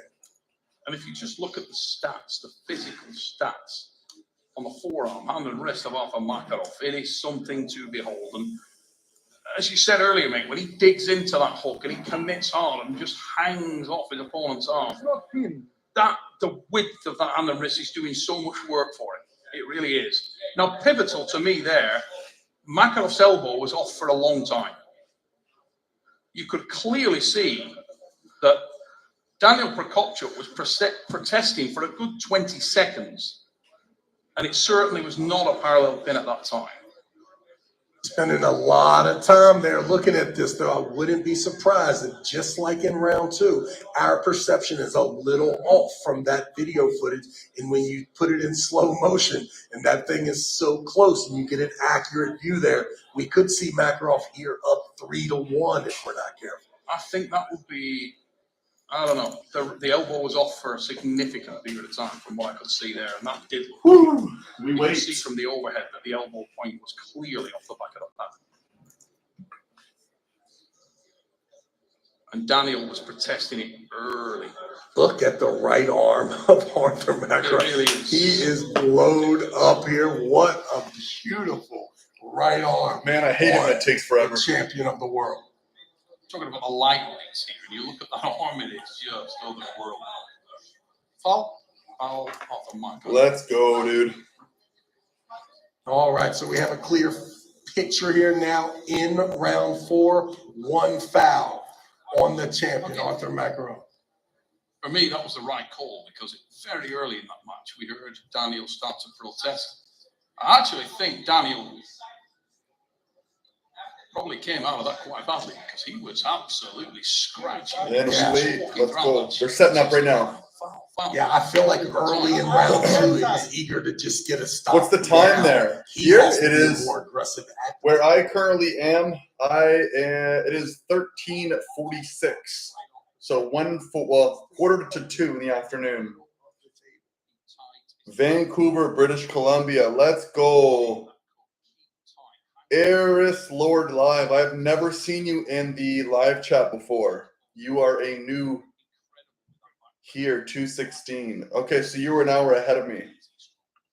All right, they're in the scrap. They're getting ready to roll. The harder he makes it for Arthur to finish, watch for that elbow coming off the back. 37 people. We're getting 40 people. We're getting people coming in now. On the outside for a Makarov. Hanging on onto it, and that is a solid So position. Makarov is in a Ladies and position gentlemen, right we here. are deep inside there, and Daniel Prokopchuk sets Both that in a deep hook hook. and gets the brakes firmly applied. Battle of attrition at this stage, and Makarov is away. Enormous drag, trying to drive that. Needs to be careful already onto the foul. Look here for Over. Woo! That's again from Daniel Prokopchuk. Let's look again on the overhead. It seems like Makarov is getting in the position where he wants, and then he's relying on that drag of the hand to really get Prokopchuk out. Not a lot of movement from the hit there, but it was so close, even though 40 people in here. We're getting people coming in. Where are you guys coming in from? Is it from another stream? getting up there, and he's gonna let What us other know. streams are you guys watching? Is there anyone watching several streams? The referee once again down there in the correct place to make the call. It was not a rash decision. He was looking at it, and it is low. It is super low. Daniel, I thought once that he made Arthur come back up and stand up, that he was in a really good situation. But it just goes to show you, there's a lot of effort to not only set the hook, but there's a lot of power from the champion, even when the match gets stopped. There was some panic at the end. You could see Arthur trying to separate the elbow, kind of moving. All right, we're going to end this poll. From the hand standpoint. And it may We have are been going to move on get to that the barrel Todd in. Hutchins poll. We'll see very soon. So Daniel was calling elbow. So if that's a second elbow foul, that would level us up at 2-2. I believe. Let's do. We did not have the angle to make that call at all, did we here? Certainly not. Let's have a see what they're over there looking at the screens. Both men super relaxed, both men very respectful of one another. Now, what's the elbow of Makarov? Is there an infringement? I don't know. Daniel seemed to think there definitely was. Yeah. We can't see that. We're going to be able to buy. So let's do. Having some brain farts here. Okay, start a poll. But I don't know. Who I don't wins? see any more discussion. Are they even checking this out, or has the call been made? I don't know. We can't see what's gone. Nothing's gone up on the scores, and we haven't had a definitive from the referees. It looks like they are switching sides of the table, though, so that could be an indication. All right, we've got 37 people in here. Get your votes in right now. That's got to be it. Nominated Strap. The score must be 3-1. We'll see. Oh, I spelled Babayev wrong, dude. Absolutely phenomenal effort from the champ. Here, let me. This is no. I'm gonna redo this. I'm gonna redo this. I can't. I got. Making it arm to arm. Let me retry. Daniel was a little worried, even arm to arm. That's why you saw him trying to top roll, take the hand and wrist in round one. He knew something that we didn't know. Round two, forced to go arm to arm, pass through the connection, able to get a round two victory. Now, knowing it's going in a hook. All right, send it, boys. Send it. Send it. From Daniel, but the story of the day, Arthur. Currently in the strap, they are trying to get ready here. And Neil pick up. He's a bad man. And Makarov here. Wait again. And I like that. I like that aggression. Daniel understanding that he needs to win at the beginning of the match. Holding on doesn't seem to be. Oh my goodness. I think the best of the champ just showed up. Ladies and gentlemen, what a performance. And the reigning and defending champion of the world does what the champ is supposed to do. Not an easy victory at all. So we currently have 9 votes in for Babayev versus Todd Hutchins. Make sure you put your vote in. We got 10 votes in. 80% of you guys think he's going to beat Babayev. So let's go. We got 37 people in here, 51 likes. 2 matches left. And I'm excited for this matchup, but I'm more excited for the Vitaly Laletin and Monster Micheal Todd. Makarov understood the assignment. It's going arm to arm. We're going to be in a hook. Regardless of the setup, I am the champion of the world. Ladies and gentlemen, make some noise for Arthur Makarov. Ladies and gentlemen, I'll wait for the translator to come up here. I'll wait for the belt to come up here. Engin Terzi has come up here. This is his weight class. This is his weight class. Anybody think you knew this guy? What's that? Anybody think you knew this guy? You got history. Arthur Makarov is a special person, and if Arthur is this good of arm master, he is this good of human being, and he's one of the best person that I know in arm wrestling. Now, before we put the belt back around the waist, I think Engin Terzi is going to do that now. Yeah. Third time, and here goes the belt around the waist of Arthur Makarov. Ladies and gentlemen, with the win, so impressive tonight. Dude, the East versus, these belts here are fucking sick. There's an old saying, whenever anyone comes into a sport, how bad do you want it? And what was evident tonight is that between yourself and your great friend, Daniel Prokopchuk, it seemed like you wanted it a little bit more. Всегда говорят, когда в спорт приходишь, насколько сильно ты хочешь выиграть. И сейчас, когда вы боролись, мне показалось, что ты хотел этого вот на столечко больше. Наверное, да. Я хочу сказать большое спасибо своему оппоненту Даниэлю. Мы хорошо дружим и общаемся хорошо, и настроить себя на борьбу очень тяжело. Ему то же самое, мы с ним разговаривали об этом. Хочу спасибо большое сказать Энгину. Todd versus Vitaly is in 2 matches. Роберт Бакстер, да. Oh, sorry. Наверное, это один из never. турниров, на которых Never. когда-либо участвовал. They should after pull and film it. I'd be curious to see. I want to say thank you to my opponent, Daniel. He's my good friend. We talk a lot, and it's so hard to prepare for a match with your good friend. We talked about it, and same goes for him. I want to say thank you to Robert, to Engin, for this great tournament. This is probably the best event that I've pulled in. Daniel Prokopchuk, you pull great. You are great, man. You're great. It's interesting. I kind of wish that we had Daniel Prokopchuk up here as well to ask him the same question. But when you do know someone as well as Arthur knows Daniel, I wanted to ask, was there anything about tonight's match and his approach to tonight's match that surprised you? Did you expect to see what you got tonight from Daniel? Вот интересно было бы и у Даниэля спросить, когда настолько знаешь хорошо человека, и вы вот сегодня ночью поборолись, было ли что-то, что тебя удивило во время матча, чего ты не ожидал? На самом деле, я в свою победу верил 50 на 50, и когда я в первом поединке смог выиграть Даниэля, меня это, если честно, удивило. Really, I believed it to be a 50-50, and when in the first round I pinned him, I was really surprised. When we were watching the match together with Hristo Delijaco, and he won the first round, and the second round, Daniel went inside and he won the match. And Hristo said that Daniel's endurance is very, very good. I said, yes, Daniel's endurance within the match is very good and generally very good. Arthur Makarov within the match, his endurance is good, but not that great. But the thing with Arthur Makarov, when he goes to the corner, he recovers very fast. I know this. I know this.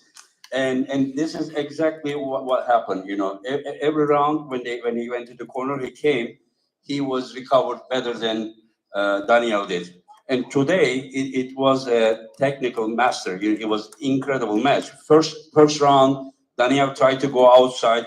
He couldn't control Daniel's pronator, but he hit the sideway, and then he was able to win. And then Daniel went inside and hooked him, and Arthur tried to beat him in deep hook, and he couldn't beat him, and Daniel won, and then he adjusted, he controlled, and he started to drag in, and then won. So these guys, maybe they don't talk so much, but trust me, they are master about arm wrestling.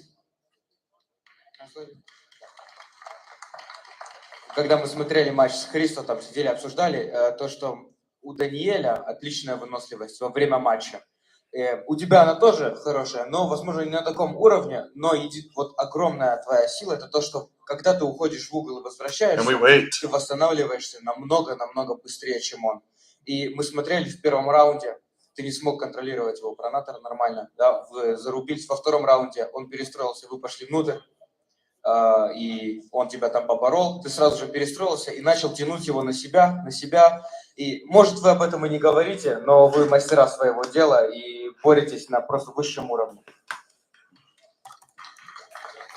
One last question before we let Arthur go and enjoy his victory here. We spoke earlier on a few occasions about what this represented. Many people overlook the lightweight category and look at the super heavyweights, where, as Engin said, there was incredible demonstration of arm wrestling tonight.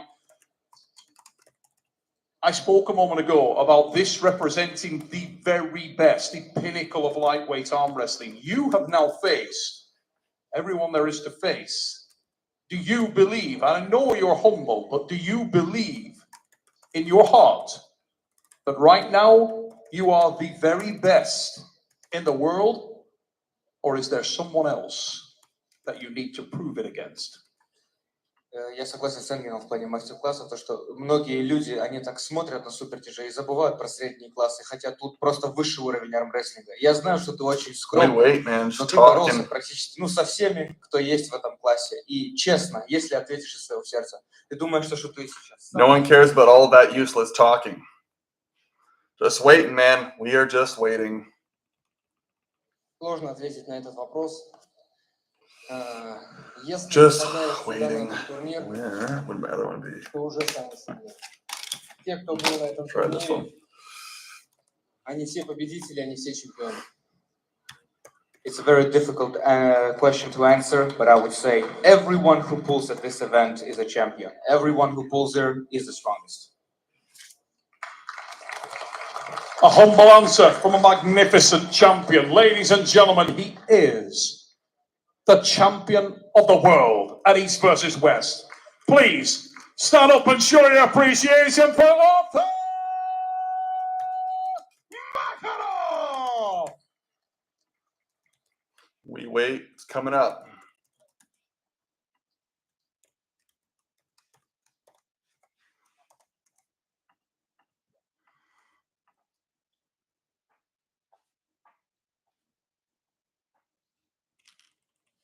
Wow. Ladies and gentlemen, we are not done yet. 2 more matches. We move from the East versus West lightweight championship title to the East versus West middleweight world championship title. And I know that so many of you can't wait for this match. Ladies and gentlemen, let's introduce our athletes now as they await backstage for their introduction. Firstly, this legend of Ukrainian and global arm wrestling needs no introduction anywhere in the game of Iron Arms. As a multiple national champion in his home nation of Ukraine, multiple EAF European champion and multiple WAF World Arm Wrestling Champion, tonight he will try to take the title of the East versus West Middleweight Championship of the World. Ladies and gentlemen, raise it up and welcome Rustam Babayev! All right, here we go. I got this. All right. Good night, man.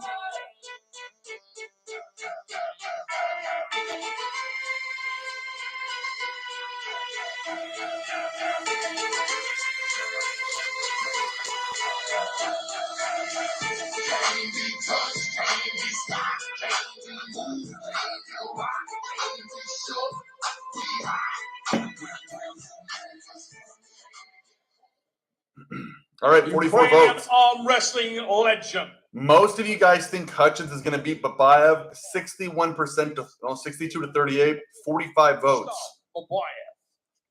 He awaits his mirror image. This man is also an arm wrestling icon and one of the most popular pullers in the world today. Ladies and gentlemen, he hails from and is proudly representing the United States of America. Oh man, I'm excited for the next match. He is arguably, pound for pound, the strongest arm in the world. And he is also the reigning and defending East versus West middleweight champion of the world. Ladies and gentlemen, welcome Tavadze, Todd Hutchins.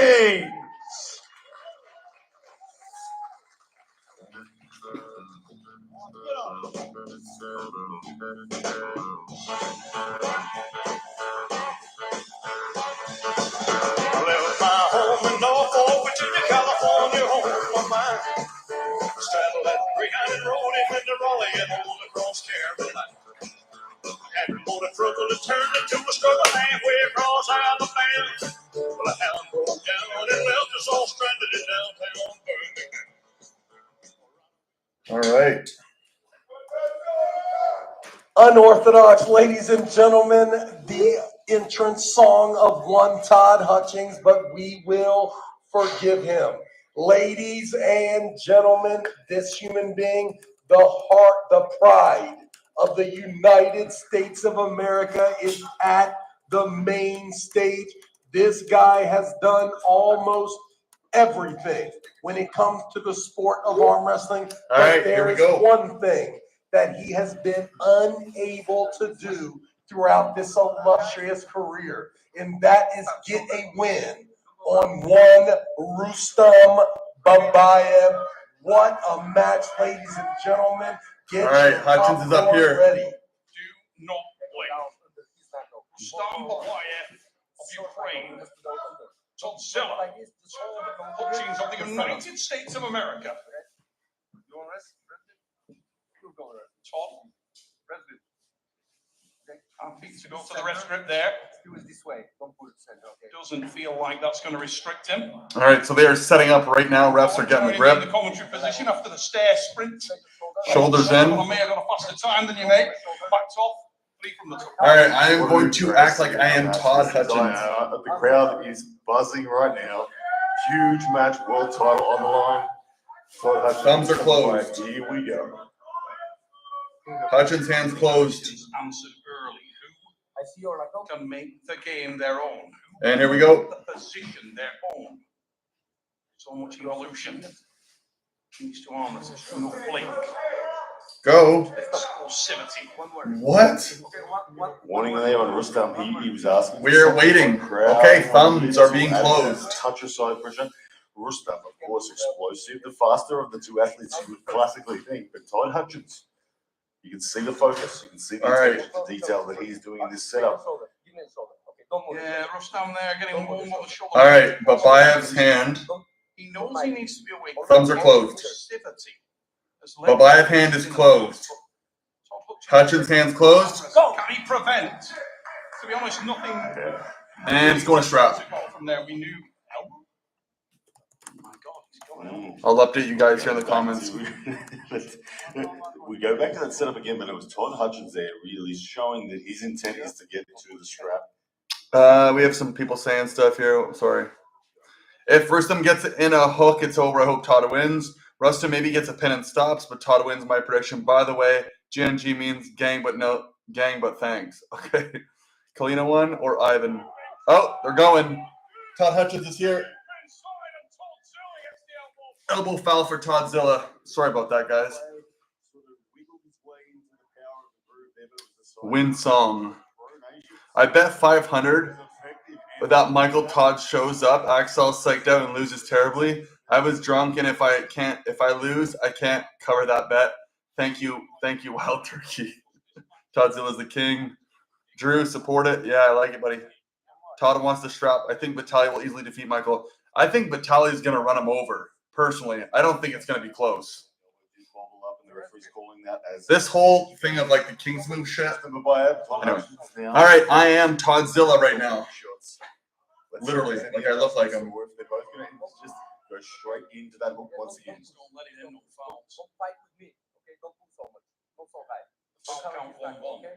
So much on the line right here. World title. Rustam Babayev, of course, with the 8 to 0. Thumbs are closed. Counts so far over Todd Hutchins. But Todd Hutchins. Babayev hand is closed. Defend his title. Todd Hutchins.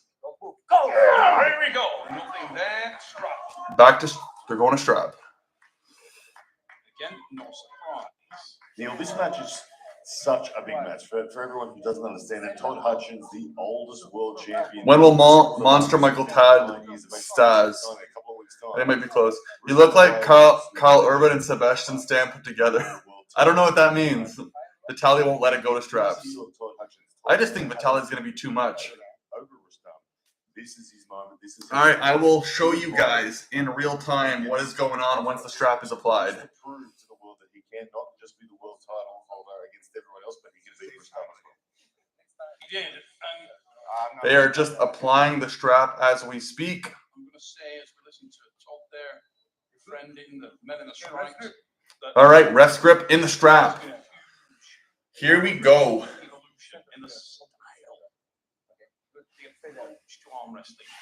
Shoulders are in. Thumbs are being closed. All right, Hutchins' hand is closed. Hutchins is here. Deep inside and Toddzilla. Babayev coming out. Babayev. Nope. Hutchins here. Hanging onto it there, but it looked like Another elbow foul. Let's see what's on. No, they're calling it the win. Todd Hutchins getting that big. Fascinating stuff. Todd Hutchins in the ace side with the power down was in his groove. And Rustam Babayev was able to sufficiently hold it off at the time. I am Todd Hutchins. I don't know if you can tell. I look just like him. Actually, I am him. So, yeah. Rustam calling it that there was a false start. This is interesting. Classically speaking, we would see Rustam as the faster two, but Todd Hutchins dictating the lanes at the moment and in control. the funny thing is that in the past he would hang in there and he would get palmed up by the explosivity. His style change has been so significant, Brian. Now he sits in there. 47 people in here right now. Let's go. It makes him a horrible man to beat, and that's why the results are coming, because one thing that he's never forgotten is how to arm wrestle. Todd Hutchins won by side pressure drag hook. Days ago, if he considers himself an inside or an outside puller, and he had to think about it. Where once upon a time, I think he would have always said, "Oh, I'm much more an inside." He won puller. literally. And now he said, "Here, a fence sitter on that one. I'm neither in nor out." Well, I'm going to say this: there's a massive misconception that we don't utilize the pronator as much in the hook, and it is nonsense. It is governance in the hook. The man who releases, who loses control of the pronator when the match turns into a hook, usually comes out on the receiving end. Arm wrestling is about not going palm up in most of the traditional forms. Yeah, and Todd Hutchins has really added that to his game. That pronation, whether his wrist goes back or not, his pronation has become so critical in the reason why he's been dominant in this last season.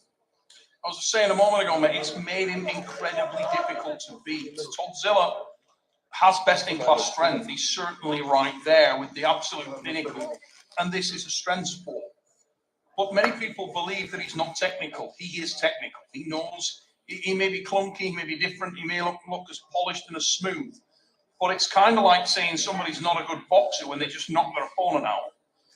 We're What waiting. I mean? Todd gets it done. Ultimately, arm wrestling is about putting arms on pads. I'm assuming most of you have been here for a while, but if you haven't liked the video already, please do. It helps out the algorithm. I am expecting an inflow of people within the next 20 to 30 minutes based off of Monster Micheal Todd, Vitaly Laletin. Let's show some love. It's fucking awesome. Let's go, boys. Let's go, boys. Fair call there. Good match so far. For the parallel pin. Todd Hutchins 1-0, and Rustam Babayev is going to now have to rethink things. He's going to have to start to realize that pronation of Todd's is there, and he can't just rely on the old tactics. We're going to need to see some changes. Rustam declared that he is in all-time best form at the I moment. think they're without talking. his I jumped. I jumped. Now, he may well be in the best or an all-time strength peak. But unfortunately, Father Time remains undefeated. And my concern for Rustam is that he will have problems like... We are just waiting. There we go. 52 people in here. That's it. That's exactly what I was expecting. 54 likes. Let's go. I will be demonstrating Todd Hutchins in the matchup as soon as the match starts. So you guys will be able to actually have a visual representation of what's going on in the match. His style, he's stronger than he's ever been, but where was he the very best? Where was the peak between speed and strength? The max amount of people I have ever had in a live stream was a couple streams ago. I believe 82 or 83 people. I don't know if we're going to get there today, but we're pushing like close to 50, roughly 50. Vitaly Laletin, Monster, Micheal Todd. We might get around 80 people. We'll see. We'll see. But the goal is to beat 83 today. That'd be wild. And that'll be good. 10,000 subs, fans who 83 want people. to have that opportunity. But if there's one I'm thing cool with that. Todd Hutchins, he has an amazing ability to stay locked in his side pressure. They are setting up the strap as we speak. If Todd Hutchins gets to his position where his pronation's up, his shoulders driving sideways, he just can outlast almost anybody. So Rustam Babayev really needs to dictate something here. It's interesting who has the better endurance here, because people don't talk about Rustam as an endurance arm wrestler, but he's had... All right, here we go, boys. No doubt about that. I will be Todd Hutchins. See the slightly higher finger position in the strap as we speak. Rustam taking the slightly lower grip. He's going to look to try to contain that pronation of Todd Hutchins as they enter into this. Hutchins' hand is closed. Knuckles are closed. Babayev hand is closing. Don't move. Go! Hits the hook in better position from Rustam there. He had more back pressure engaged, and you can see that Todd was on the front of the pad. Elbow. Winner Babayev. Wow. Elbow fouls. Todd Hutchins. This guy uploaded the matches for free on YouTube. Name is Nice Try. Rustam's elbow at the back of the pad there, so he'd established the back pressure dominance. Nice try. Check it out. See what it is. I have to say, Todd's arm didn't look like it was going to be open at any point. Had he have kept the elbow down, I would have favored. But I'm not in the losing position yet. So. Yeah, as Todd says, very positive. And 63 votes we have for Hutchins and Babayev, totaling most of you guys favoring Todd Hutchins currently. I think Hutchins is going to win, but this is close. This is really close. If you guys haven't voted, jump in and fucking put your vote in. As this match finishes off, I'm going to be putting in the Vitaly Laletin Monster Micheal Todd matchup for the votes. Now we have 67 votes in. Can we hit 70 votes in this? That'd be awesome. Nice Try is a nice guy. We're here from Monster Micheal Todd and Vitaly, though. Let's go. Hopefully the vids are still up after the stream. Irakli beated Rustam. That's crazy. Tornik Dolidze, I don't understand what you're saying, brother, but thanks for coming in the chat. Looks like we have people from everywhere in here.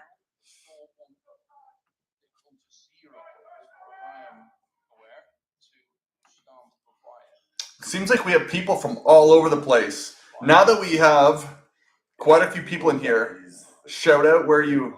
Oh, is this Ukrainian? What is it? What kind of...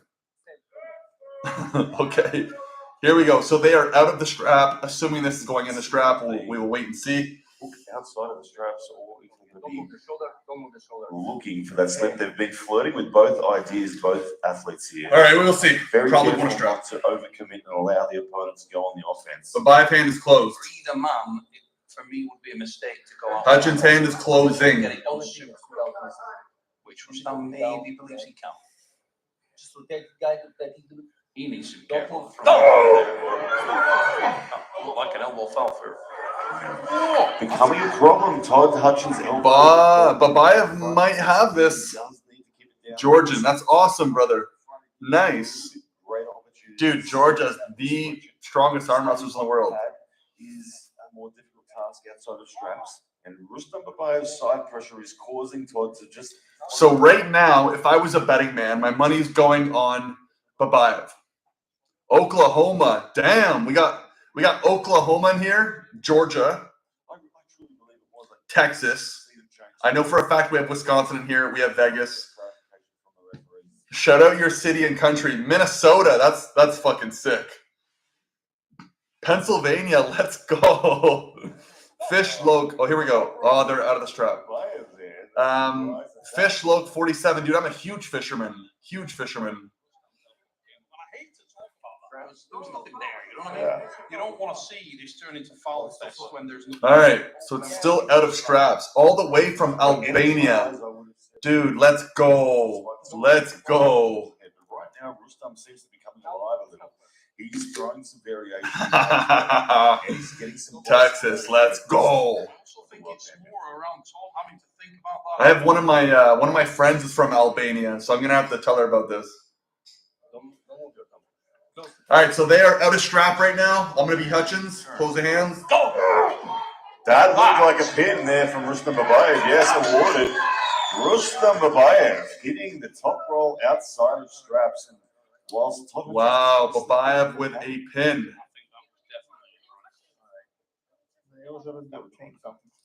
Back against the wall. Babayev with a pin. Is it 2-1 now? World champion. Of course, remember, this is a first to four.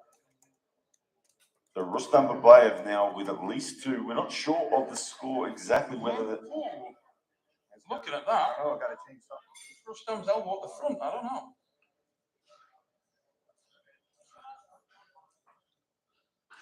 Replay. We're not really angle there. Definitely. I'm pretty sure that's a pin. In real time, but I'm from Russia. Let's go, dude. That's fucking awesome. Kosovo. Good right now. Where is Kosovo? Again, if they get locked down, it still looks like Todd has the horsepower to get this job done, but the elbow is becoming the problem. The powers, the surges from Rustam Babayev is keeping Todd struggling to keep that elbow down. Yeah. And I wouldn't mind clarification there if that's 2-0 Rustam, because I thought it was. I would like that too. Balkans, Europe. Where's Balkans? I don't know where Balkans is. Wish I had the cash to watch this live. I know. By Albania. Todzilla guessing him. He walls out of the Morocco. That's awesome. Dude, we got people from everywhere in here. That's so sick. Near Albania. Okay. Could anybody please tell me who won between Vitaly and Todd? Well, Texas, let's go. Yeah, we have people from everywhere. We'll carry on and talk about the arm wrestling that's in front of us, but they may need to go back if Todd makes a comeback. So they are out of strap. They are going at it again. Best of 7.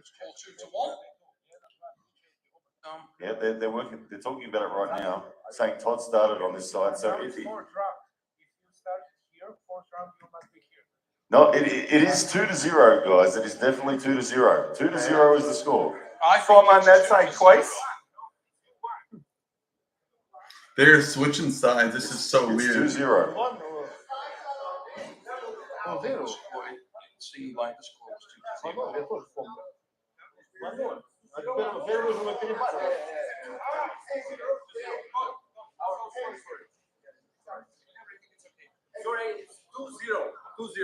Wow. There we go. We had clarification there on the score. 2-0. So that scoreboard will be updated for us shortly. 2-0 Rustam Babayev. Todd Hutchins, though, very much still in this match. All right, 53 people in here. I will be acting as Todd Hutchins. Rustam using that experience, changing things. Hutchins' hand is now closed. Babayev hand is closing. Here we go.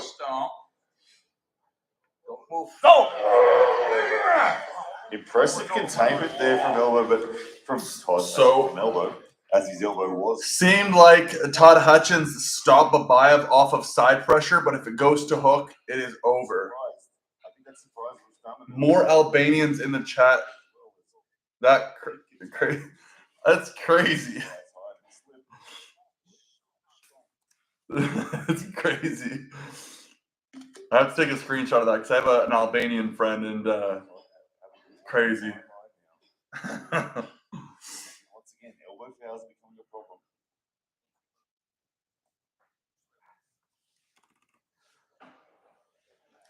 Is this? It's tied to Rustam in the strap. Digs his elbow in.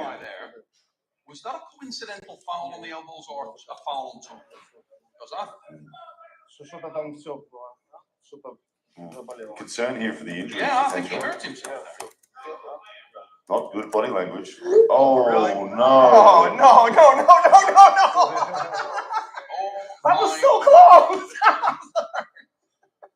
Unbelievable drama. You're kidding me. Wow, Rustam Babayev sustaining a serious injury. Todd Hutchins being awarded the win. What? In what can only be described as crazy situation here.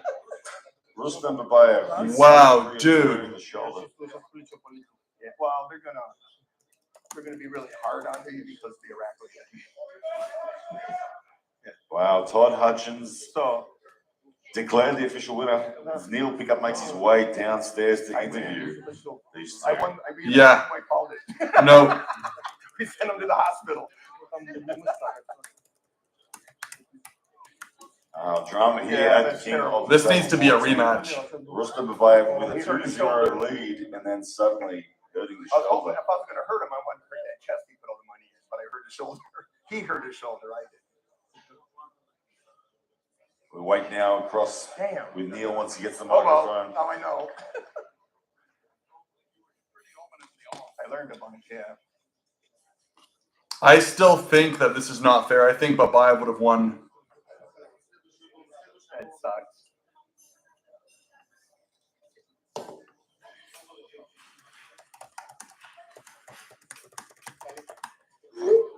Ladies and gentlemen, the most unusual and disappointing circumstances there with what appears to be a serious injury to the shoulder of Rustam Babayev. I am here with Dude, this needs a rematch. I really thought championship belt. Babayev was going to win. Mr. Robert Baxter, head of proceedings here tonight, will put the belt onto. We had 88 votes for the Babayev Hutchins. Let's beat it now.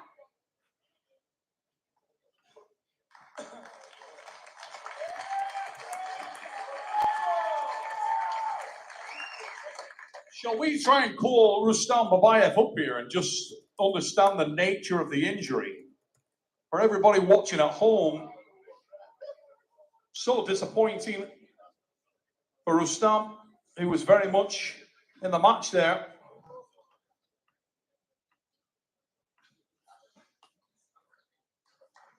Rustam, for everybody watching at home, would you mind explaining exactly what's happened there with the shoulder? Для всех, кто смотрит сейчас трансляцию, что именно случилось? Что ты почувствовал с плечом?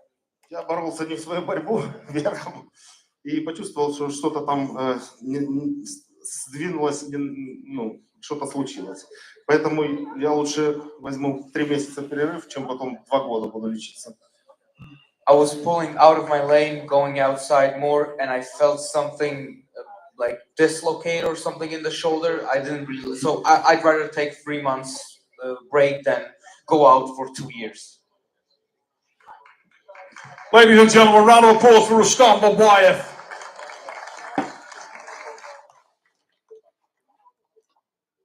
Damn. Todzilla, not exactly what you would have wanted to happen in that match, but let's focus on the story that was unfolding there. There was evidence very quickly that your style has changed, has evolved, and was creating major problems for your opponent there. Yeah, it's great to be stronger, you know. So, but who knew he could top roll like that? I didn't, you know. So, I mean, it's sad he got hurt. I hope he comes back soon. But I mean, I got to say, I was happy to be in there tight the first time. So. Well, we heard you saying in the commentary position there when you went over to your lady in the corner and you said, "Well, look on the positive here. I'm not losing my arm. I'm not getting opened up. I'm still feeling comfortable." Were you being taxed, or was it just really a mental thing? It's that lightning fast start of his, because he doesn't, there's no pressure. So then I don't know how to train for that. And I don't have anybody that fast that I can train with, so. Now the referee, Or something, we'll have to buy some horses or something. I live up in Amish country, so I can do that. the referees seem to be all over you guys, both of you, with the elbows.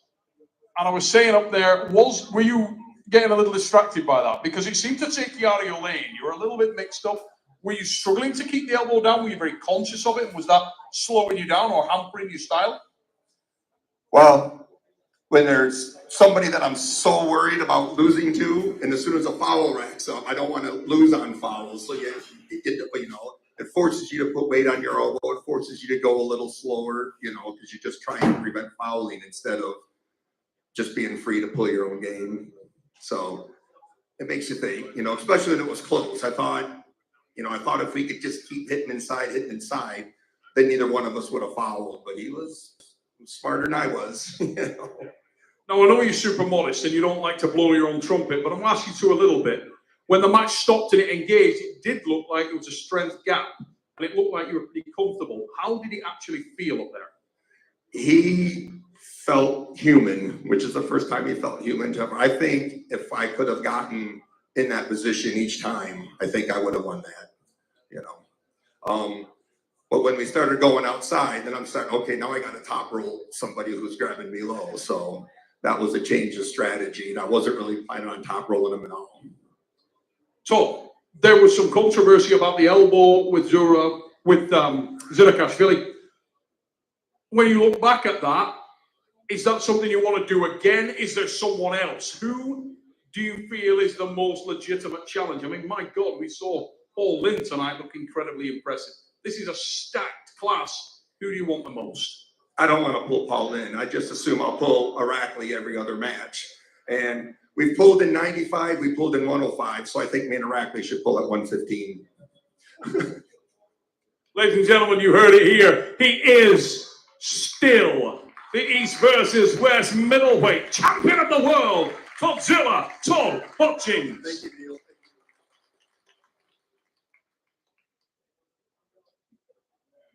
Ladies and gentlemen, one more match tonight, but before we move on to our main event match, I want to call Robert Baxter up here, our leader, to talk us through a little bit of what's to come. I also want to ask Engin Terzi to join us up here. He's also going to have some information, and I will pass the mic over to Mr. Baxter. First, I'd like to thank our sponsors. I want to thank Zenter and Gold Star Coffee, Grip Arm Sport, and Cutbuff. I'd like to thank all of our fans. You guys are wonderful. And I want to thank the person who's made all this possible.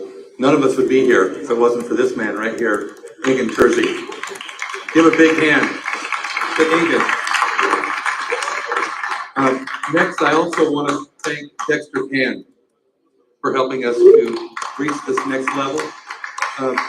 And all of our staff here at EBW Sports is incredible. I want to thank every one of them. The improvement just keeps coming. Every event, we just keep getting better and better. So thank you. I want to announce the next venue. The next event is June 21st for East versus West. This will be East versus West 18 in Chicago, Illinois. It'll be this man right here. Engin is going to tell us why it's going to be the best card in our history. I think you'll all agree. So far, I said 4 matches, but in a few days, I had to see the results and everything. A few days, I will finalize the whole card. And those matches, 2 of them so far are world title matches. One will be between our only double champion, Pia Risek, will be pulling Ellen Youngham from Sweden. And this will be for 70 kilo women's right arm. And then the next match will be between Jerry Cadoret and the North American fans will meet another superstar in person, another superstar from East. Jerry Cadoret will be facing Artem Morozov with right arm. Yeah. And then we have a very high level left arm match, very anticipated. There has been some drama, like about the practice pools, you know, if people posted the matches in order or not order. But Alex Kurdecha is coming to Chicago with left arm to face Devon Larratt. And in the last match, and it's the main event, as you all know that Levan Saginashvili, our super heavyweight world title holder, will face Hermes Gasparini. And you guys remember their first match. And when I said this match again for second time, when I talked with Hermes said, Engin, I hope to perform and give Levan a match as hard as the last time. But recently, not long ago, maybe a week ago, when I talked with Hermes said, Engin, I'm not coming there to give a hard match to Levan, I'm coming there to beat Levan. So this guy really believes that he can beat Levan, while we know that Levan Saginashvili is our superstar, the strongest, in my opinion, with right arm, the strongest arm wrestler who ever lived. And then when I said the rest of the matches, anyone who will be going there to watch in person, like you will witness something historical. Just don't miss it. This is what I'm saying. If Engin Terzi is telling you the card will be beautiful, you know that I mean it. Thank you, guys. And also I want to say that, as you guys know, that we organize East versus West always in this location. And when we first time organized the Orlando event, East vs. West 14, I realized that these events like couldn't stay in one location, and we had to do that international. And then I really needed someone to bring arm wrestling to the next level, and this is Robert Baxter. So front of you, I would like to thank him. Thank you, Robert, for all your sacrifice. And Neil Pickup, once again, you are unreplaceable, my friend. You are incredible.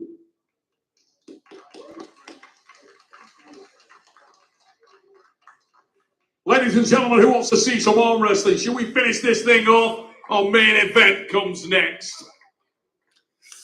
That card is stacked, dude. Yes, they're in the same main event. Here. That event will be not in order.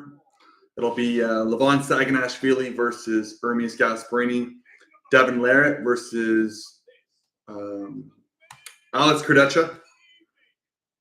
Anyway, we'll get to it later. Super heavyweight division. Chicago, will Illinois. be contested on the right arm. Ladies and gentlemen, let's introduce our athletes to you. I'm calling it right now. Vitaly is gonna smoke. He It won't even be hails close. from and is proudly representing the United States of America. Arm wrestling fans, do you believe in monsters? Please raise it up and welcome Monster Micheal Todd!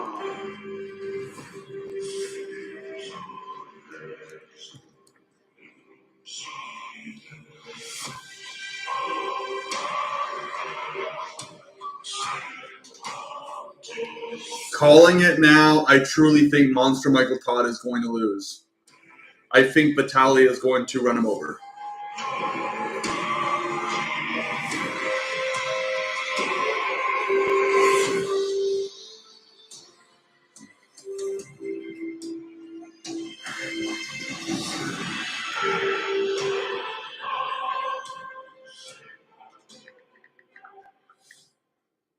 Ladies and gentlemen, on a day that means so much to him personally, America's monster Micheal Todd waits at the table for the introduction of this towering figure in the world of arm wrestling. Coming to watch? He is a multiple national, multiple European, and multiple world monster arm wrestling champion. Please raise it up and welcome Vitaly Laletin!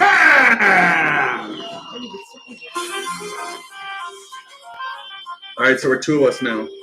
I think people want Vitaly to win because they see Vitaly having more of a chance against Michael. That is what I'm looking for. Thank you. Volume is all the way up.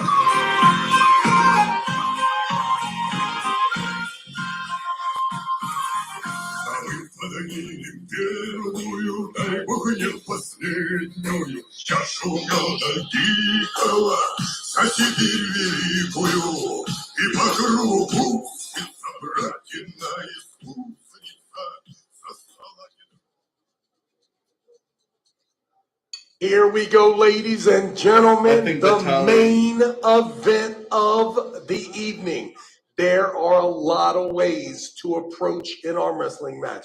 Thinking about whether it's an outside move, whether you are going to push the situation inside and maybe hook.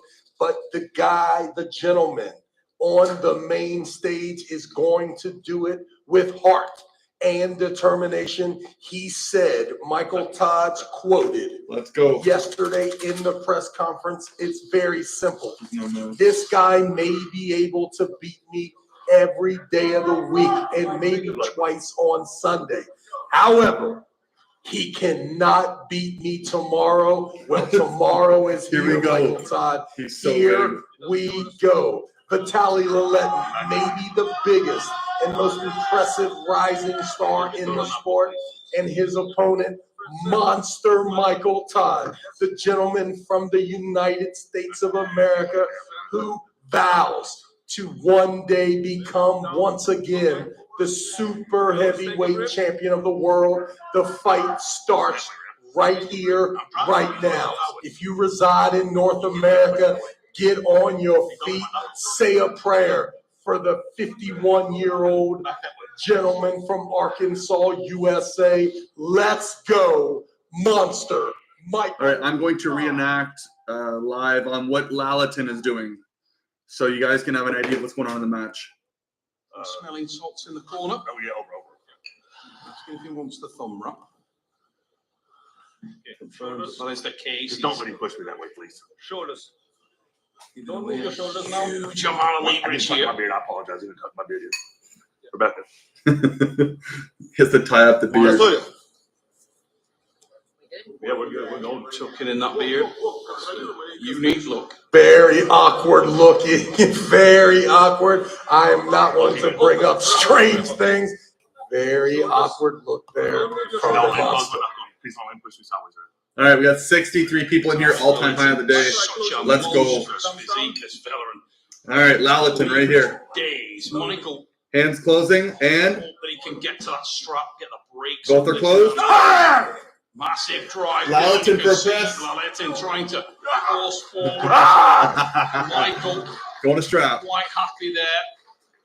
But it did look like out of the strap, or at least in a top roll position. Laletin had him, no problem. To log as much time in match as possible. That 5 to 7 seconds. Vitaly could have let go right away. We're really good. Tried to really take control We find out right now. of the index finger of Micheal Todd. There was a sticking point there. Can Micheal Todd continue to log these seconds? 67 If he people in does, all-time high of the this day. could Let's be go. Very successful tactic for the American. It's funny, isn't it, Trav? Because so many years we've sat here and commentated all over the world on the matches of Monster Michael. So what happened? Laletin got in a position here. He went in to go press, and they both slipped. So now we're just waiting to see. But they are both in the strap. Here we go. I know. I am Laletin. I close it first. Story. Hands closed. Monster Michael toss. Massive drive for Tom. Hits that resting position at the back of the bar. I can tell you now that he's in a great spot there. Laletin starts to come around and tries to engage that press. Micheal Todd is walking and climbing, and he has a great start in the That's not off. No, I know it. It's not off. The point of no. This is the point of my elbow. I have a wide elbow. It wasn't off. Michael in a winning position there. Just learned something new about Micheal Todd. Elbow foul, Michael. A wide elbow, young man. This came off. This did not. Let him know. It's not. My point's still on.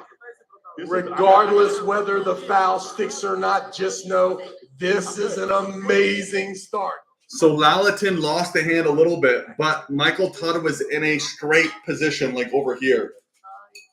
I can tell you, I am no future, fortune teller, Neil pickup, but my goodness, it appears that monster Micheal Todd styles do indeed make matches. And from round one, very, very good sign for monster Micheal Todd. Not going to lie, still a little thrown by the tucked-in beard, but it doesn't matter, and I can work with that. 0-0 the score, but in the mind of Monster Micheal Todd, Monster will be thinking this is absolute perfect fairy tale start. I got what I needed. I got a resting spot. If you're Micheal Todd, you're super happy right now. Vitaly Laletin. But Now, finishing is a different Laletin one. was in a good spot himself and had not lost anything on the arm. But what was happening there? All right, here we go. They're closing the strap is on. Micheal Todd's hand is closed. Laletin. Don't move. Huge drive again for Todd. Vitaly Laletin tries to drive. Laletin over here. Now coming around. Micheal Todd is sitting outside like this. Hesitant to drop that wrist and dive in there. We spoke to Kamil Jablonski today, and he said that Laletin going for a press. He's sitting like this. Laletin could do because Micheal can stay there forever, and you can see Micheal looking confident and comfortable there as he eyeballs Vitaly Laletin. Laletin right here. Absolutely beautiful for the American. Micheal Todd is in the middle of a grind. The hand and wrist compromise. We haven't seen Vitaly. Laletin going for press. He's about this much from tricep press here, and from Micheal Todd over here. His face, he's not amazingly comfortable. Micheal Todd here. Micheal Todd loving the surges from the Eastern European. There's a long way to go from here. There's about an inch and a half. Monster, make some noise. If you're in the United States of America, get on your feet, find the Star Spangled Banner, and get ready to play it.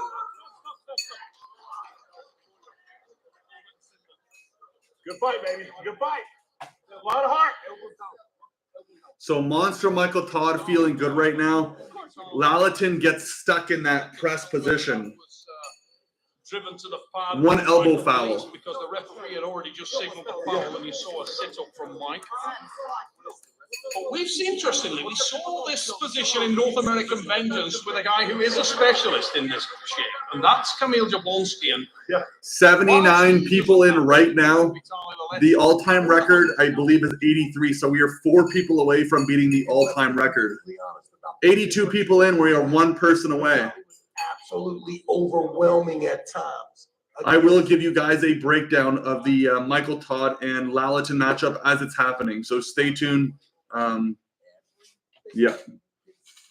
From here tells you that the monster is in cruise control right here. This is exactly where he needs to be, with the score still being those double zeros up in there, and we've logged over 30 seconds of arm wrestling so far. I can see that Vitaly Laletin is a soldier. He is really going to be tested inside his body, his brain. He's going to need everything to somehow pin the monster 3 times. You can hear. So back in the strap, this favors Michael a lot more. This is crazy. We can't have that loose. Go ahead. Vitaly Laletin. All right, they are setting up. If this thing turns into a really ugly match, there are few people that can arm wrestle uglier for longer than Micheal Todd. I mean, he has got a shred Triple Please X-rated bring me to highlight center. reel. Bring me to center. You are filth. I will reenact Monster Micheal Todd. See what we get off this start. Will Laletin look to move back to his... Last hand's closed. Did so, kept his hand and wrist a little better there, and straight away Micheal goes Todd's over really here. offensive now and dives on it with the shoulder, tries to get the finish there. Oh no, that would have been a pin. Really close, Vitaly. No way. The other one was a little closer. Pin. I'm not sure the second one was. The first one may have been. We gotta get a better look at that. But once again, Vitaly Laletin clearly damaged, in trouble, pulling unlike normal, and still available to somehow get that. Yeah. 83 people in here. We have tied an all-time high. Get your mother in here. Get your sisters, your cousins. Get them in here. We got to beat it. And Devin's not even in this matchup, so. Yeah, Michael's arguing. Yes. Down on the replay, pretty level camera angle we got here. It's okay. It's okay.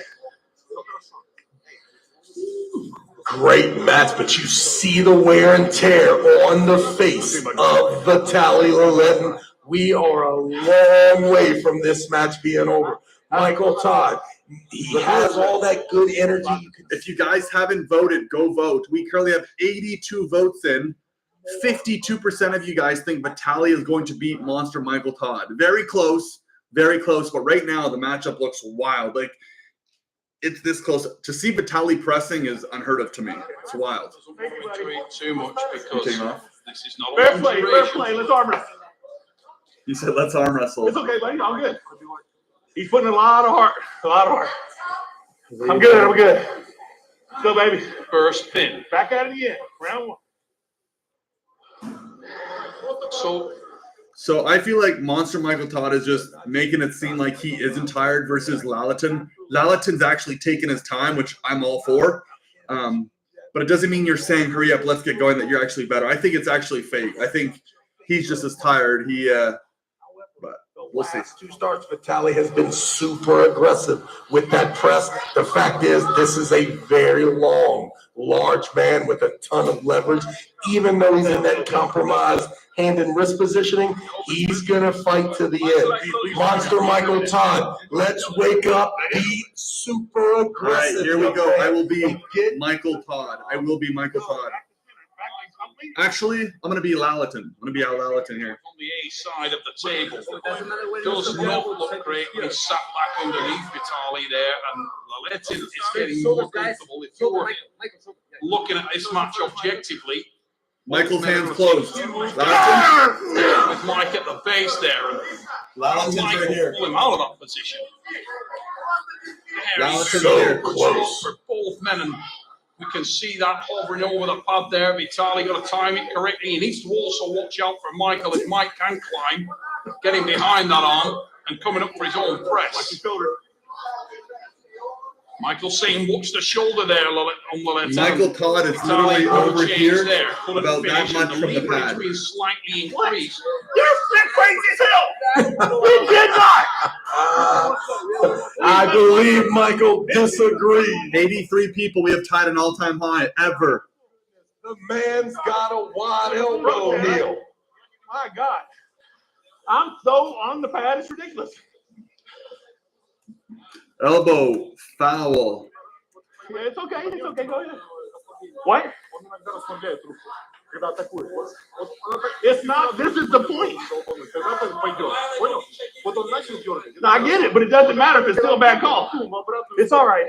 84, we beat it. So we have officially beat an all-time high record ever. 84 people in the chat. Let's go. Also, Michael needs to shut up. It seems like his elbow didn't move, but it looks like it must have been off for a long time. You're complaining about your elbow, but you arm wrestle like this. So it's like, stop doing that, dude. Either his elbow was already off the back, or it's a bad call. If you guys haven't voted, go. This is a close matchup. 91 votes. Let's go. All right. Sorry. Great match, Vitaly. Great match. Michael's done. Сука, сантиметра никуда заедет. That's solid advice from one Rebecca Todd. Stop with the banter, a little too much funny business. Get it done, Micheal Todd. With a wife like that, who needs training partners, Neil Pickup? Let's go. Monster Micheal Todd, take her advice. Be crazy aggressive, young man. Baby, just do what I'm telling you. I love you, sweetie. Just do what I'm telling you. I love you, sweetie, he says. Michael needs to focus. He's getting pissed off because he's losing. Good match, though. Closer than I thought it was going to be. Here they go. All right.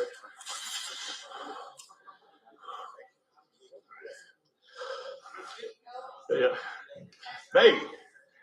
Hell yeah. Okay, we are switching sides of the table. That means the elbow foul will stand. I don't like this. 2 fouls to Micheal Todd in round I one. think Micheal Todd knows he's going to lose, but he's acting like it's a lot closer than what it really is. Cool. Because he's going right back here. You don't want? Okay. Unless he tries to flash press him. 88 people in the chat. All-time high again. We beat another record. 88 people and 93 votes. If you guys haven't voted, go ahead.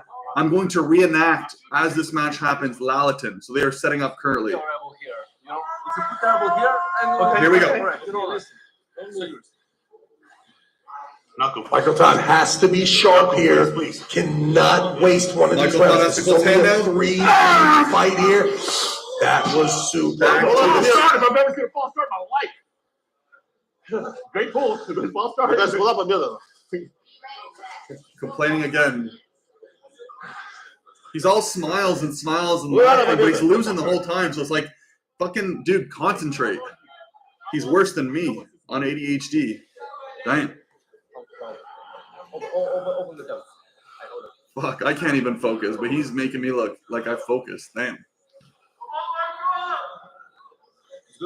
So right now they're setting up the strap. We have 89 people in here. That is officially a new all-time high ever on the channel. We have just broken another record. We hit 10,000 subscribers for the first time today. And we also have just been a record on here of 89 people. Insane. Let's go. If you guys haven't voted, it's a close matchup. We have 95 votes in here. I will reenact Laletin as we get set up here. So here we go. They are in the strap. Michael asking for that strap to be a lot. Michael's been complaining too. On the back of his hand. Let's see if it plays a role in this match. Mike needs to stand Michael's up, hands more closed. aggressive at the beginning Laletin's of the match. That's way better. Laletin is here. Laletin is here. Laletin diving on that. Couldn't have been. And then Micheal Todd Offensive right he now was there. has his Michael little chicken wing up. trying to hang it up. So Laletin's Not here. working to Vitaly Laletin. He knows that if he can tighten up, he He's can get about this this thing much done. away. How long can he hang out there? How long can Vitaly Laletin continue to force But it's down difficult because Micheal Todd is literally hands pronated out. Mike has to be careful. If he tries to close that hand again, that pinky's going to be really close to underneath of that back. This is an extraordinary match, Istanbul. Make some noise for these two warriors. Massive fight. The main event here. The Green Park Hotel. What are you talking about? You just got pinned again. 2-0 Vitaly. 2-0 Vitaly. Because Monster Micheal Todd, when he's arm wrestling, his hands pronated out, his pinky touched the pad. I'm telling you, stop arm wrestling like that, dude. Jesus. Look at that. Because he said I could look at it. We don't have the best look at it, but it looked like the little finger went under the. I see my fingers open. 91 people in here. Let's go. That's an all-time high. Not only did we hit 10,000 subscribers on this stream, we now have 91 people in I think here. you got me. I think you got me.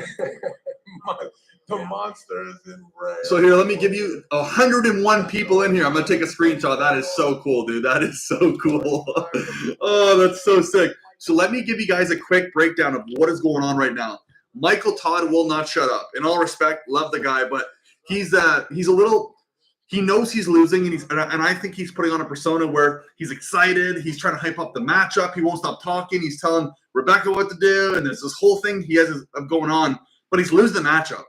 Each match has ended up in him doing his pronated 300-pound back pressure, whatever you want to call it. The second match he just lost after a couple fouls of him complaining and whatever the case is, his pinky literally touched the fucking the pad because he arm wrestles like this, and then he complained. So I think he's getting the hint. Animal. He has totally shown us another side of him, a side that once again shows that he's got a lot of heart. We already know he has the leverage and the skill level to compete with anybody in the world. When you're arm wrestling, all right, here we go. Micheal Todd, it may not be as traditional. Not everyone can be as surgical as one Hermes Gasper. I will say that this matchup is a lot closer than I thought it was going to be, but there's just no way Michael comes back and beats. I'm like, look, Micheal Todd, what has he done? He's continued the pressure. But like Micheal Todd was losing, and he kept hyping up, like, okay, let's go again, let's go, let's hurry up, let's get going. Super excited, but I think he knows it's over. From a 3-0 sweep of monster Micheal Todd. Michael, open the field. Has anything left? Now is 88 people in the chat. We have 65 likes. We have 105 votes. Really careful to actually. All right, out of the strap. Michael tried to press, didn't go well. Starts the shit. Of course, I'm gonna keep pulling. I get it. Yeah, Michael. Yeah, I had to try it.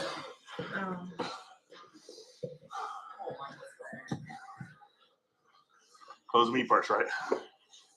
Micheal Todd breathing heavy, trying to find a foothold in this match. It started so well for him. Looks like he's going to stay with that punch. Whoa!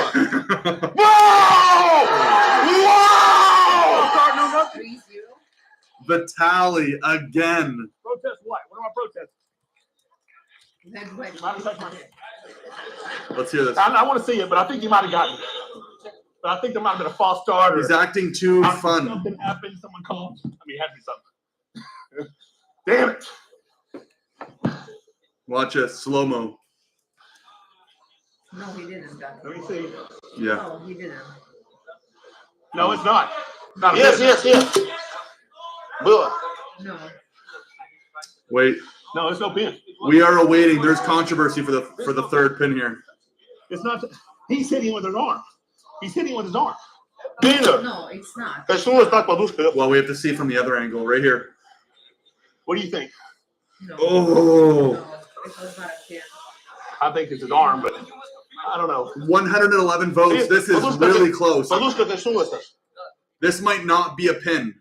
Ну вот, смотри, ну-ка сюда, что это надо? Вот, смотри, вот. Да! Oh, Vitaly seems like he's pretty convinced it's a pin. Engin is double checking. Other replays from different angles. We'll get a different. Bring Engin, the master of it.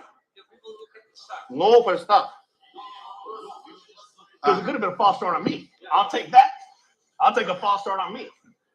Micheal Todd is being too fun and nice right now. Michael. Well, of course it was. Hey, we're watching a false start now. We're watching a false start. No. I don't know what we're doing here. It's supposed to be false start. First stop this shit. First stop. Well, no there is no false starting. Sure? It is an 100% win here and a great example of arm wrestling on Monster Micheal Todd's part. If you froze after, but if that finger touched like this, like the wrist, this undoubtedly will go in the Monster's favor. But make no mistake about it, Vitaly Laletin is not only the supreme left-handed champion of the world, but in my opinion, also one of the top 2 or 3 right-handed arm wrestlers on this earth. Ladies and gentlemen, make some noise. It is over for the Eastern European champion and soon to possibly be the super heavyweight left and right-handed champion one day. Make some noise for Vitaly. So why are they not going 4 rounds though? No, there's no point. Here we go. Right there. The hand, boom. It touched. There. Yeah. Super Yeah, close 3-0. It's an official pin. Win for the Giants. Not a title match. Oh, that's why. That's so weird to me, though. Coming, sportsmanship coming from Monster Micheal Todd. What a great effort there. But there can only be one winner. Vitaly Laletin is your champion. So Vitaly wins 3-0. Ladies and gentlemen, I am here with the winner, Vitaly Laletin. An incredible battle there. He's massive.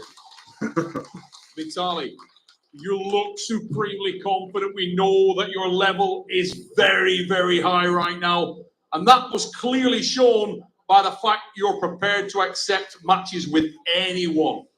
Tonight, you showed a new dimension to your game. The press is getting better and better.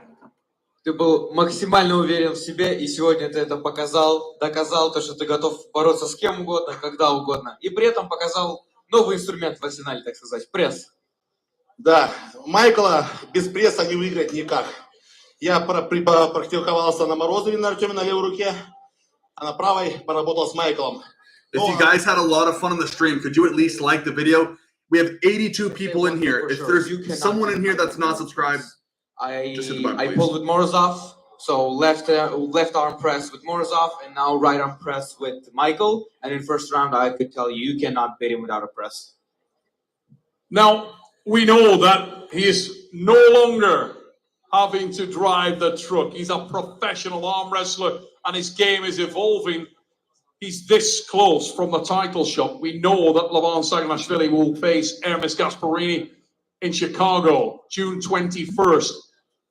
What's his aspirations going forward? Who would you like to pull next, Vitaly? Is it Devon Larratt? Is it Saginashvili? Who's in the crosshairs? Знаем, что ты прогрессируешь, и после этого матча тебе нужен еще один. Кто следующий? Кто на твоем прицеле? Потому что мы знаем, Леван и Эрмес поборются в июне. Кто следующий? Кто в твоем? Девон, Леван? Ну, так как я думаю, что Леван, скорее всего, в августе бороться не будет, захочет в конце года, но я хочу бороться, и у меня есть небольшой счет. Есть такая говорящая голова, Девон Ларратт. Devon, you next. Devon's next. I don't think Levon will pull me in August, but there is a big talking head. Devon, you will be next.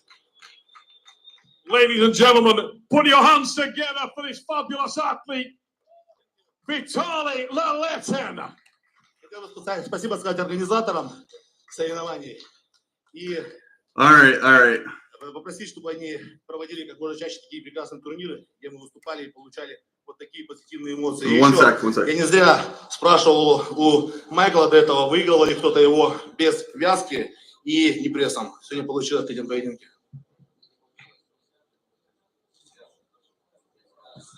Thank you. Thank you for organizers for this beautiful event, making us happy every time. We get so much positive emotions. And like I said before with Micheal when I was talking to him, that it's impossible to beat him out of straps and without a press. Ladies and gentlemen, Vitaly Laletin with the win. All right, so that is going to conclude King of the Table 14. Before we go, though, guys, shout out where you're from. I want to see a final geographical area of everyone. We have people from all over the world in here. We have apparently from Albania. We have North America. We have some Europeans. Shout out where you're from. Shout out your city, your country. I love to see it. I know I ask it a lot, but I genuinely love seeing it. Also, if you guys subscribe throughout this live stream, thank you. Amazing time. We beat several records today in terms of comments, likes, votes, subscribers. Super cool. So if you guys want to throw in where you're from, we're going to end off the stream here in just a couple minutes. I want to say a big thank you to everybody who showed up because it was a wild time. But I am going to be peacing out. So if you guys have anything else to say, throw it in the chat because I am taking off here in just a minute.